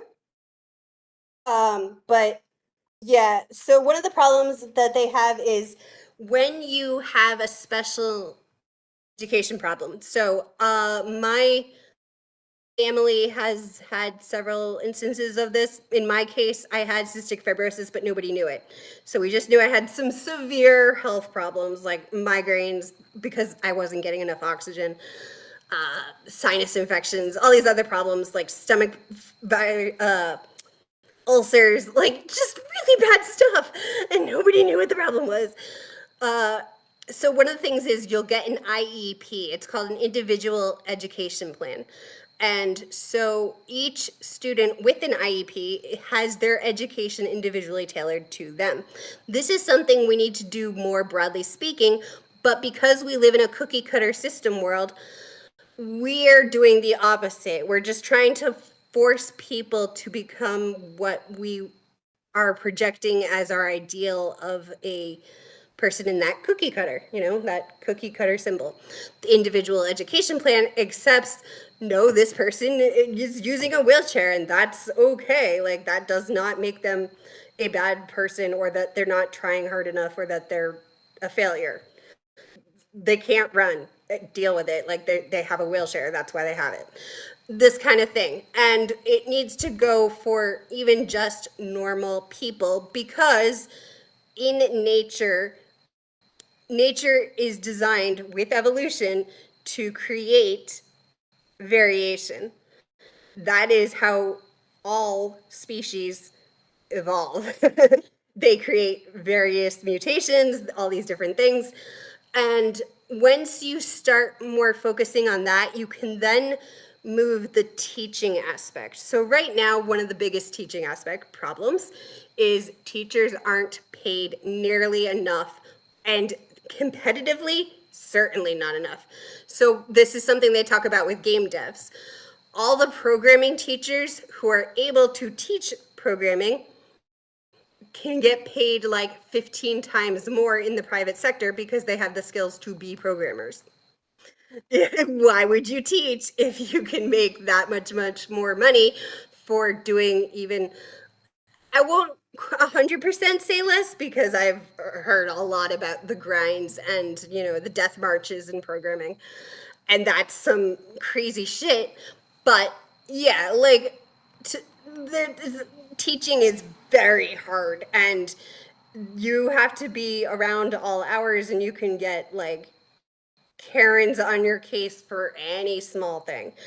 And so a lot of them also will not even bother telling parents, your son's an absolute idiot. He doesn't even try in class, and that's on you. You're bad a parent. We're You getting a bit have off to sit topic. your kid down. Let's bring it back on Okay. track. Well, We're dear, almost at 5 hours. instead of like instead of funding like even like college, okay, when it comes to college, I think before even that we need to set up not just IEPs for everybody, but look more at teaching practical skills instead of the sort of Arthur Conan Doyle was always saying, like, the stuff that they taught him in school was 100% useless, and I get it. Like, Oh my god, we're not even and halfway through the interview. I'm sorry, it's me. Um, but yeah, so when you get to education, that's where I'm at. I'm gonna be writing that Let's book, but it's all right. gonna. Let's do a lightning. Let's try and get through this because I Lightning don't want to round, be let's here go. past midnight. Um. Okay. All right. Some people say that GamerGate was the first battle of the culture war. Do you have any thoughts on this framing? Culture War didn't start with Gamergate. It started before it. I do think it certainly lit a big fire that is what we currently see of the culture war that the right is trying to frame it as. I do think it also started more with damn it, what's the monkey's name? Harambe. I Harambe started the culture war. Well, not he, think so. not he personally, but the discussion around Right. him. Yes. Yeah. Memes. What do you think of the framing of Gamergate as a battle within the left between those who believe in small L liberal democratic values and those who don't?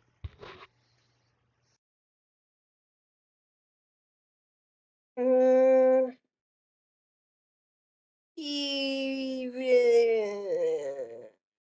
I don't agree with it. I understand why they're saying it. I agree that, yeah, it can definitely look that way, but I don't think that's what it is. All right. Can you define Gamergate? You're the first person I'm asking this, by the way. I should have included this in all of the questions, but Uh, all the interviews. because this is a lightning round too. Okay, it was Well, an event. you can take longer for this one. It's okay. It was a hashtag moment Take his. event Okay. collecting a lot of angry gamers who were also being censored on other places. So they collectively went to Twitter because it was like one of the last few places that wasn't censoring them and a little harder to wrangle them up. And they were able to compare notes on the censorship and issues that they had problems with. It was mislabeled constantly as sexual harassers, sexist harassers of women and people in the gaming space, because it criticized journalists, and journalists get to write their own biographies of their enemies. I know you interacted with some anti-Gamergate people in some very bad ways. Did you ever interact with them in Yes. positive ways too? Yes. I still have some anti Gamergate who acknowledge that I am not a terrible person for switching sides, if you will, and who understand where I was coming from. I think I met some people who were more neutral on Gamergate that I had the most positive interactions with. A few here and there I would have very lengthy discussions with, but they were, I'm not going to say positive. Okay. Did you change anyone's mind They're on just more Gamergate? neutral. Yes, many, fortunately. Oh, how did you do that? Mostly just by being a woman and then telling them my personal experience with it and saying, okay, well, this is how I came into it, and you can think whatever you want. But for instance, I also met a few anthropologists who were interested in Gamergate as an anthropological event, and they did come away with the understanding that yes, we were not sexual harassers of women, and I personally had. I also had showed them a lot of my receipts of the harassment I was getting from anti-Gamergate, so they understood like, yeah, there's also like the third party trolls and things, but some of these were straight up like openly anti-Gamergate. So. How could the Gamergate conversation have been more productive? Uh, Clearer targets. It's very vague if you say we want to talk about ethics in games journalism or even ethics in journalism. I agree. I am all about the broad. I like big picture, but to be more targeted and finite, it would have been more concrete had we been able to come up with concrete resolutions and goals uh, to specifically point out, like, okay, this is what we want, this is how we're going to get there, and these are like our win achievement goals, if you will. What do you think of Not Your Shield? Oh, I was definitely part of Not Your Shield because, like, woman, minority, yeah. I think it definitely exposed a lot of the lies. I think it also showed. I mean, I was very much anonymous, and I was very nervous about having to, come out as woman in gaming, but I think it helped a lot. It also reminded me, like, I am very weird as a woman. Like, the games I play, I don't like Zelda, and I don't play that much Final Fantasy. And it just kind of like I'm playing like like various motorcycle and like very very gory games and things, and I was like, yeah, yeah, every time I see like the scattershot graphs of like what women versus men play the most of, I'm like, yeah, I'm basically a man, but I'm not physically at least or mentally, but yeah. Some websites banned discussion of Gamergate. Why do you think that is? Um, Fear mostly, like it in general, I think most things were assumed that if you didn't, then you would just be like overrun with like Nazi kind of things. I had joined and met my fiance through the other anime in Adult Swim message boards back in like 2004 or whatever. And in general, yeah, you have to always moderate your message boards or you'll be overrun with like Nazis. Do So you I think get it. that Like even bars. if they didn't ban the Gamergate discussion, that the Gamergate discussion would have become full of Nazis? No, I think they thought that because they were afraid and they were kind of like anything that criticizes a woman in gaming could lead to just pure trolls and, harassing people. And I think there's also like a lot of misconception about Aaron's post about the Zoe post, and they thought it was what I thought, which was like, oh, it's just revenge porn. Like, what is he doing? Like, of course, we're not going to allow discussion of that. What do you think that I don't Gamergate? think. Do you think that Gamergate was about? Criticizing a woman in gaming, or about even like the Zoe post article or whatever blog post. No, no, but also like once it got past that and became much more about like the ethics in journalism, obviously places that are, part of the ethics in journalism problem are not going to want to have a giant thing that says this is my weak spot. I'm a bad at my job. Like, yeah, like that's a given. Why do you think that some people claimed that Gamergate was about harassment or hating women? For the same reason Trump and DeSantis pretend that they're all about like helping the working man because they're lying while they pick your pocket. How important to you was it that that bad actors were condemned? Mm, A lot. I was part of the like harassment group where if like anti-harassment group obviously where if you saw someone doing bullying or harassment you sent flags to Twitter. You sent a message, you said this is where the post is, this is what is being said. And I would also sometimes if the person was really extreme I would talk to them personally, and you could get more action sometimes if they were targeting you personally. So that was something I purposely tried to do because woman in gaming, I'm open about that. So So you were part of the GamerGate harassment patrol?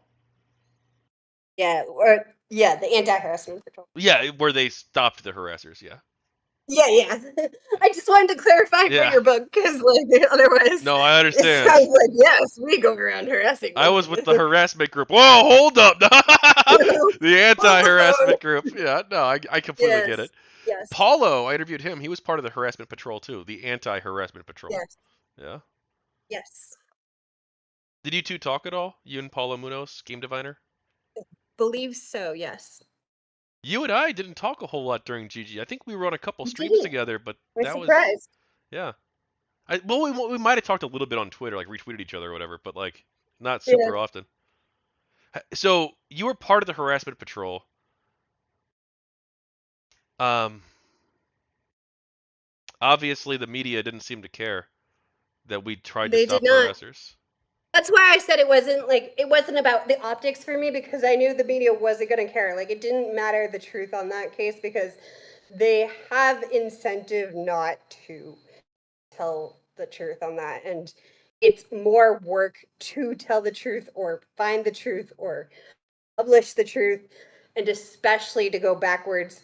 People tend to stick with first impressions, and it's very difficult to change. And I say that as someone who did do that. It's very hard. And especially when it comes to like clickbait kind of journalism, you they're not gonna do it. But it was more important for because it was a part of our ethics. Like we're literally trying to say, but we're not like this. We don't do this. This is further proof of what the truth is. So, do I think we only got people who came in and looked at the truth? Yeah, but I know we did get some of those people. Like I said, I met anthropologists who came in to see for themselves. People in the chat are saying harassment patrol is is the extreme of bad branding, especially given the context. Please call it anti-harassment patrol or something else. Look, hey, look. I'm gonna say something right here, okay? I didn't come up with the terms harassment patrol, okay? You fuckers did that, okay? This was before I joined GamerGate even. You guys called it the harassment patrol, not the anti-harassment patrol. Now, obviously, your intentions were good. Now, You did a lot of good stuff, I don't, but to be like, fair, don't blame. Hey, we look, if you can't put this one on me as an interviewer. we didn't name Gamergate either. My brother was asking me that this night because he was like, "Oh, you should mention this." We did not name Gamergate. Alec Baldwin did because he was just like referencing, yeah, in Watergate, the journalists were telling the truth, but here the journalists are doing the cover up.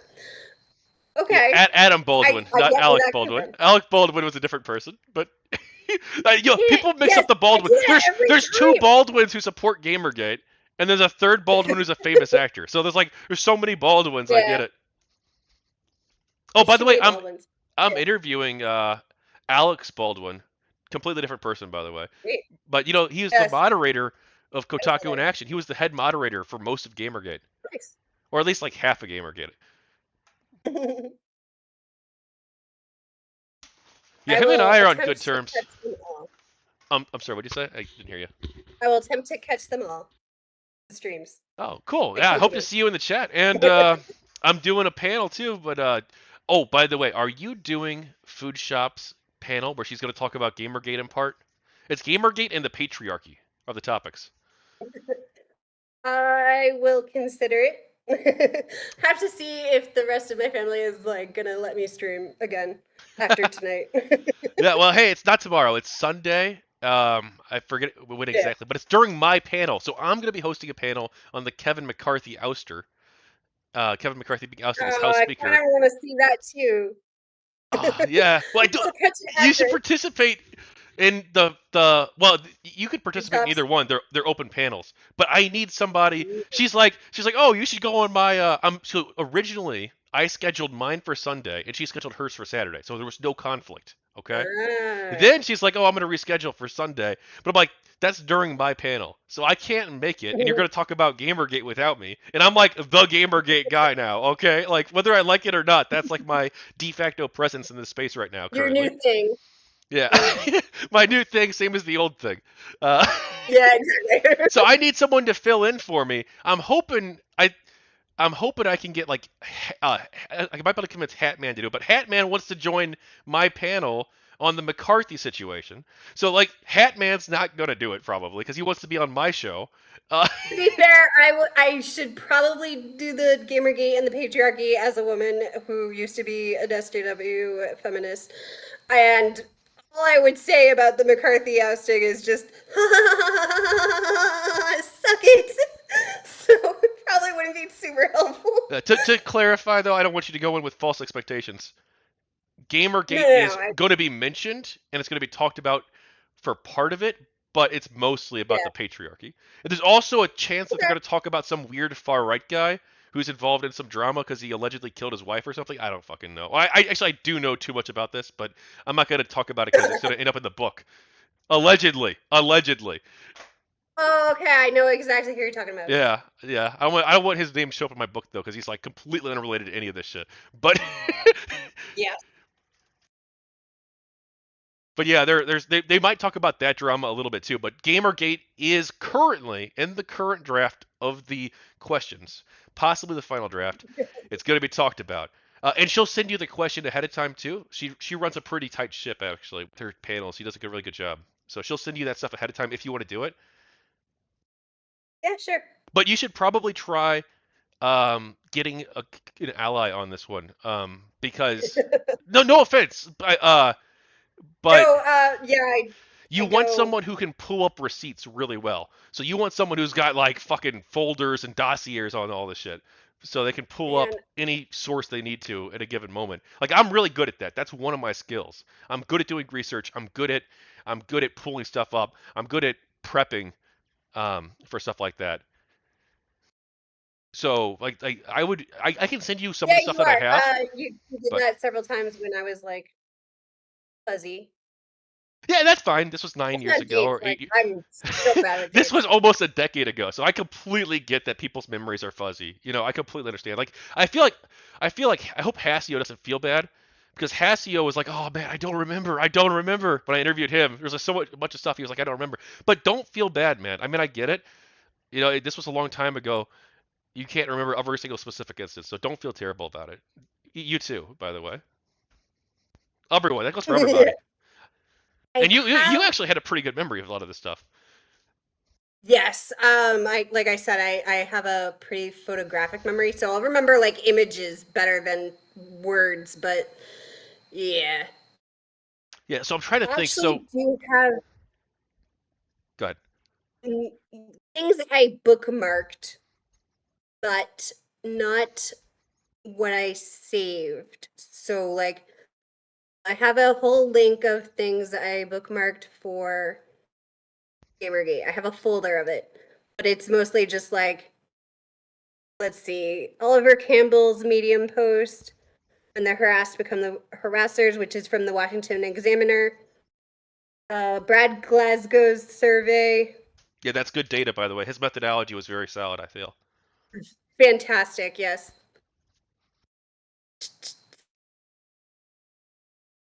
court docs revealed how Zoe Quinn gagged Aaron.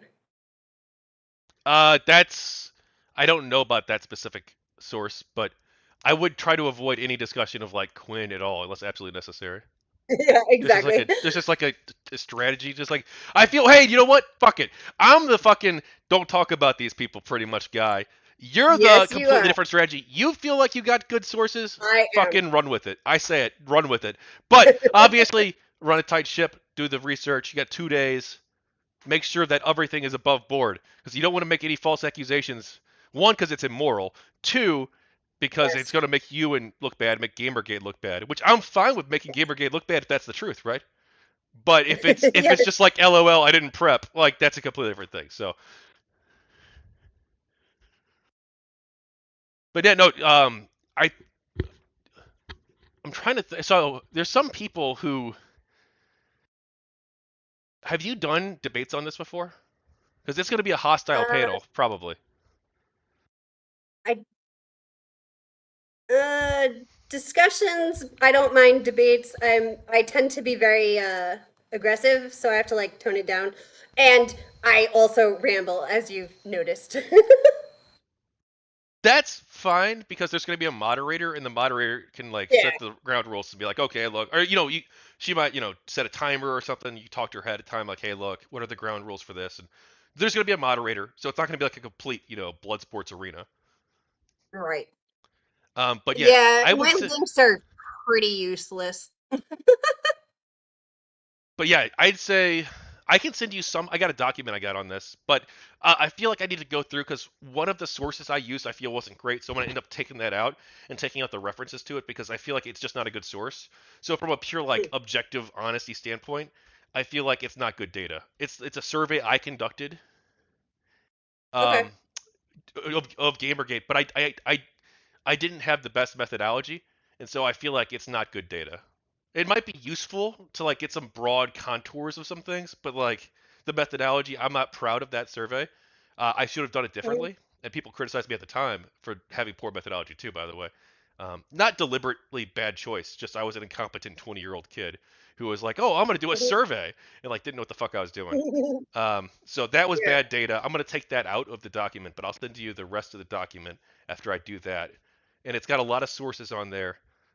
But that's just it's only covering a small portion of the topics that could come up related to GG. So Okay.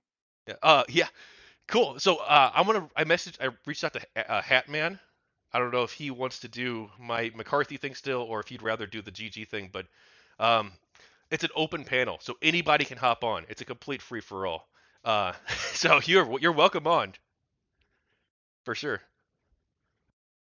Like I said, admittedly, if it comes to McCarthy, I'm just kind of like, ha ha ha Oh no, I ha. mean her panel is gonna be a free for all. Well, mine's a free for all too. They're both Yeah, free for alls. But yeah, if you're serious, I think we need to have good representation on this. If you think you can represent GamerGate, if you can think you can make the arguments about the truth about GamerGate well, then I think it would be awesome to see that happen. And I might I even like do. review your debate performance live on stream after my panel, or not Review after, but my like performance, be like, yeah, Cece, you suck at like recalling the exact details, which is very true. I'm so bad at it. I have my personal notes, which is how I remember most things because I fucking wrote like crazy shit. My whole like medium on stuff is like unbelievably stupid. Like, hang on. I'm actually pretty proud of this one, this stupid thing. So I told you how I have the T-shirt with all the female characters and stuff. yeah. I wrote a medium because back in 2017 they also did it again of like gamers don't like women because there's not enough women in video games, and it was like the dumbest fucking shit because obviously women are in video games. What are you talking about? Where is Tachyon? But yeah, send it to me and Yeah, I have it in. So like my medium posts are just I have a lot of them. it's good you saved this stuff after all these years. I deleted almost all my videos from back in the day. So I really regretted that too. It was a horrible decision. I wish I Yeah, didn't do it. I if anything, my problem is I do not delete enough. Don't delete the Really, GG stuff. really It's should. historical evidence. People could use this to prove that Gamergate wasn't what they said in the future. The historians will Yeah, write a new this one like chapter on I this, maybe. so like one of the first ones I wrote was just how I came into GG and went the other way. And uh And then like one of the other ones I think is like 2015, but it's talking about the ethics of Gamergate. Because that was becoming like more and more of a meme where they were just like, lol, it's not real. Nobody cares about ethics in games journalism. I was like, bro, I do. I always will. I care about ethics and like everything. Because like, I used to have like Smoker from One Piece as my thing, and his jacket on the back has justice on it, and I'm always like, justice. That's my thing. So All right. Do you mind if we jump back into the thing, or did you want any more? by all means, Okay. Okay. lightning round. Let's go. All right. Do you think most people in Gamergate did a good job condemning harassment? Yes. If you saw someone, you already talked about this a little bit, but you can go into more detail if you want. If you saw someone on your side, quote unquote, doing something you thought was bad, how would you handle that situation? Like I said, we were part of the anti-harassment sort of group. We would send messages both to them directly saying, "Hey, why are you doing this? Calm the hell down." I even had some like I wasn't harassing ever, and they weren't that extreme on it, but they would like talk to me to calm me down if I was getting really worked up. Because at one point I got very mad that somebody had like specifically targeted me. So I was like really venting, and they were just like, all right, breathe, breathe, calm down. And so we also did that with others to try and talk them through it. Uh, and if it was clear, like for instance, a lot of the trolling, doxing, automatically Bill Wagner crew, just report them. You know, it's amazing actually that Twitter didn't really do shit about like these people. It like really is actually like the third party Really trolls. didn't, yeah. Like they were so openly and brazenly harassing and doxing people, like in the open. Like they weren't even trying to hide it. They'd be bragging about it on Twitter, and like Twitter would just do nothing most of the time. Yep. Like I understand the anti-gamergators' frustration with that, like because like they're harassing them too, and like Yep. they're like, well, Twitter's not doing anything. It's like, yeah, they're not. They're really not. They're like I actually have a crazy guy who's been stalking me for like he's like I think he was from GG Revolt. I don't know. Maybe he's a third party troll, but I'm pretty sure I know who he is. I have a suspicion at least of who he is.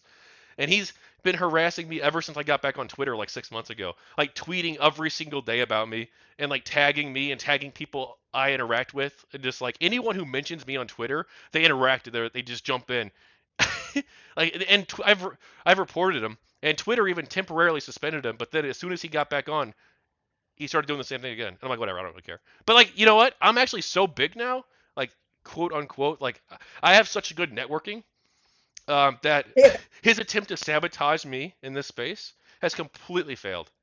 It's completely and utterly failed. Like I'm getting conversations with I've got over 20 Gamergate people booked. I'm getting conversations with some of the Yeah. big streamers in this space. Like I talked with Yeah. Counterpoints the other day. I've talked with Stardust. I talked with food shops. I'm setting up a panel with like 8 people who are interested in it.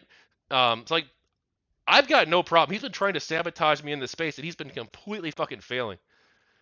But like, why are you still obsessed with me after like 9 years? Like, dude, like, what the fuck, dude? Like, move on with your life. Holy shit, Yeah. it's weird. It's sad. It's kind of sad. It is. I know you've talked about the harassment you received already.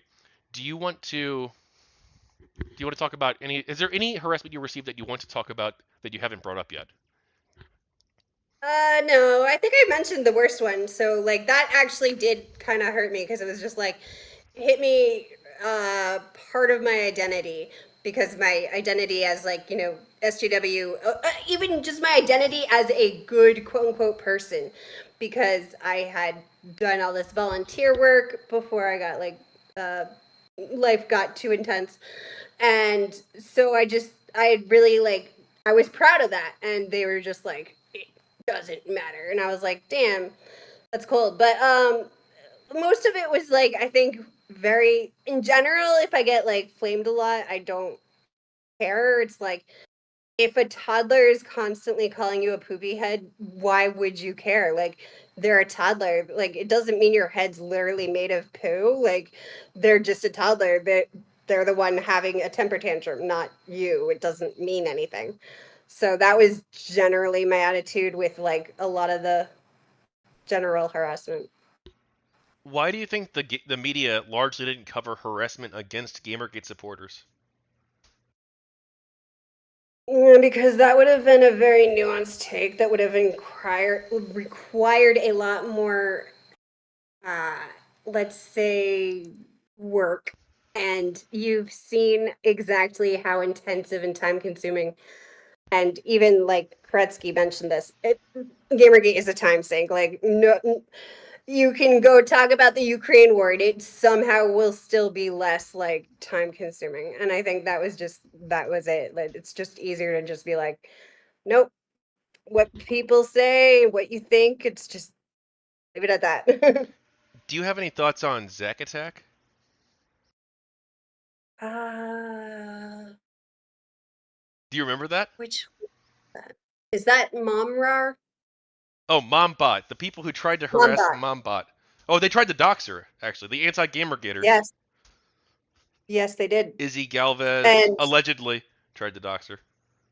and And other people too. Like it was like what, like 10 people. I'd have to pull up the exact number, but it was a lot of anti-Gamergate people in this private yeah, chat and room. they had like a whole thing explaining that they had created like a fake account to trick them or Yeah, something. it was a whole ruse. It was great though. Yeah, It was exactly. like the greatest psyop of all It was time. really funny. But to their credit, Gamergazi did condemn. Gamergazi did condemn Zek Attack. Oh, good. We don't uh, we don't get credit when we condemn the bad actors on our side, but they did condemn the Yes. bad actors on their side, so I will give them credit there. Yep. What do you think of the term sea lioning and how some Gamergate critics use the term? Accurate. I even said this like back then. It's like, yeah, we were kind of doing that. Like, in order to be polite, we were also being like very civil. Now, I do think it's unfair to think you can just go on Twitter hashtag and be like, sup, you fucking nerds who like, you suck and you harass women. Yeah, you misogynist gamers, and then run away and be like, no, don't talk to me. I just because it's a public space doesn't mean you get to talk to me. You're annoying me. Like, calm the hell down. Like I said. But I will admit that, yeah, like it could be very annoying if you just think you're just casually talking about it, but you use the word, because sometimes with Twitter, it doesn't always include the hashtag. So if you weren't including the hashtag and you were just like talking about it casually, and someone else like just randomly pops up and is like, sir, can you please point us to the harassment, because I am part of the anti-harassment crew and we wish to report all harassment. Like, that's fucking weird, I'll admit it. Like, No, yeah, no, it's that's a fucking public weird. forum. If you post on a public forum and say, wow, those Gamergaters are misogynist harassers, and you're part of the harassment patrol, and you're like, hey, please point these people out. I want to make sure that we get this stuff off Twitter and we have a safer community for Okay, like I everybody. said, That's great. I think that's a that good is what I approach. That's a did. fair approach. It's a public statement in a But public forum. it was part of Twitter. Like, there's a difference between the hashtag and then people just like mentioning it. Because sometimes if you searched for somebody like mentioning it, if you mention it, but you're not even using like the hashtag and you're not saying like the whole word, even just like, yeah, some of these gamers are really harassing me. People will be like, oh, who's harassing you? I will try and help you. Definitely some of them who No. were just like, one, they were making shit up. And so that definitely kind of showed that they were making shit up and they were kind of upset about that. I'll definitely say that. I had saved one of those conversations because I was like, head was like so fucked up from like the conversation where I was like, I had switched from into my smoker icon to switch back to my Facebook like real life photo, because it was like they kept thinking I was a man and they were treating me more aggressively than they would have if they knew I was a woman. So I had to switch icons just for this thread, and I don't have the thread saved, which I regret. I wish I did, because it was fucking mental, and it Can was we like I wrap it was up? And literally asking people like, I've got 10, 14, 20, 24 more questions. I'm going to skip some of them, damn I it, think. that's a lot of questions. All right, lightning But, round. all right, all right, all right. What do you think of how the media covered Gamergate? It was terrible. I think we covered that though. Yeah. I'm gonna skip some, but did you said you reached out to some Yeah, journalists about this to correct misinformation, right? I did. Yes, it did not. Did they reply at all? I usually they would. I think they actually had like the word filtered so that if you mention it at all, it just goes into the trash. A few journalists I talked to, I tried to be like, okay, but it's not as bad as you think and stuff. I know, for instance, my dad also tried to talk to a few and it didn't go well. I did eventually give up with a lot of the journalists. I was just like, I'm done. Like, I'm just gonna view it as like ethics on all things and just ignore the Gamergate half. I understand where they're fucking up themselves, but I'm just not gonna deal with it. Oh, thanks for the raid, Stardust. By the way, I appreciate it.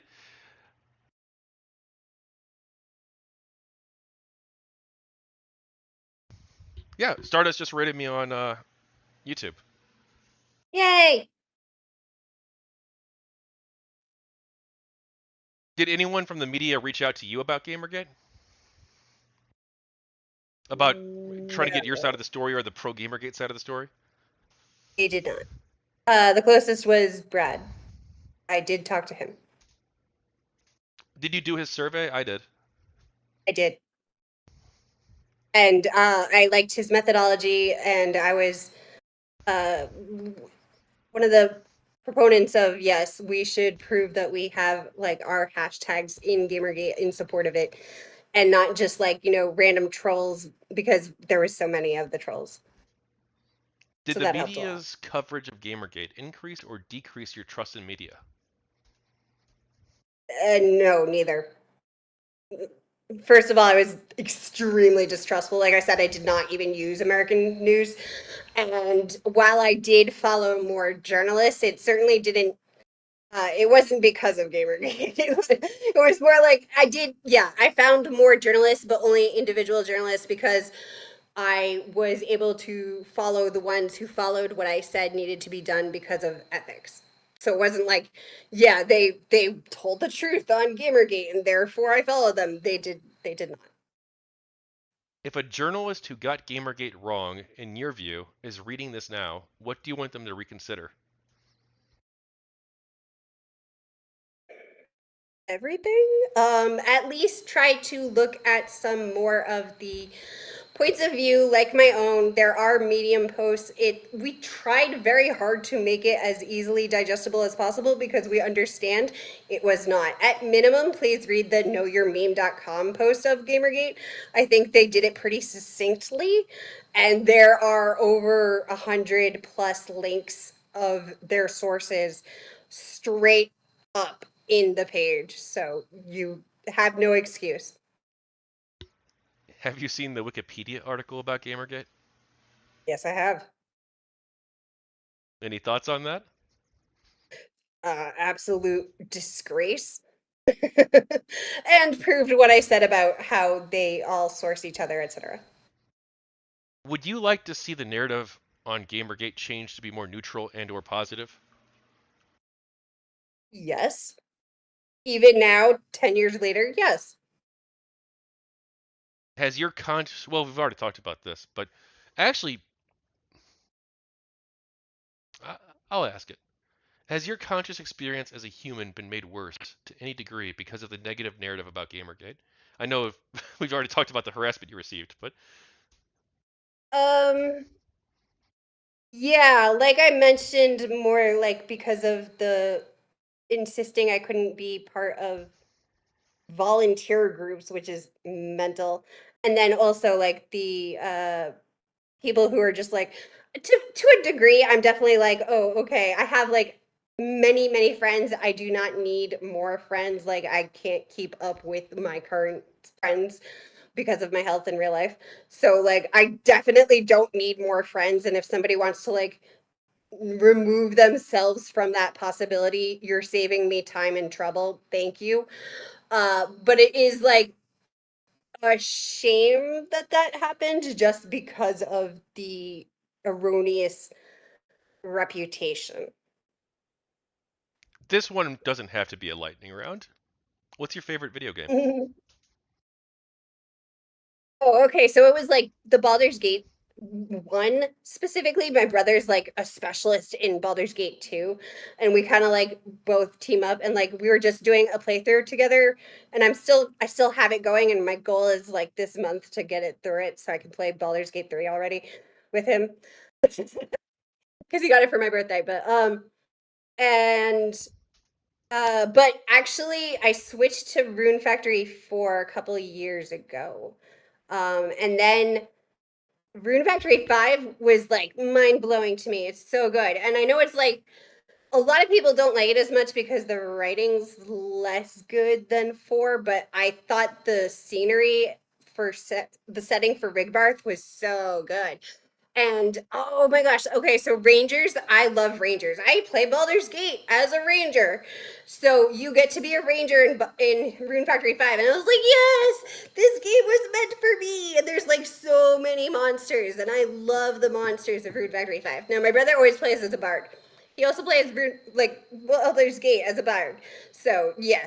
So he's always like, I'm all about the characters following me around to my music. And so he plays Rune Factory like that. But he has troubles with Rune Factory 5 because it's slightly less top down. And that is something he's very happy about with Baldur's Gate 3. It is still top down, despite a lot of camera angles switching and so forth. And then I also, let's see, I love I just said it. Oh, Tellius series of Rune Factory. The entire Warrior series, like, do not get me started on Oda Nobunaga. I will go for years and I still won't be done. Any game with Oda Nobunaga, so like Nobunaga's Ambition and like Pokemon Conquest, like fucking love these games and have played them way too many times. Let's see. Yes. And then also I loved Pokemon Ranger, which is the other reason I was saying like Rune Factory 5 is like built for me because my favorite other Pokemon game than Pokemon Conquest was Pokemon Ranger. I was like, yeah, Rangers. That's my thing. I've never played the Rune Factory games or Baldur's Gate. I played Planescape Torment very briefly as a child. Planescape Torment is so good. Yeah. I when I was middle school, my dad we kept begging my dad like switch to CD drive because at the time we were still using fucking floppy disk, man. And it was like the 90s. So there was like not really an excuse. But we finally convinced him, and the first game he gets is Baldur's Gate, and it's got 6 fucking CDs. And I'm like, what the shit? I fucking love that game. I do not actually like so I have the enhanced edition on Steam and I haven't gotten all the achievements, which is my new other goal. And I don't actually like the enhanced graphics very much. I actually have to go back and revert it to the old school because the new graphics hurt my head, which blows.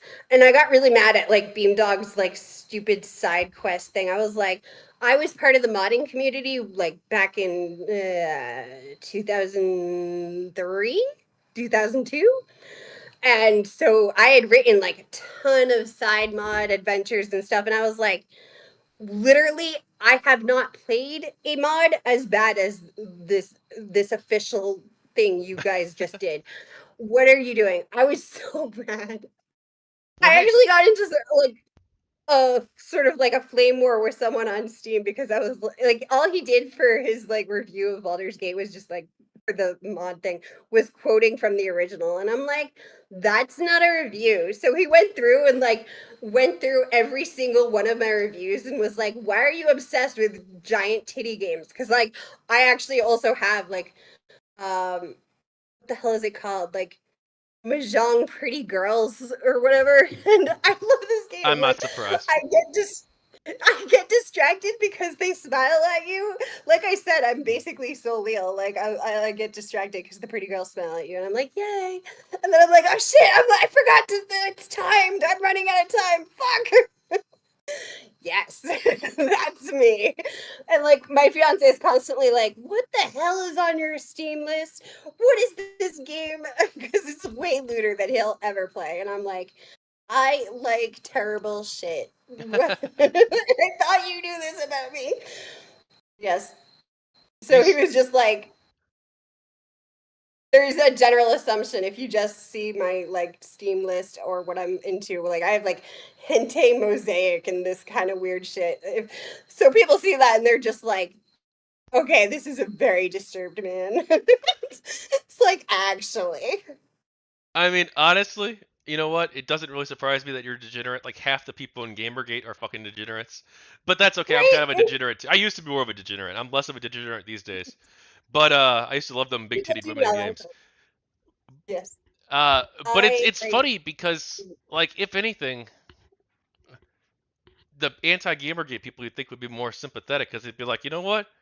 I understand that we're trying to get some of them wanted to get rid of like big-titted women in games, and like if people like that, obviously they're gonna push back against you. Like it just makes sense. And obviously that's not everybody in anti-GamerGate, of course, but some people in anti-GamerGate did want to get rid of that sort of thing or reduce its prevalence. So it's Indeed. you should expect a pushback, like, even if you disagree with us on like the censorship stuff or artistic freedom, quote unquote, whatever, right? Like even if you disagree with us completely, like at least understand that like you're taking away something that people love and cherish, and like there's going to be some blowback. Not that For that me justifies too, any it's harassment under any circumstances, of course. I agree 1,000%. indeed. But like people can disagree with you. Yes. Well, and again, in my case, it isn't even just like I like to view big titties, like I do, but also I consider it cultural imperialism because I consider one that women should be allowed to be topless, which is a very extremist position in our current society, I acknowledge, and not a popular position for the last like 500 years, especially going further back if you go all the way to like Roman era. But and then like two, I think like women should be free to claim their own ideas of what their the way they present themselves is. So like one of the interviews I was reading too was like the most popular porn star in the world and how she no longer dates and she's actually like she used to want kids and now she doesn't because she's the most famous porn star in the world. And I just thought that was really, really sad. And like a lot of men were just like, well, yeah, that's what fucking happens, like consequences. And I'm just like, okay, but imagine if we didn't have that kind of world where it was just like sex work is work and you're just like, it's like any other job and you're not like considering it like a moral failing that should be punishing a person for it. Like that's fucked up and I think you should probably see it that way. Like, I don't think men should also have to do very, very dangerous work that is often lethal. Like, that's also not great. All right, let's go back to lightning if you don't mind, real quick. By all Can we means. finish it in the next 18 minutes? Or, well, actually, that clock's wrong. Next 16 minutes. I don't care if we go over a little bit. That's fine, actually. Um, Someone in chat says they took our booth babes. Never forget. You have any thoughts on booth babes? I like booth babes. Bring back booth babes. Is that objectifying though? Um, well, okay, so there's a difference between objectification and again sexuality. So objectifying in my opinion is very much more literal, like when you're literally using a woman as a object, okay, and you're viewing it as you possess or own the woman as you would an object rather than women are allowed to be sexy, you are allowed to also look at the sexy and appreciate the sexy and beauty.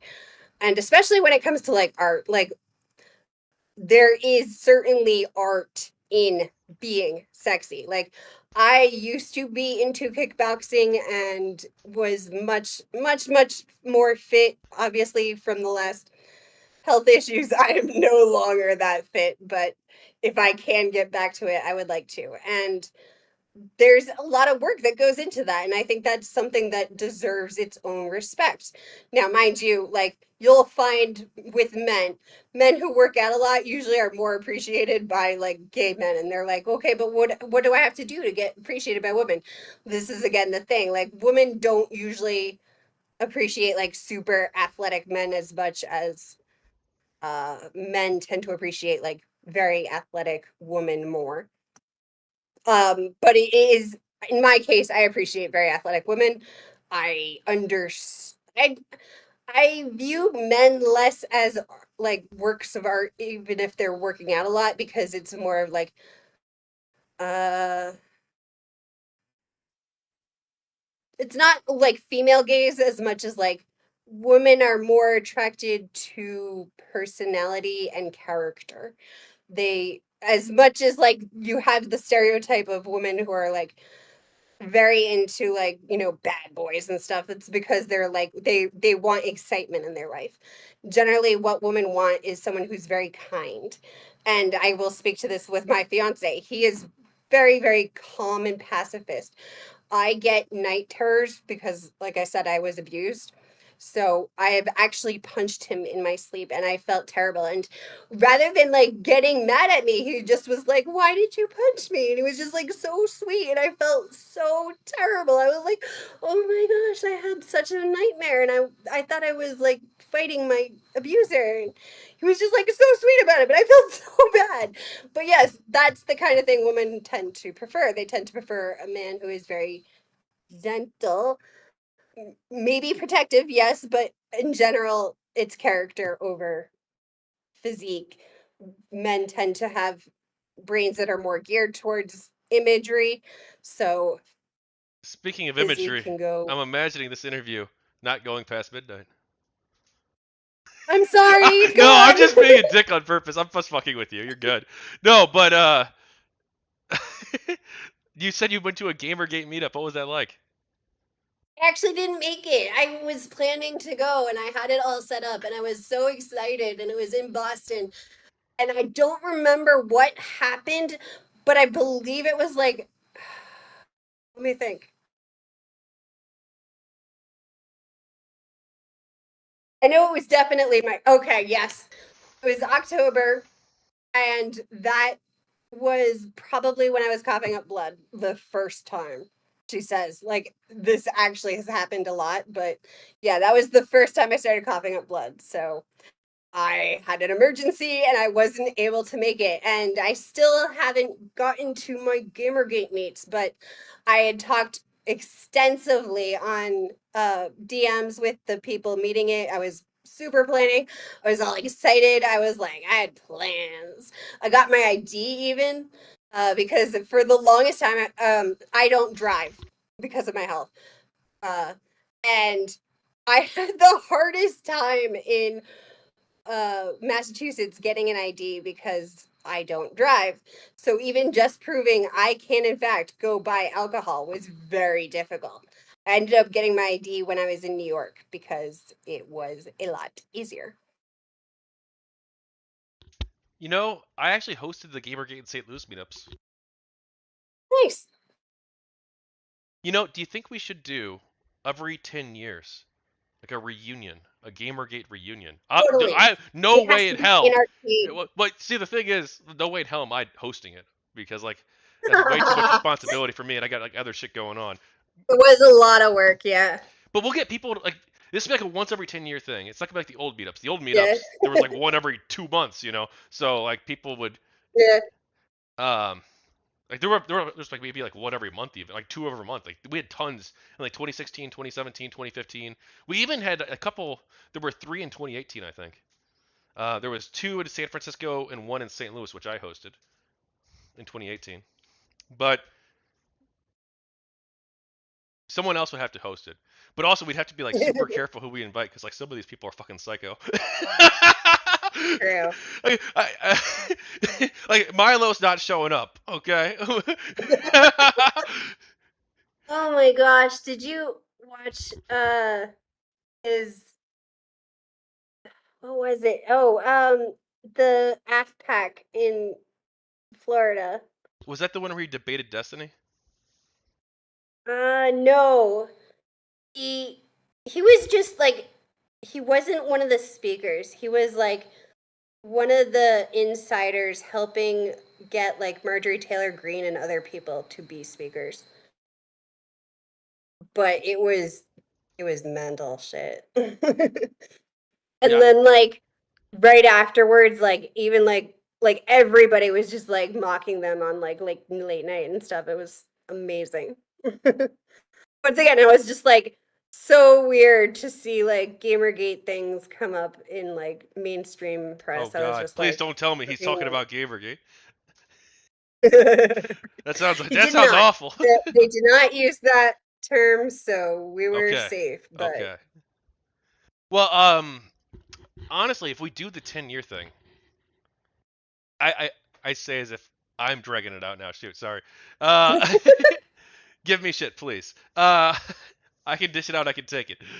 Um, but the GamerGate meetup thing every 10 years, I think it's actually a really good idea. I think it is like doing a reunion, and I don't mind that being a part of my life. I don't mind once every 10 years. Like yeah, we're all fucking 50, 60, 70 years old. We're like getting the gang back together again. I think that's cool. I think I'm okay with that actually. But yeah, man, some of those people, it's a small number, yeah, but some of those people are fucking crazy. yeah.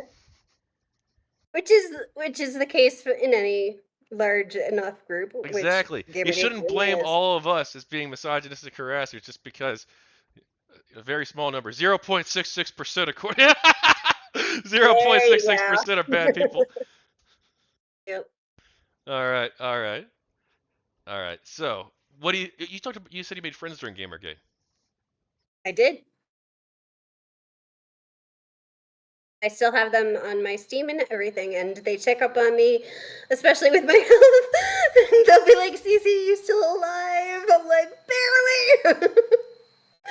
And I should also check up on a lot of them because some people are very lonely, sad people who need hugs, and I am not a good person for that, but I mean well, and I want to check up on them because I care. Do you have any thoughts on Vivian James or GamerGate related art projects? I think she's very cute. I know, oh man, I've had a lot of discussions with Anti-Gamergate about redheads and the fetishization of it, and I'm like, you should probably talk to Lena, right? Because she's a redhead, and yeah, like I'm not a redhead. I can't even dye my hair because Native American hair does not dye. Um, but yeah, like Oh, Liana Kersner?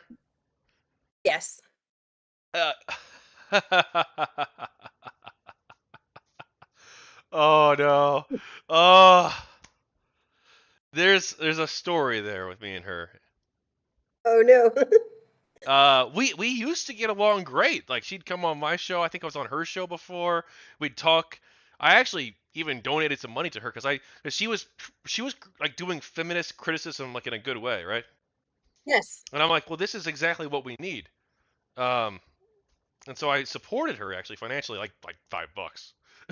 But yeah, still, like like it was important to me that I funded someone who I thought was doing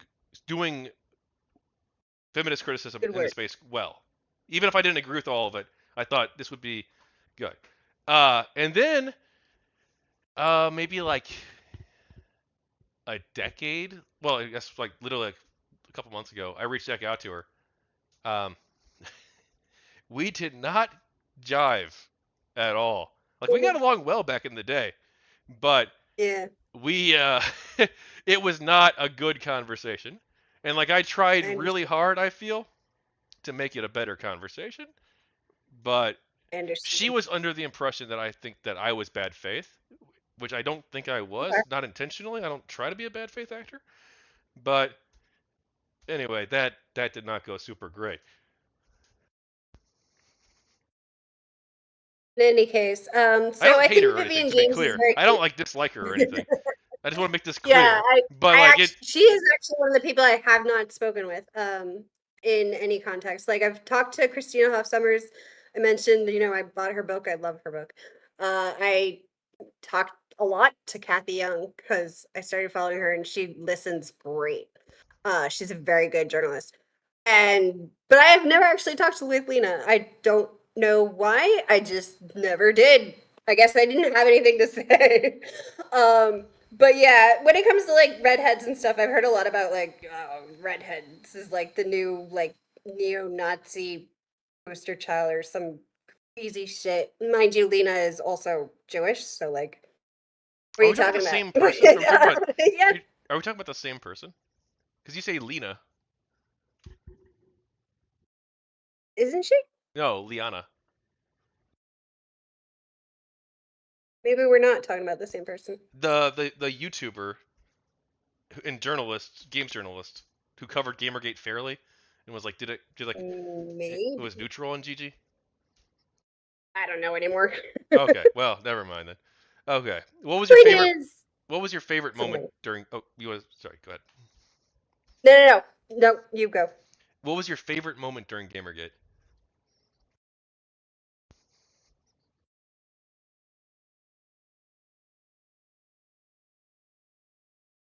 Mm. Oh, probably actually the time machine thing, or when we did the pizza thing, like right before the Super Bowl. It was just like so accidental, but we were able to actually like sort of flex our strength when it came to like uh, publicity. And it was sort of like, you really can't ignore us. And I don't think the advertisers did. I think they definitely noticed. The pizza thing during the Super Bowl? Okay, so yes, we had a whole Pizzagate thing, and we pretended to Don't use have a that mock word because argument. that's got a whole different connotation 10 years later. Oh God, it's true. I forgot. Oh man, I forgot about the stupid fucking QAnon and the child. Okay, well, That's not the Pizzagate we we're talking about, to be clear. this is the Pizzagate we're talking about. Sorry, go It on. was just like a joke thing where we created a meme of pretending we were like arguing about like pineapple pizza, just straight up. And it was like it completely flooded and created the new hashtag because we were sussing out what the algorithm was because they did start muting Gamergate hashtag, in order to save people who don't want to fucking read the Gamergate hashtag stuff. Like, I did have a lot of friends who were like, CZ, you have retweeted way too much Gamergate shit. Shut the fuck up about it. And I was like, no, I will never. My fiance too was just like, you have to stop. All I come on Twitter for is big boobs. What are you doing to my timeline? But yeah. Well, So what it was just the pretend argument about pizza, pineapple on pizza, but we were able to really one, create the new tag, two, create it trending, three, it was like right when the only thing that made the news from Twitter was exactly what was trending. And now, like, trending is just whatever fucking algorithm decides is like related to you, and it's not really globally trending at all. But back then it was actually like, the whole world was like, would see this topic is trending. So we were able to get that going. And we were able to say to advertisers, look what we can do. That's how many people are here. This is our buzz. This is our reach. You can't ignore us.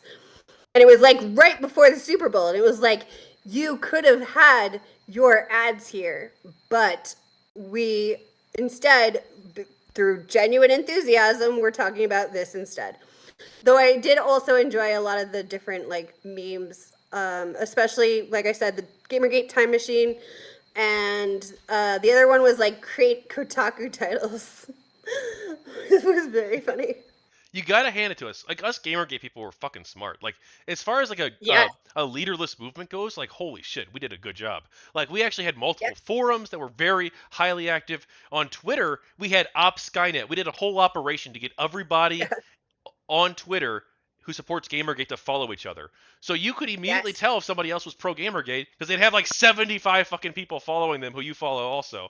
So you could immediately tell who was like a legit Gamergate person and who wasn't, who was like a third party Yep, troll too also. And then also yeah, you had different different specializations. Like some people were good at doing research on games journalists. Some people were good at Yes. publishing information. I was more publishing information at the time. Hmm. Some people were good at running, sending email campaigns. Some people were good at creating timelines and research and wikis. Some people were good at arguing on Wikipedia, right? We had a whole team of Yep. people who were just dedicated to fixing the Wikipedia article. And the anti-gamergaters had their own team too. It was like Yep. literally like the red team and blue team fighting against each other on Wikipedia to try and get the article to represent what we saw as correct and what they saw as correct. I think that ultimately they won that fight, of course. They did. Unfortunately, but like we had everyone played to their strengths and did like their own thing. Like we'd done so much, and we had people who were games journalists who were interested in games journalism. And they built a new Yes. industry with like Niche Gamer, The Escapist, Yes. Tech Raptor, like all these new sites that we created because we wanted to build a better industry. And we hit it SPJ Air. Well, that was technically Koretsky. I'm not going to take credit for that, but that was all Koretsky. Uh, but like we worked with him to help do it. Yeah. Like we really had a whole bunch of stuff. We did people doing panels at conferences. I ran panels at conferences. We had Save Yeah. Point. We had all these different things. Like as far as a leaderless movement goes, like holy cow, like we were able to like have different segments and teams working on different things at any given moment in a really well coordinated way. To be fair, don't you think that's what video games teach? Uh, some video games, yeah, a lot of video games. Most of them, yeah. Like League of Legends, even like kind of emphasizes it, and League of Legends isn't like the most, People in chat are saying Escapist educational source, predated but Gamergate. Yes, some of the websites that were yeah, pro Gamergate did predate Gamergate. That's true, but yes, they did cover Gamergate in a fair yes, way, and they also, in some yes. cases, even hired Gamergate people to work for them. So, Yes, Escapist hired Gamergate people, and I actually wasn't like I checked out Yahtzee now and again before Gamergate, but I started following him and Miracle of Sound, Gavin McGinnis, like like very hardcore after Gamergate because the Escapist really gave us the best chance they could, and I had like even been linking to some Gamergate people. Archon in August that month was having a discussion with like one of the writers about games and the hobby and misogyny, etc. So yeah, oh, I reached out to Archon. I might be interviewing him. nice. Yeah. Oh, it's past midnight, but you know what? Fuck it. Let's keep going. We're almost done. Almost done. Is it Gavin McGinnis Crunch like the time. crazy guy? Not Gavin McGinnis. What the fuck? Miracle of Sound. What is his last name?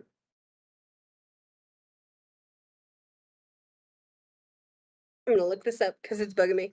I'm so bad with names too. Like I constantly like I'll get one name right and then I'll just like get the rest wrong. Are you sure it's a good idea for you to do the? Because I'm not sure it's a good idea for you to do the food shops thing. I'm not. But I'm not at all because but I'm so bad but with you know what? Like getting done. if you have somebody else there who's like, who's got tons of Able research to and is like able to like pull up fact all check this me stuff on from memory, names. you'll do well.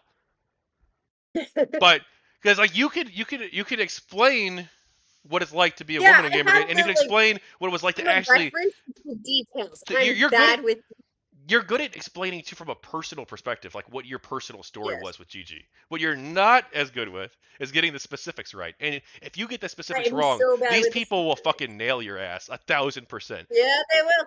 If you say Yep. if you like, you got to make sure that you are 1,000. Don't talk about an ethical violation unless you know all the details of the ethical violation. Prosecute the case. Like that, it's extremely important because they're gonna be like, okay, So like I gotta go and like look. Patricia Hernandez. What happened with Patricia Hernandez's articles? How many articles did she write? What did the articles contain? What was the conflict of interest in those articles? What was the evidence proving the relationship? Like I've got a lot of this stuff saved in a document. I can probably Yeah. Deep Freeze is also an amazing resource. But Yes, I remember the deep freeze. I have it. Hang on, right on my bar. Where is it? Right here. Corruption is uh oh, uh oh, oh, she got disconnected.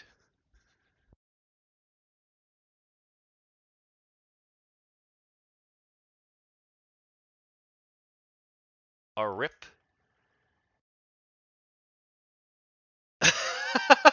Okay. Uh, well, she can't rejoin this room unless I drag her in, so. Back up deep freeze just in case. There's archives of it, like web.archive.org.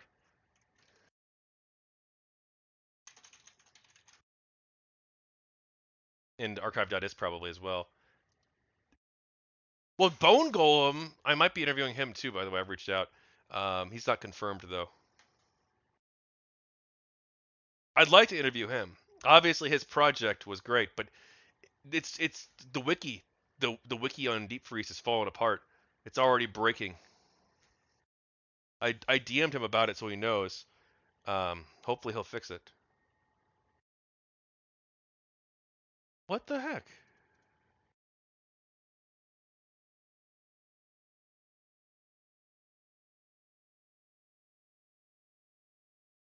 Oh, okay, it's black screen because okay, that's why it's a black screen because I left that room.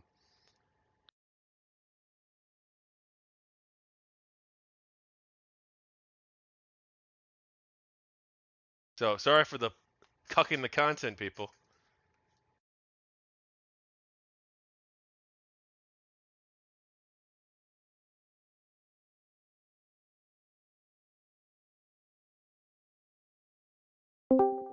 Hey, Hi, sorry. I was like, oh shit, I don't want to open it on this, and then it would just it did it anyway, and I was like, fuck it.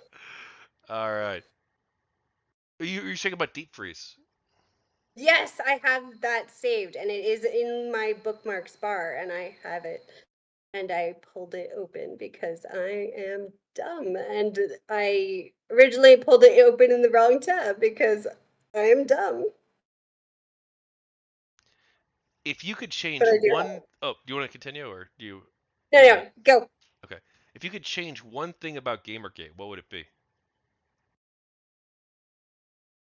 bigger. Honestly, I've heard a lot of answers on this question. Some people are like, "Oh, if you just don't have Milo," or whatever. I think the real answer. Here, I'm gonna drag you to the private room real quick. All right, we're private.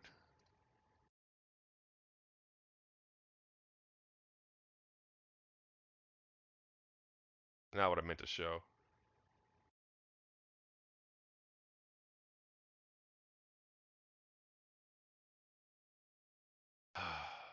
Why isn't it? Oh, okay. I gotta pop it out. That's why.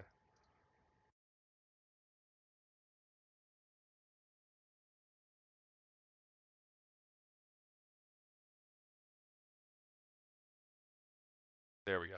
Okay. All right. Sorry about that. Are we good? JT says I would do an interview, but I'm not so sure people want me in this book. Why would people want you in the book, JT? I think you did not. I'm not mistaken, friend. Hang on.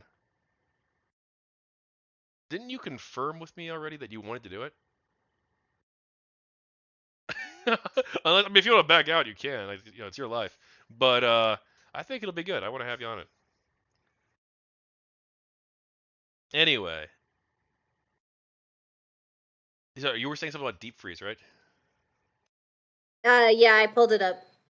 Okay. So I do have it. I just pulled it open in the wrong tab because, yeah. Oh, to change one thing about Gamergate. I'd like to hear And your I answer had said, first. make it bigger. Make it bigger. I've heard a lot of answers on this. That's the first I've heard about people making it bigger. Um, Yeah. is that a real answer or is that really the? Real answer. I think in general, I was always saying, like, okay, well, I'm not in this just for games journalism because I think in general that can be easily, I wouldn't say easily solved, but you can certainly either just not read reviews by games journalists or just like ignore game news, or I still think it has the problem with the publisher being the like journalists are the go between the audience and the publisher, and that's a huge problem. But My thing was always, I'm in this for all journalism. I always have been. This predates, Gamergate for me.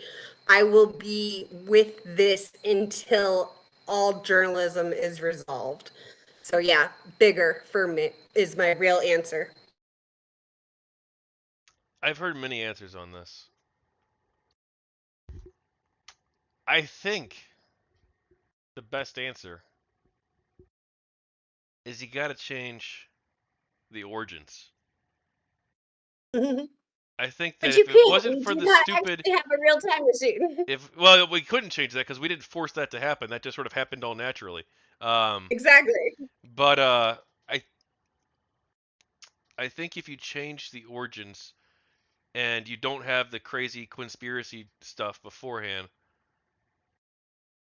I think it would have turned out maybe different. I don't, maybe not actually.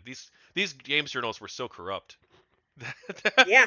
And like the people who believed that video games that have sexy women in them and big breasted characters that those games should stop being made, like those people still existed, and they still would probably really dislike people who disagreed with them on that and probably treat them poorly. Some of the people would. So like the people on both sides, right? You'd have people who harass the social justice warrior people and people who harass the GamerGate people or whatever. Like maybe it wouldn't change anything actually. I don't know. But I feel like that's the point where the GamerGate people are the weakest in terms of their argument because like I don't you obviously see the Zoe post things differently. But like I view it as Yes. like kind of shitty behavior to like make this stuff public. But again, I haven't read the whole thing. Maybe it's more nuanced than that. I don't fucking know. But I don't really care at this point. No, I mean like I don't. It was fucking 9 years ago, and I don't think it's I relevant to understand. Gamergate. I don't think it's relevant to the movement, and I don't want to fucking talk about it. But the fact that like it wasn't like great, I think, in my view, and some people's view, I think that sours the conversation. And I think that it in some cases prevents the conversation. But the games journalists probably weren't going to be like super enthusiastic to hear a bunch of people criticizing them, especially when like some of the Yeah. people criticizing them were like some of them were reasonable and other people were like fire everybody. You know, so it's tough to please a crowd like that. I get it. Yeah. But they still should have tried and like done the right thing. You should Obviously. always try to do the right thing, but don't expect everyone to unless they have like really good financial incentives. What would you have personally done differently during Gamergate? Like I said, the only thing I would have personally done differently is if I hadn't listened to the advice to try to be more mellow. If I had had the health, I also would have done a lot more streaming and specifically talking probably about the culture war stuff, but it's probably just as well I didn't because that was like right before Trump. And looking back, I kind of like worry because the right wing has really taken the culture war as their thing. So Do you think that it's the right wing pushing it, or is it like the left and the right both pushing it? I think the left wing actually, parts of the left wing started it also because, again, economic thing. Like when it came to the Occupy Wall Street thing, they also, parts of the left wing certainly used the kind of culture war issues as a distraction from the income discrepancy, which now the right wing is doing. This is not really a question I plan on asking, but I thought about bringing it up because I'm like, oh, this is a good question to ask, and then I forgot, and then I remembered it just now. So, Mhm. do you think part of the framing of this could be that Zoe Quinn was a victim of the games press? That she felt like she had to do because you could frame it that way, right? That this is an upstart indie developer who's trying to get her name out there, and she feels that she has to cozy up with these games journalists to get her game promoted, and like whether or not that's like the reality or the perception, like that's probably like not a good position for female game developers or any game developer, including male game developers, to be in. Um, where they feel like Are they you have to maybe familiar? sacrifice, like a casting couch kind of situation, I guess. Yes, that was a common theory among certain feminists about Zoe Quinn, and certainly, obviously, like my initial assumption. Um, However, are you familiar with the Fine Young Capitalists?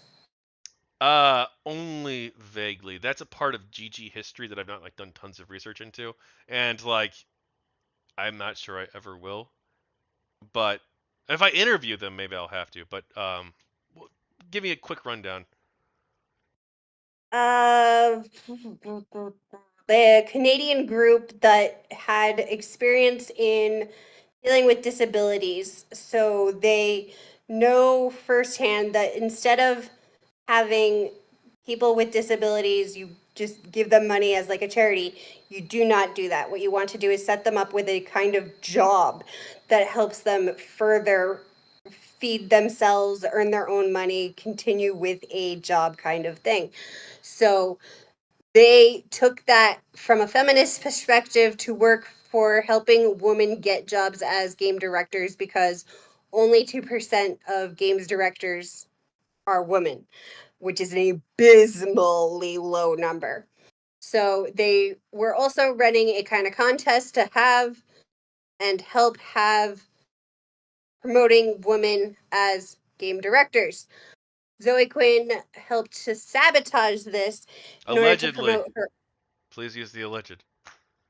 No, that's documented, and I'm pretty sure she bragged Okay. about it. Okay. So Well, hey, you not know what? gonna use allegedly. I still don't know if they can sue me for having it in the book, even though it's an interview. So you're fine. Go. All right, put it in the book as allegedly, but I'm personally saying I'm pretty sure she freaking bragged about it. I didn't know this until after GamerGate stuff. They had to like really go and show me, and they were showing again. There's See, like also if you bring stuff like this up into the debate on Sunday, like you gotta make sure you got the receipts, okay? okay. So there was an interview she no that the Fine Young Capitalist did with David Packman, where he talks about specifically what Zoe Quinn did with regards to it. Now he does not blame her for like the DDoS problems he had or other problems he had because she wasn't like the only one, but she was purposely, she had signed up to help promote and do this game contest, backed out, told others to back out, including Games Press, because they wouldn't let them continue to edit the game after the point of it being filled in for the submission of the game, which duh, but this is like she basically was purposely kind of doing things to sabotage it. This is where a lot of the 4chaners came into Gamergate. Now again, I don't use 4chan, so I didn't follow this. I didn't know anything about it. Didn't care until it continued to be shown and pop up. And the Fine Young Capitalists were funded by Gamergate people because it had been a problem. And they were trying to pick like what charity to also fund the game with because it was going to go through that. And there's a whole bunch of problems because like it was 4chan related, so everybody was like, you can't have 4chaners fund you. That's like KKK funding you, and you have to give the money back. And it was a whole big controversy. Uh, the man running it, the Fine Young Capitalist, one of the main people, like there were other people, but the one who did the interview with David Packman, he has a severe, extensive history in feminism, at least as much as I do, possibly more. And one of the things he also mentioned, so I've also followed them on Tumblr. And one of the things they mentioned too was like the various problems when you have a patriarchy, right? A patriarchy system, you do have women who will argue that my argument of yes, we absolutely should be allowed to have sexy women. Sexy woman isn't sexist, isn't sexism. However, one of the arguments is that in a patriarchal system, women are forced to objectify themselves in order to appease male roles, etc. Um, I understand that framing when it comes to Zoe Quinn specifically, but she is very much in control of her own destiny and choices. She is very good at choosing ways that aid her, and it doesn't matter who it hurts in the process. And this was, again, something I recognized in my abuser, and I had to come to very stark terms with early in Gamergate. Well, hey, I've heard this story before. I've never dug deep into the receipts. So thank you for. And if you could link me stuff. Well, I don't know if this is an aspect of GG history that I even really care about. But if you want There's to link me like, the look, by all I'm always means, down to receive archives and stuff. So send me whatever you want to send that you think is great evidence on this, and I'll sift through it. so I mentioned the Know Your Meme article before. There are fantastic receipts at the bottom of it, Okay. including the David Pakman interviews, plural, and including the one with the fine young capitalist. When it comes to the Tumblr, I noped out of Tumblr when they removed porn because we asked them to deal with the porn bots. And their answer was no more porn. And I was like, yo, I'm only on it for like porn and stuff. Like, what are you doing? And because by that time I had already lost like every single feminist friend I had on Tumblr. Like, they were all just like, she's the worst. But yeah, let me see. No, it Let doesn't have to me be see. right now. It can be later. Yeah. I'll send you that document, by the way. I took out the part where I thought it was bad data because I always try to run a tight ship with this sort of thing, and I don't want to include stuff in here that I think is going to be. It's not dishonest, but I think that because the data set isn't the greatest, that I don't feel comfortable using it as a source. I want to make sure that I use only the Understandable. best quality sources, especially since there's also better sources out there too, and I just don't think it's good data. So, but here, I'll go ahead Yes. and send you this document. Do whatever with you want, or you can just ignore it. Sorry, I'm treating it. I honestly, I don't know if you do a good job with this debate, because I don't I know don't if know you've either. Like got I said, the I'm not. debate personality, but or have enough experience with this sort of thing. But if you want to do it, I say go for it. I say 1,000%. I would like to see. I'd like to see how it goes. Sadly. No, not necessarily. Okay, here's what I'm sending you, but you can look at it later. Sorry. You can send me your Finding Capitalist sources as well. Um, anyway, Alright, we're this almost is done. their own freaking Tumblr. I haven't checked it in forever because, like I said, I stopped following Tumblr, but Okay. this is theirs. And JT, yes, we can talk 1,000%. Yeah. Um, okay. Let's say you were involved with Occupy and GamerGate. Were you involved with Black Lives Matter? Yes. Lightning? Okay. Okay. Let's say it's 10 years from now, and an online movement is looking to GamerGate, Black Lives Matter, and Occupy Wall Street for guidance on their movement. For their movement, what advice do you have for them? Okay, so remember, there will always be grifters. Be very, very careful with that. Occupy was able to sort of deal with, I think, a lot of the grifters because of the nature of it. It was kind of like saying, hey, we live in a society and we should not be subsidizing the extremely wealthy. They are doing great, but there's a lot of people starving and homeless. We should be taking care of them instead. Um, Black Lives Matter, you had the kind of opposite problem. People were like, this is an atrocity. Black people are constantly oppressed by the police because American police are literally based on the slave catching of the past. And this cannot continue. We deserve better as a nation, as a world. But instead of, funding a people thought Black Lives Matter TM, let's like go with that because it wasn't like, the people in Black Lives Matter, but it was like The a certain corrupt grifting organization. group. right, a certain group of grifting who used the Black Lives Matter were able to, they made it seem like people thought that they would be funding governmental change in like crowdsourcing like reform.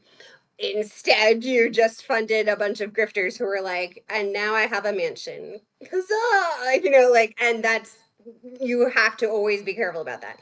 Gamergate did not have so many grifters because everybody in Gamergate is extremely skeptical in general and would constantly be like, "You grifted me, bro. You grifted me. Oh, you're a shill. You're a shill," which apparently is a thing on 4chan a lot. I don't know. I'm not a 4chaner. So I've heard this, and I think the one time I tried to use 8chan, everybody was just like, "Get out of here, shill," and I was like, I don't even know what's going on. I'm out." Well, it's So interesting because you're right about people being ultra skeptical in this space in the GamerGate community. yeah, Because like even like when the Airplay documentary guy reached out to me, yes, I was super sus. I'm like, what does this guy want? Is he a scammer? What is he? What's going on here? I was super sus. I was very abrasive about him. Like, okay, especially since like he didn't have anything very. He had some public stuff about it, but I talked to some people behind the scenes, and I'm like, hey, what do you know about the project? And like, oh, I've never heard of this before. And I'm like, okay, if I've gone to 10 people, and only two of them have heard of it, and these were like pretty active people in GG. I'm like, okay, what's going on here? But it turns out it looks like it probably is a legit project. So now I feel kind of like, okay, I was super suspicious, which is good, I guess good to have that suspicion. Um, but I'm glad that my suspicions were proven wrong. Or probably. I saw the first 30 minutes of the documentary. So I'm assuming that the rest of the like 5 hours of footage there supposedly is, I'm assuming that's all real and not just like blank screen. But from the 30 minutes I've seen, it seems legit.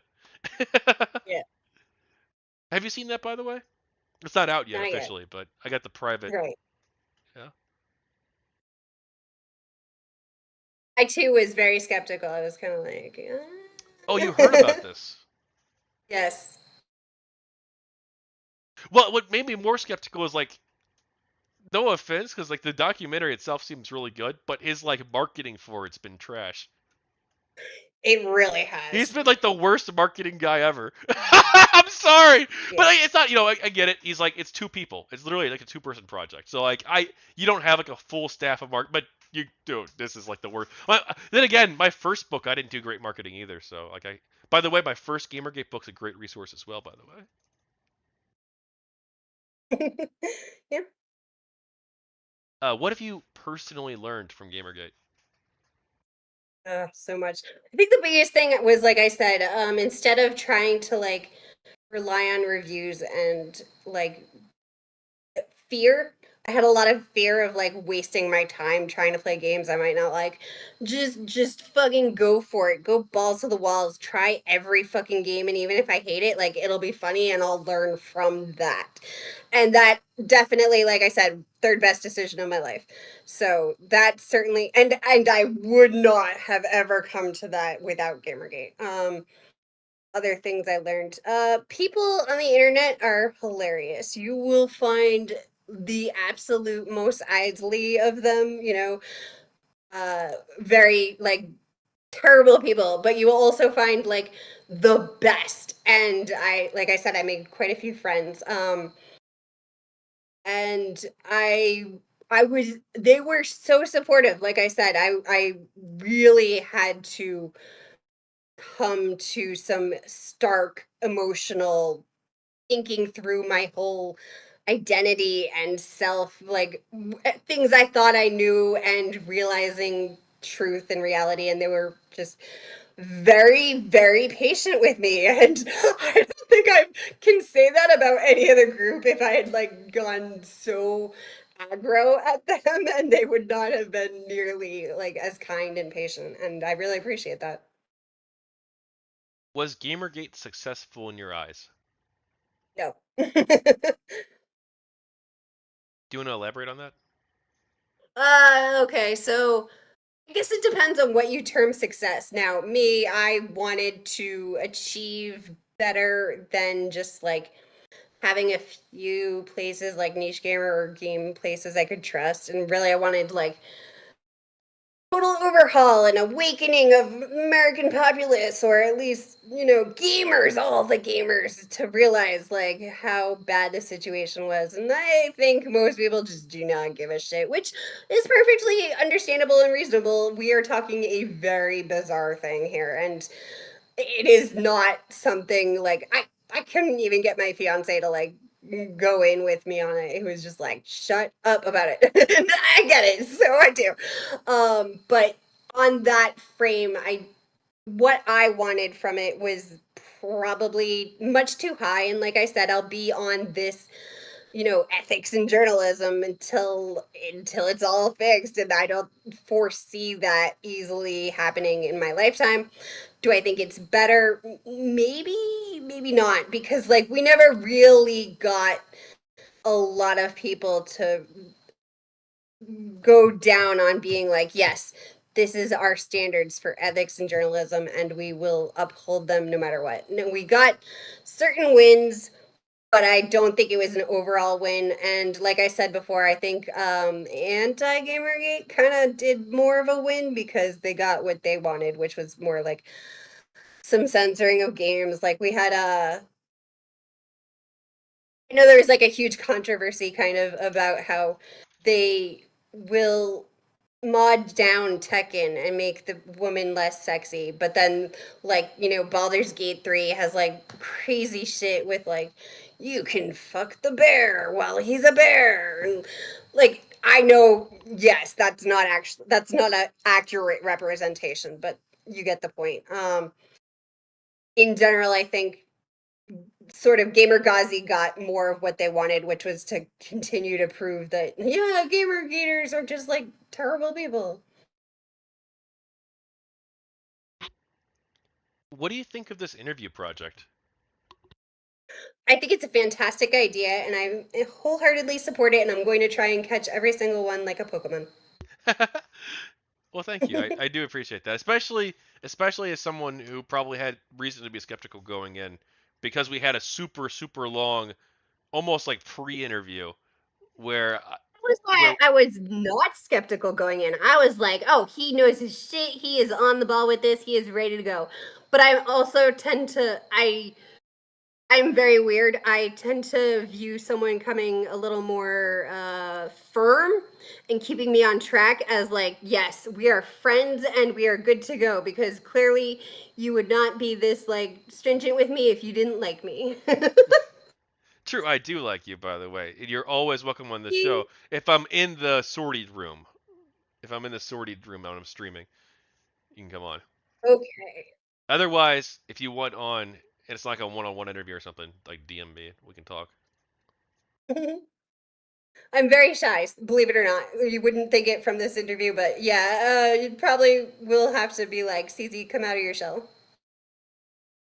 Some people reading this might. It's so funny too, because going in, I was like, "Oh, this is gonna be like, this is gonna be a total disaster." I was thinking, well, part of me thought it's gonna be an amazing interview, and part of me thought it's gonna be a total disaster. I'm like, I'm not sure which. It's gonna be one of these two, because It's I both. was thinking, no, I think the beginning, I think I allowed it to get way off topic. That's on me. I allowed it to get way too off topic, and that I also drove it off topic too on a number of occasions. The Spanish Civil War, Ukraine, like, like very much so. I was like, but I feel like that also makes for a better conversation. I feel like it's also Yeah, more that was natural. admittedly my favorite part of Gamergate was people were very, very smart, and nobody was like sitting there just being like, yeah, I only care about big boobs and like Madden. Everybody was like, yes, I am willing to talk to you about Filipino politics. And I was like, I love this. True, true. Like it's so funny too because like I was doing a panel the other day with Applebend and Food Shops, Nine Tails Fox, Leon Gunsteel, Vivian Wolf, couple other people. No, Hannah Zamora, anti Gamergator, by the way, uh, Yeah. uh, who I'm interviewing for this project, by the way. I think Tuesday. Like, But yeah, I'm interviewing her on Tuesday. That'll be a super interesting interview. My first anti Gamergate person I'm interviewing. fight Uh, win. but I was on the panel with them. Oh, it's Tuesday at 6. It's on the Discord. I don't want to. Like, I don't know what the exact. It's on the. 7 I think it's p.m. Tuesday 6 p.m. Central, Eastern. or 7 p.m. Yes. Eastern. Yeah, yeah. But I'm interviewing her.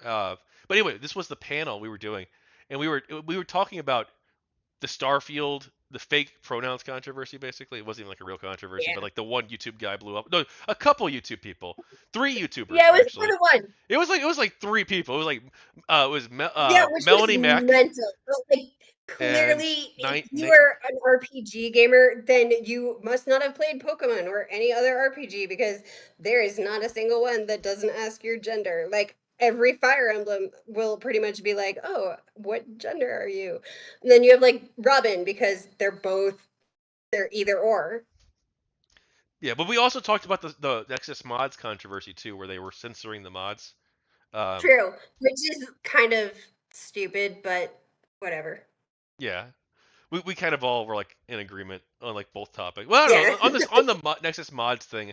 I think I was a bit more like, hey, it's their right to do it, but it's kind of dumb.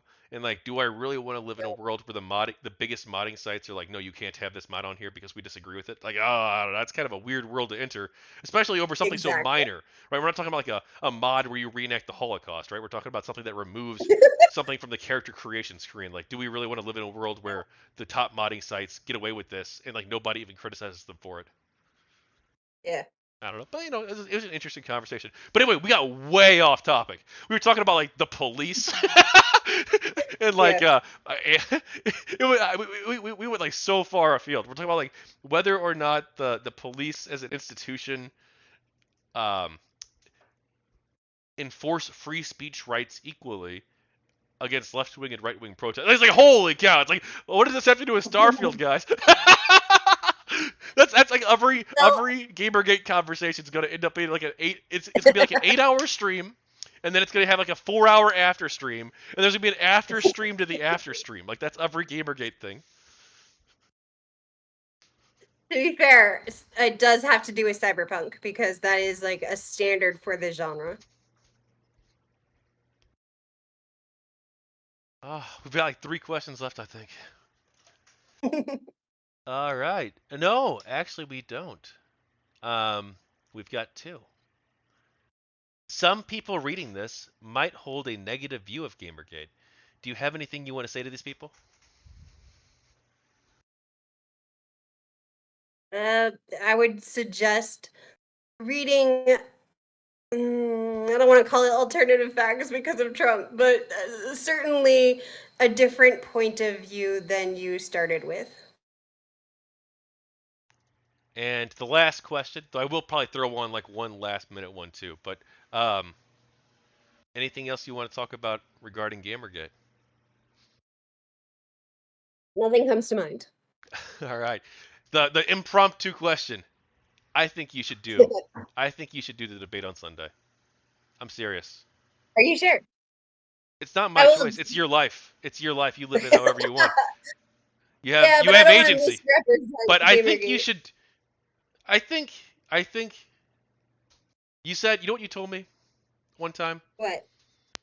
You said that I'm glad Gamergate was big enough for people like you and for people like me. Agreed. And I think that that's true. And I want you to be one of our representatives, if not our representative on that panel. I will do my best. Just believe in yourself, because Which I may be inadequate, but I will do my best. believe in yourself, be confident, do the research, which I know a lot of this stuff. I'll What have I found is you're like, I'll oh have no, it's both so this Word overwhelming, doc, and but I'll it's have open freeze, and I'll have all my Medium posts from my notes of like 10 years ago. yeah, you've got a lot of resources out there, and there's a lot of people out I there do. too. If you need to find a source for something, a lot of the old people reach out to me, reach out to Lord Nurgle, reach out to Hatman, reach out to anybody. Hey, I'm trying to remember this source. Anyone got the archive? We can try and find it for you. Okay? Yeah, the hell this file alone has like a lot of the stuff I was missing. Yeah, also my Discord server. That's a great resource too. You could ask on there. There's also a I- GamerGate history Discord server. They might have some use. Well, a couple of the people there are like legit like crazy though. But like there's also like non-crazy people there too. Maybe most of them seem cool, but there's like one or two people who are like, well, one person in particular actually, one user in particular is like nuts. Um, but hey, that's part of the GamerGate story too. You know, It a bunch is. of normal people and then like one super psycho guy. Anyway, thanks for coming on. Thanks for doing the interview. And Thank you if for you do it having on me. Sunday, good luck. Thank you. I'll probably need it. All right, take care. Oh, hey, You we can too. still talk off stream if you want for a second, but let me raid someone first. Okay. All right. You know what? I'll raid. Wait, is okay. I got raided by Stardust earlier, which is awesome. I appreciate that. I'll raid Food Shops on YouTube. Tell her Tachyon sent you, and I'll raid Jay Chisel on Twitch. Tell him Tachyon sent you as well.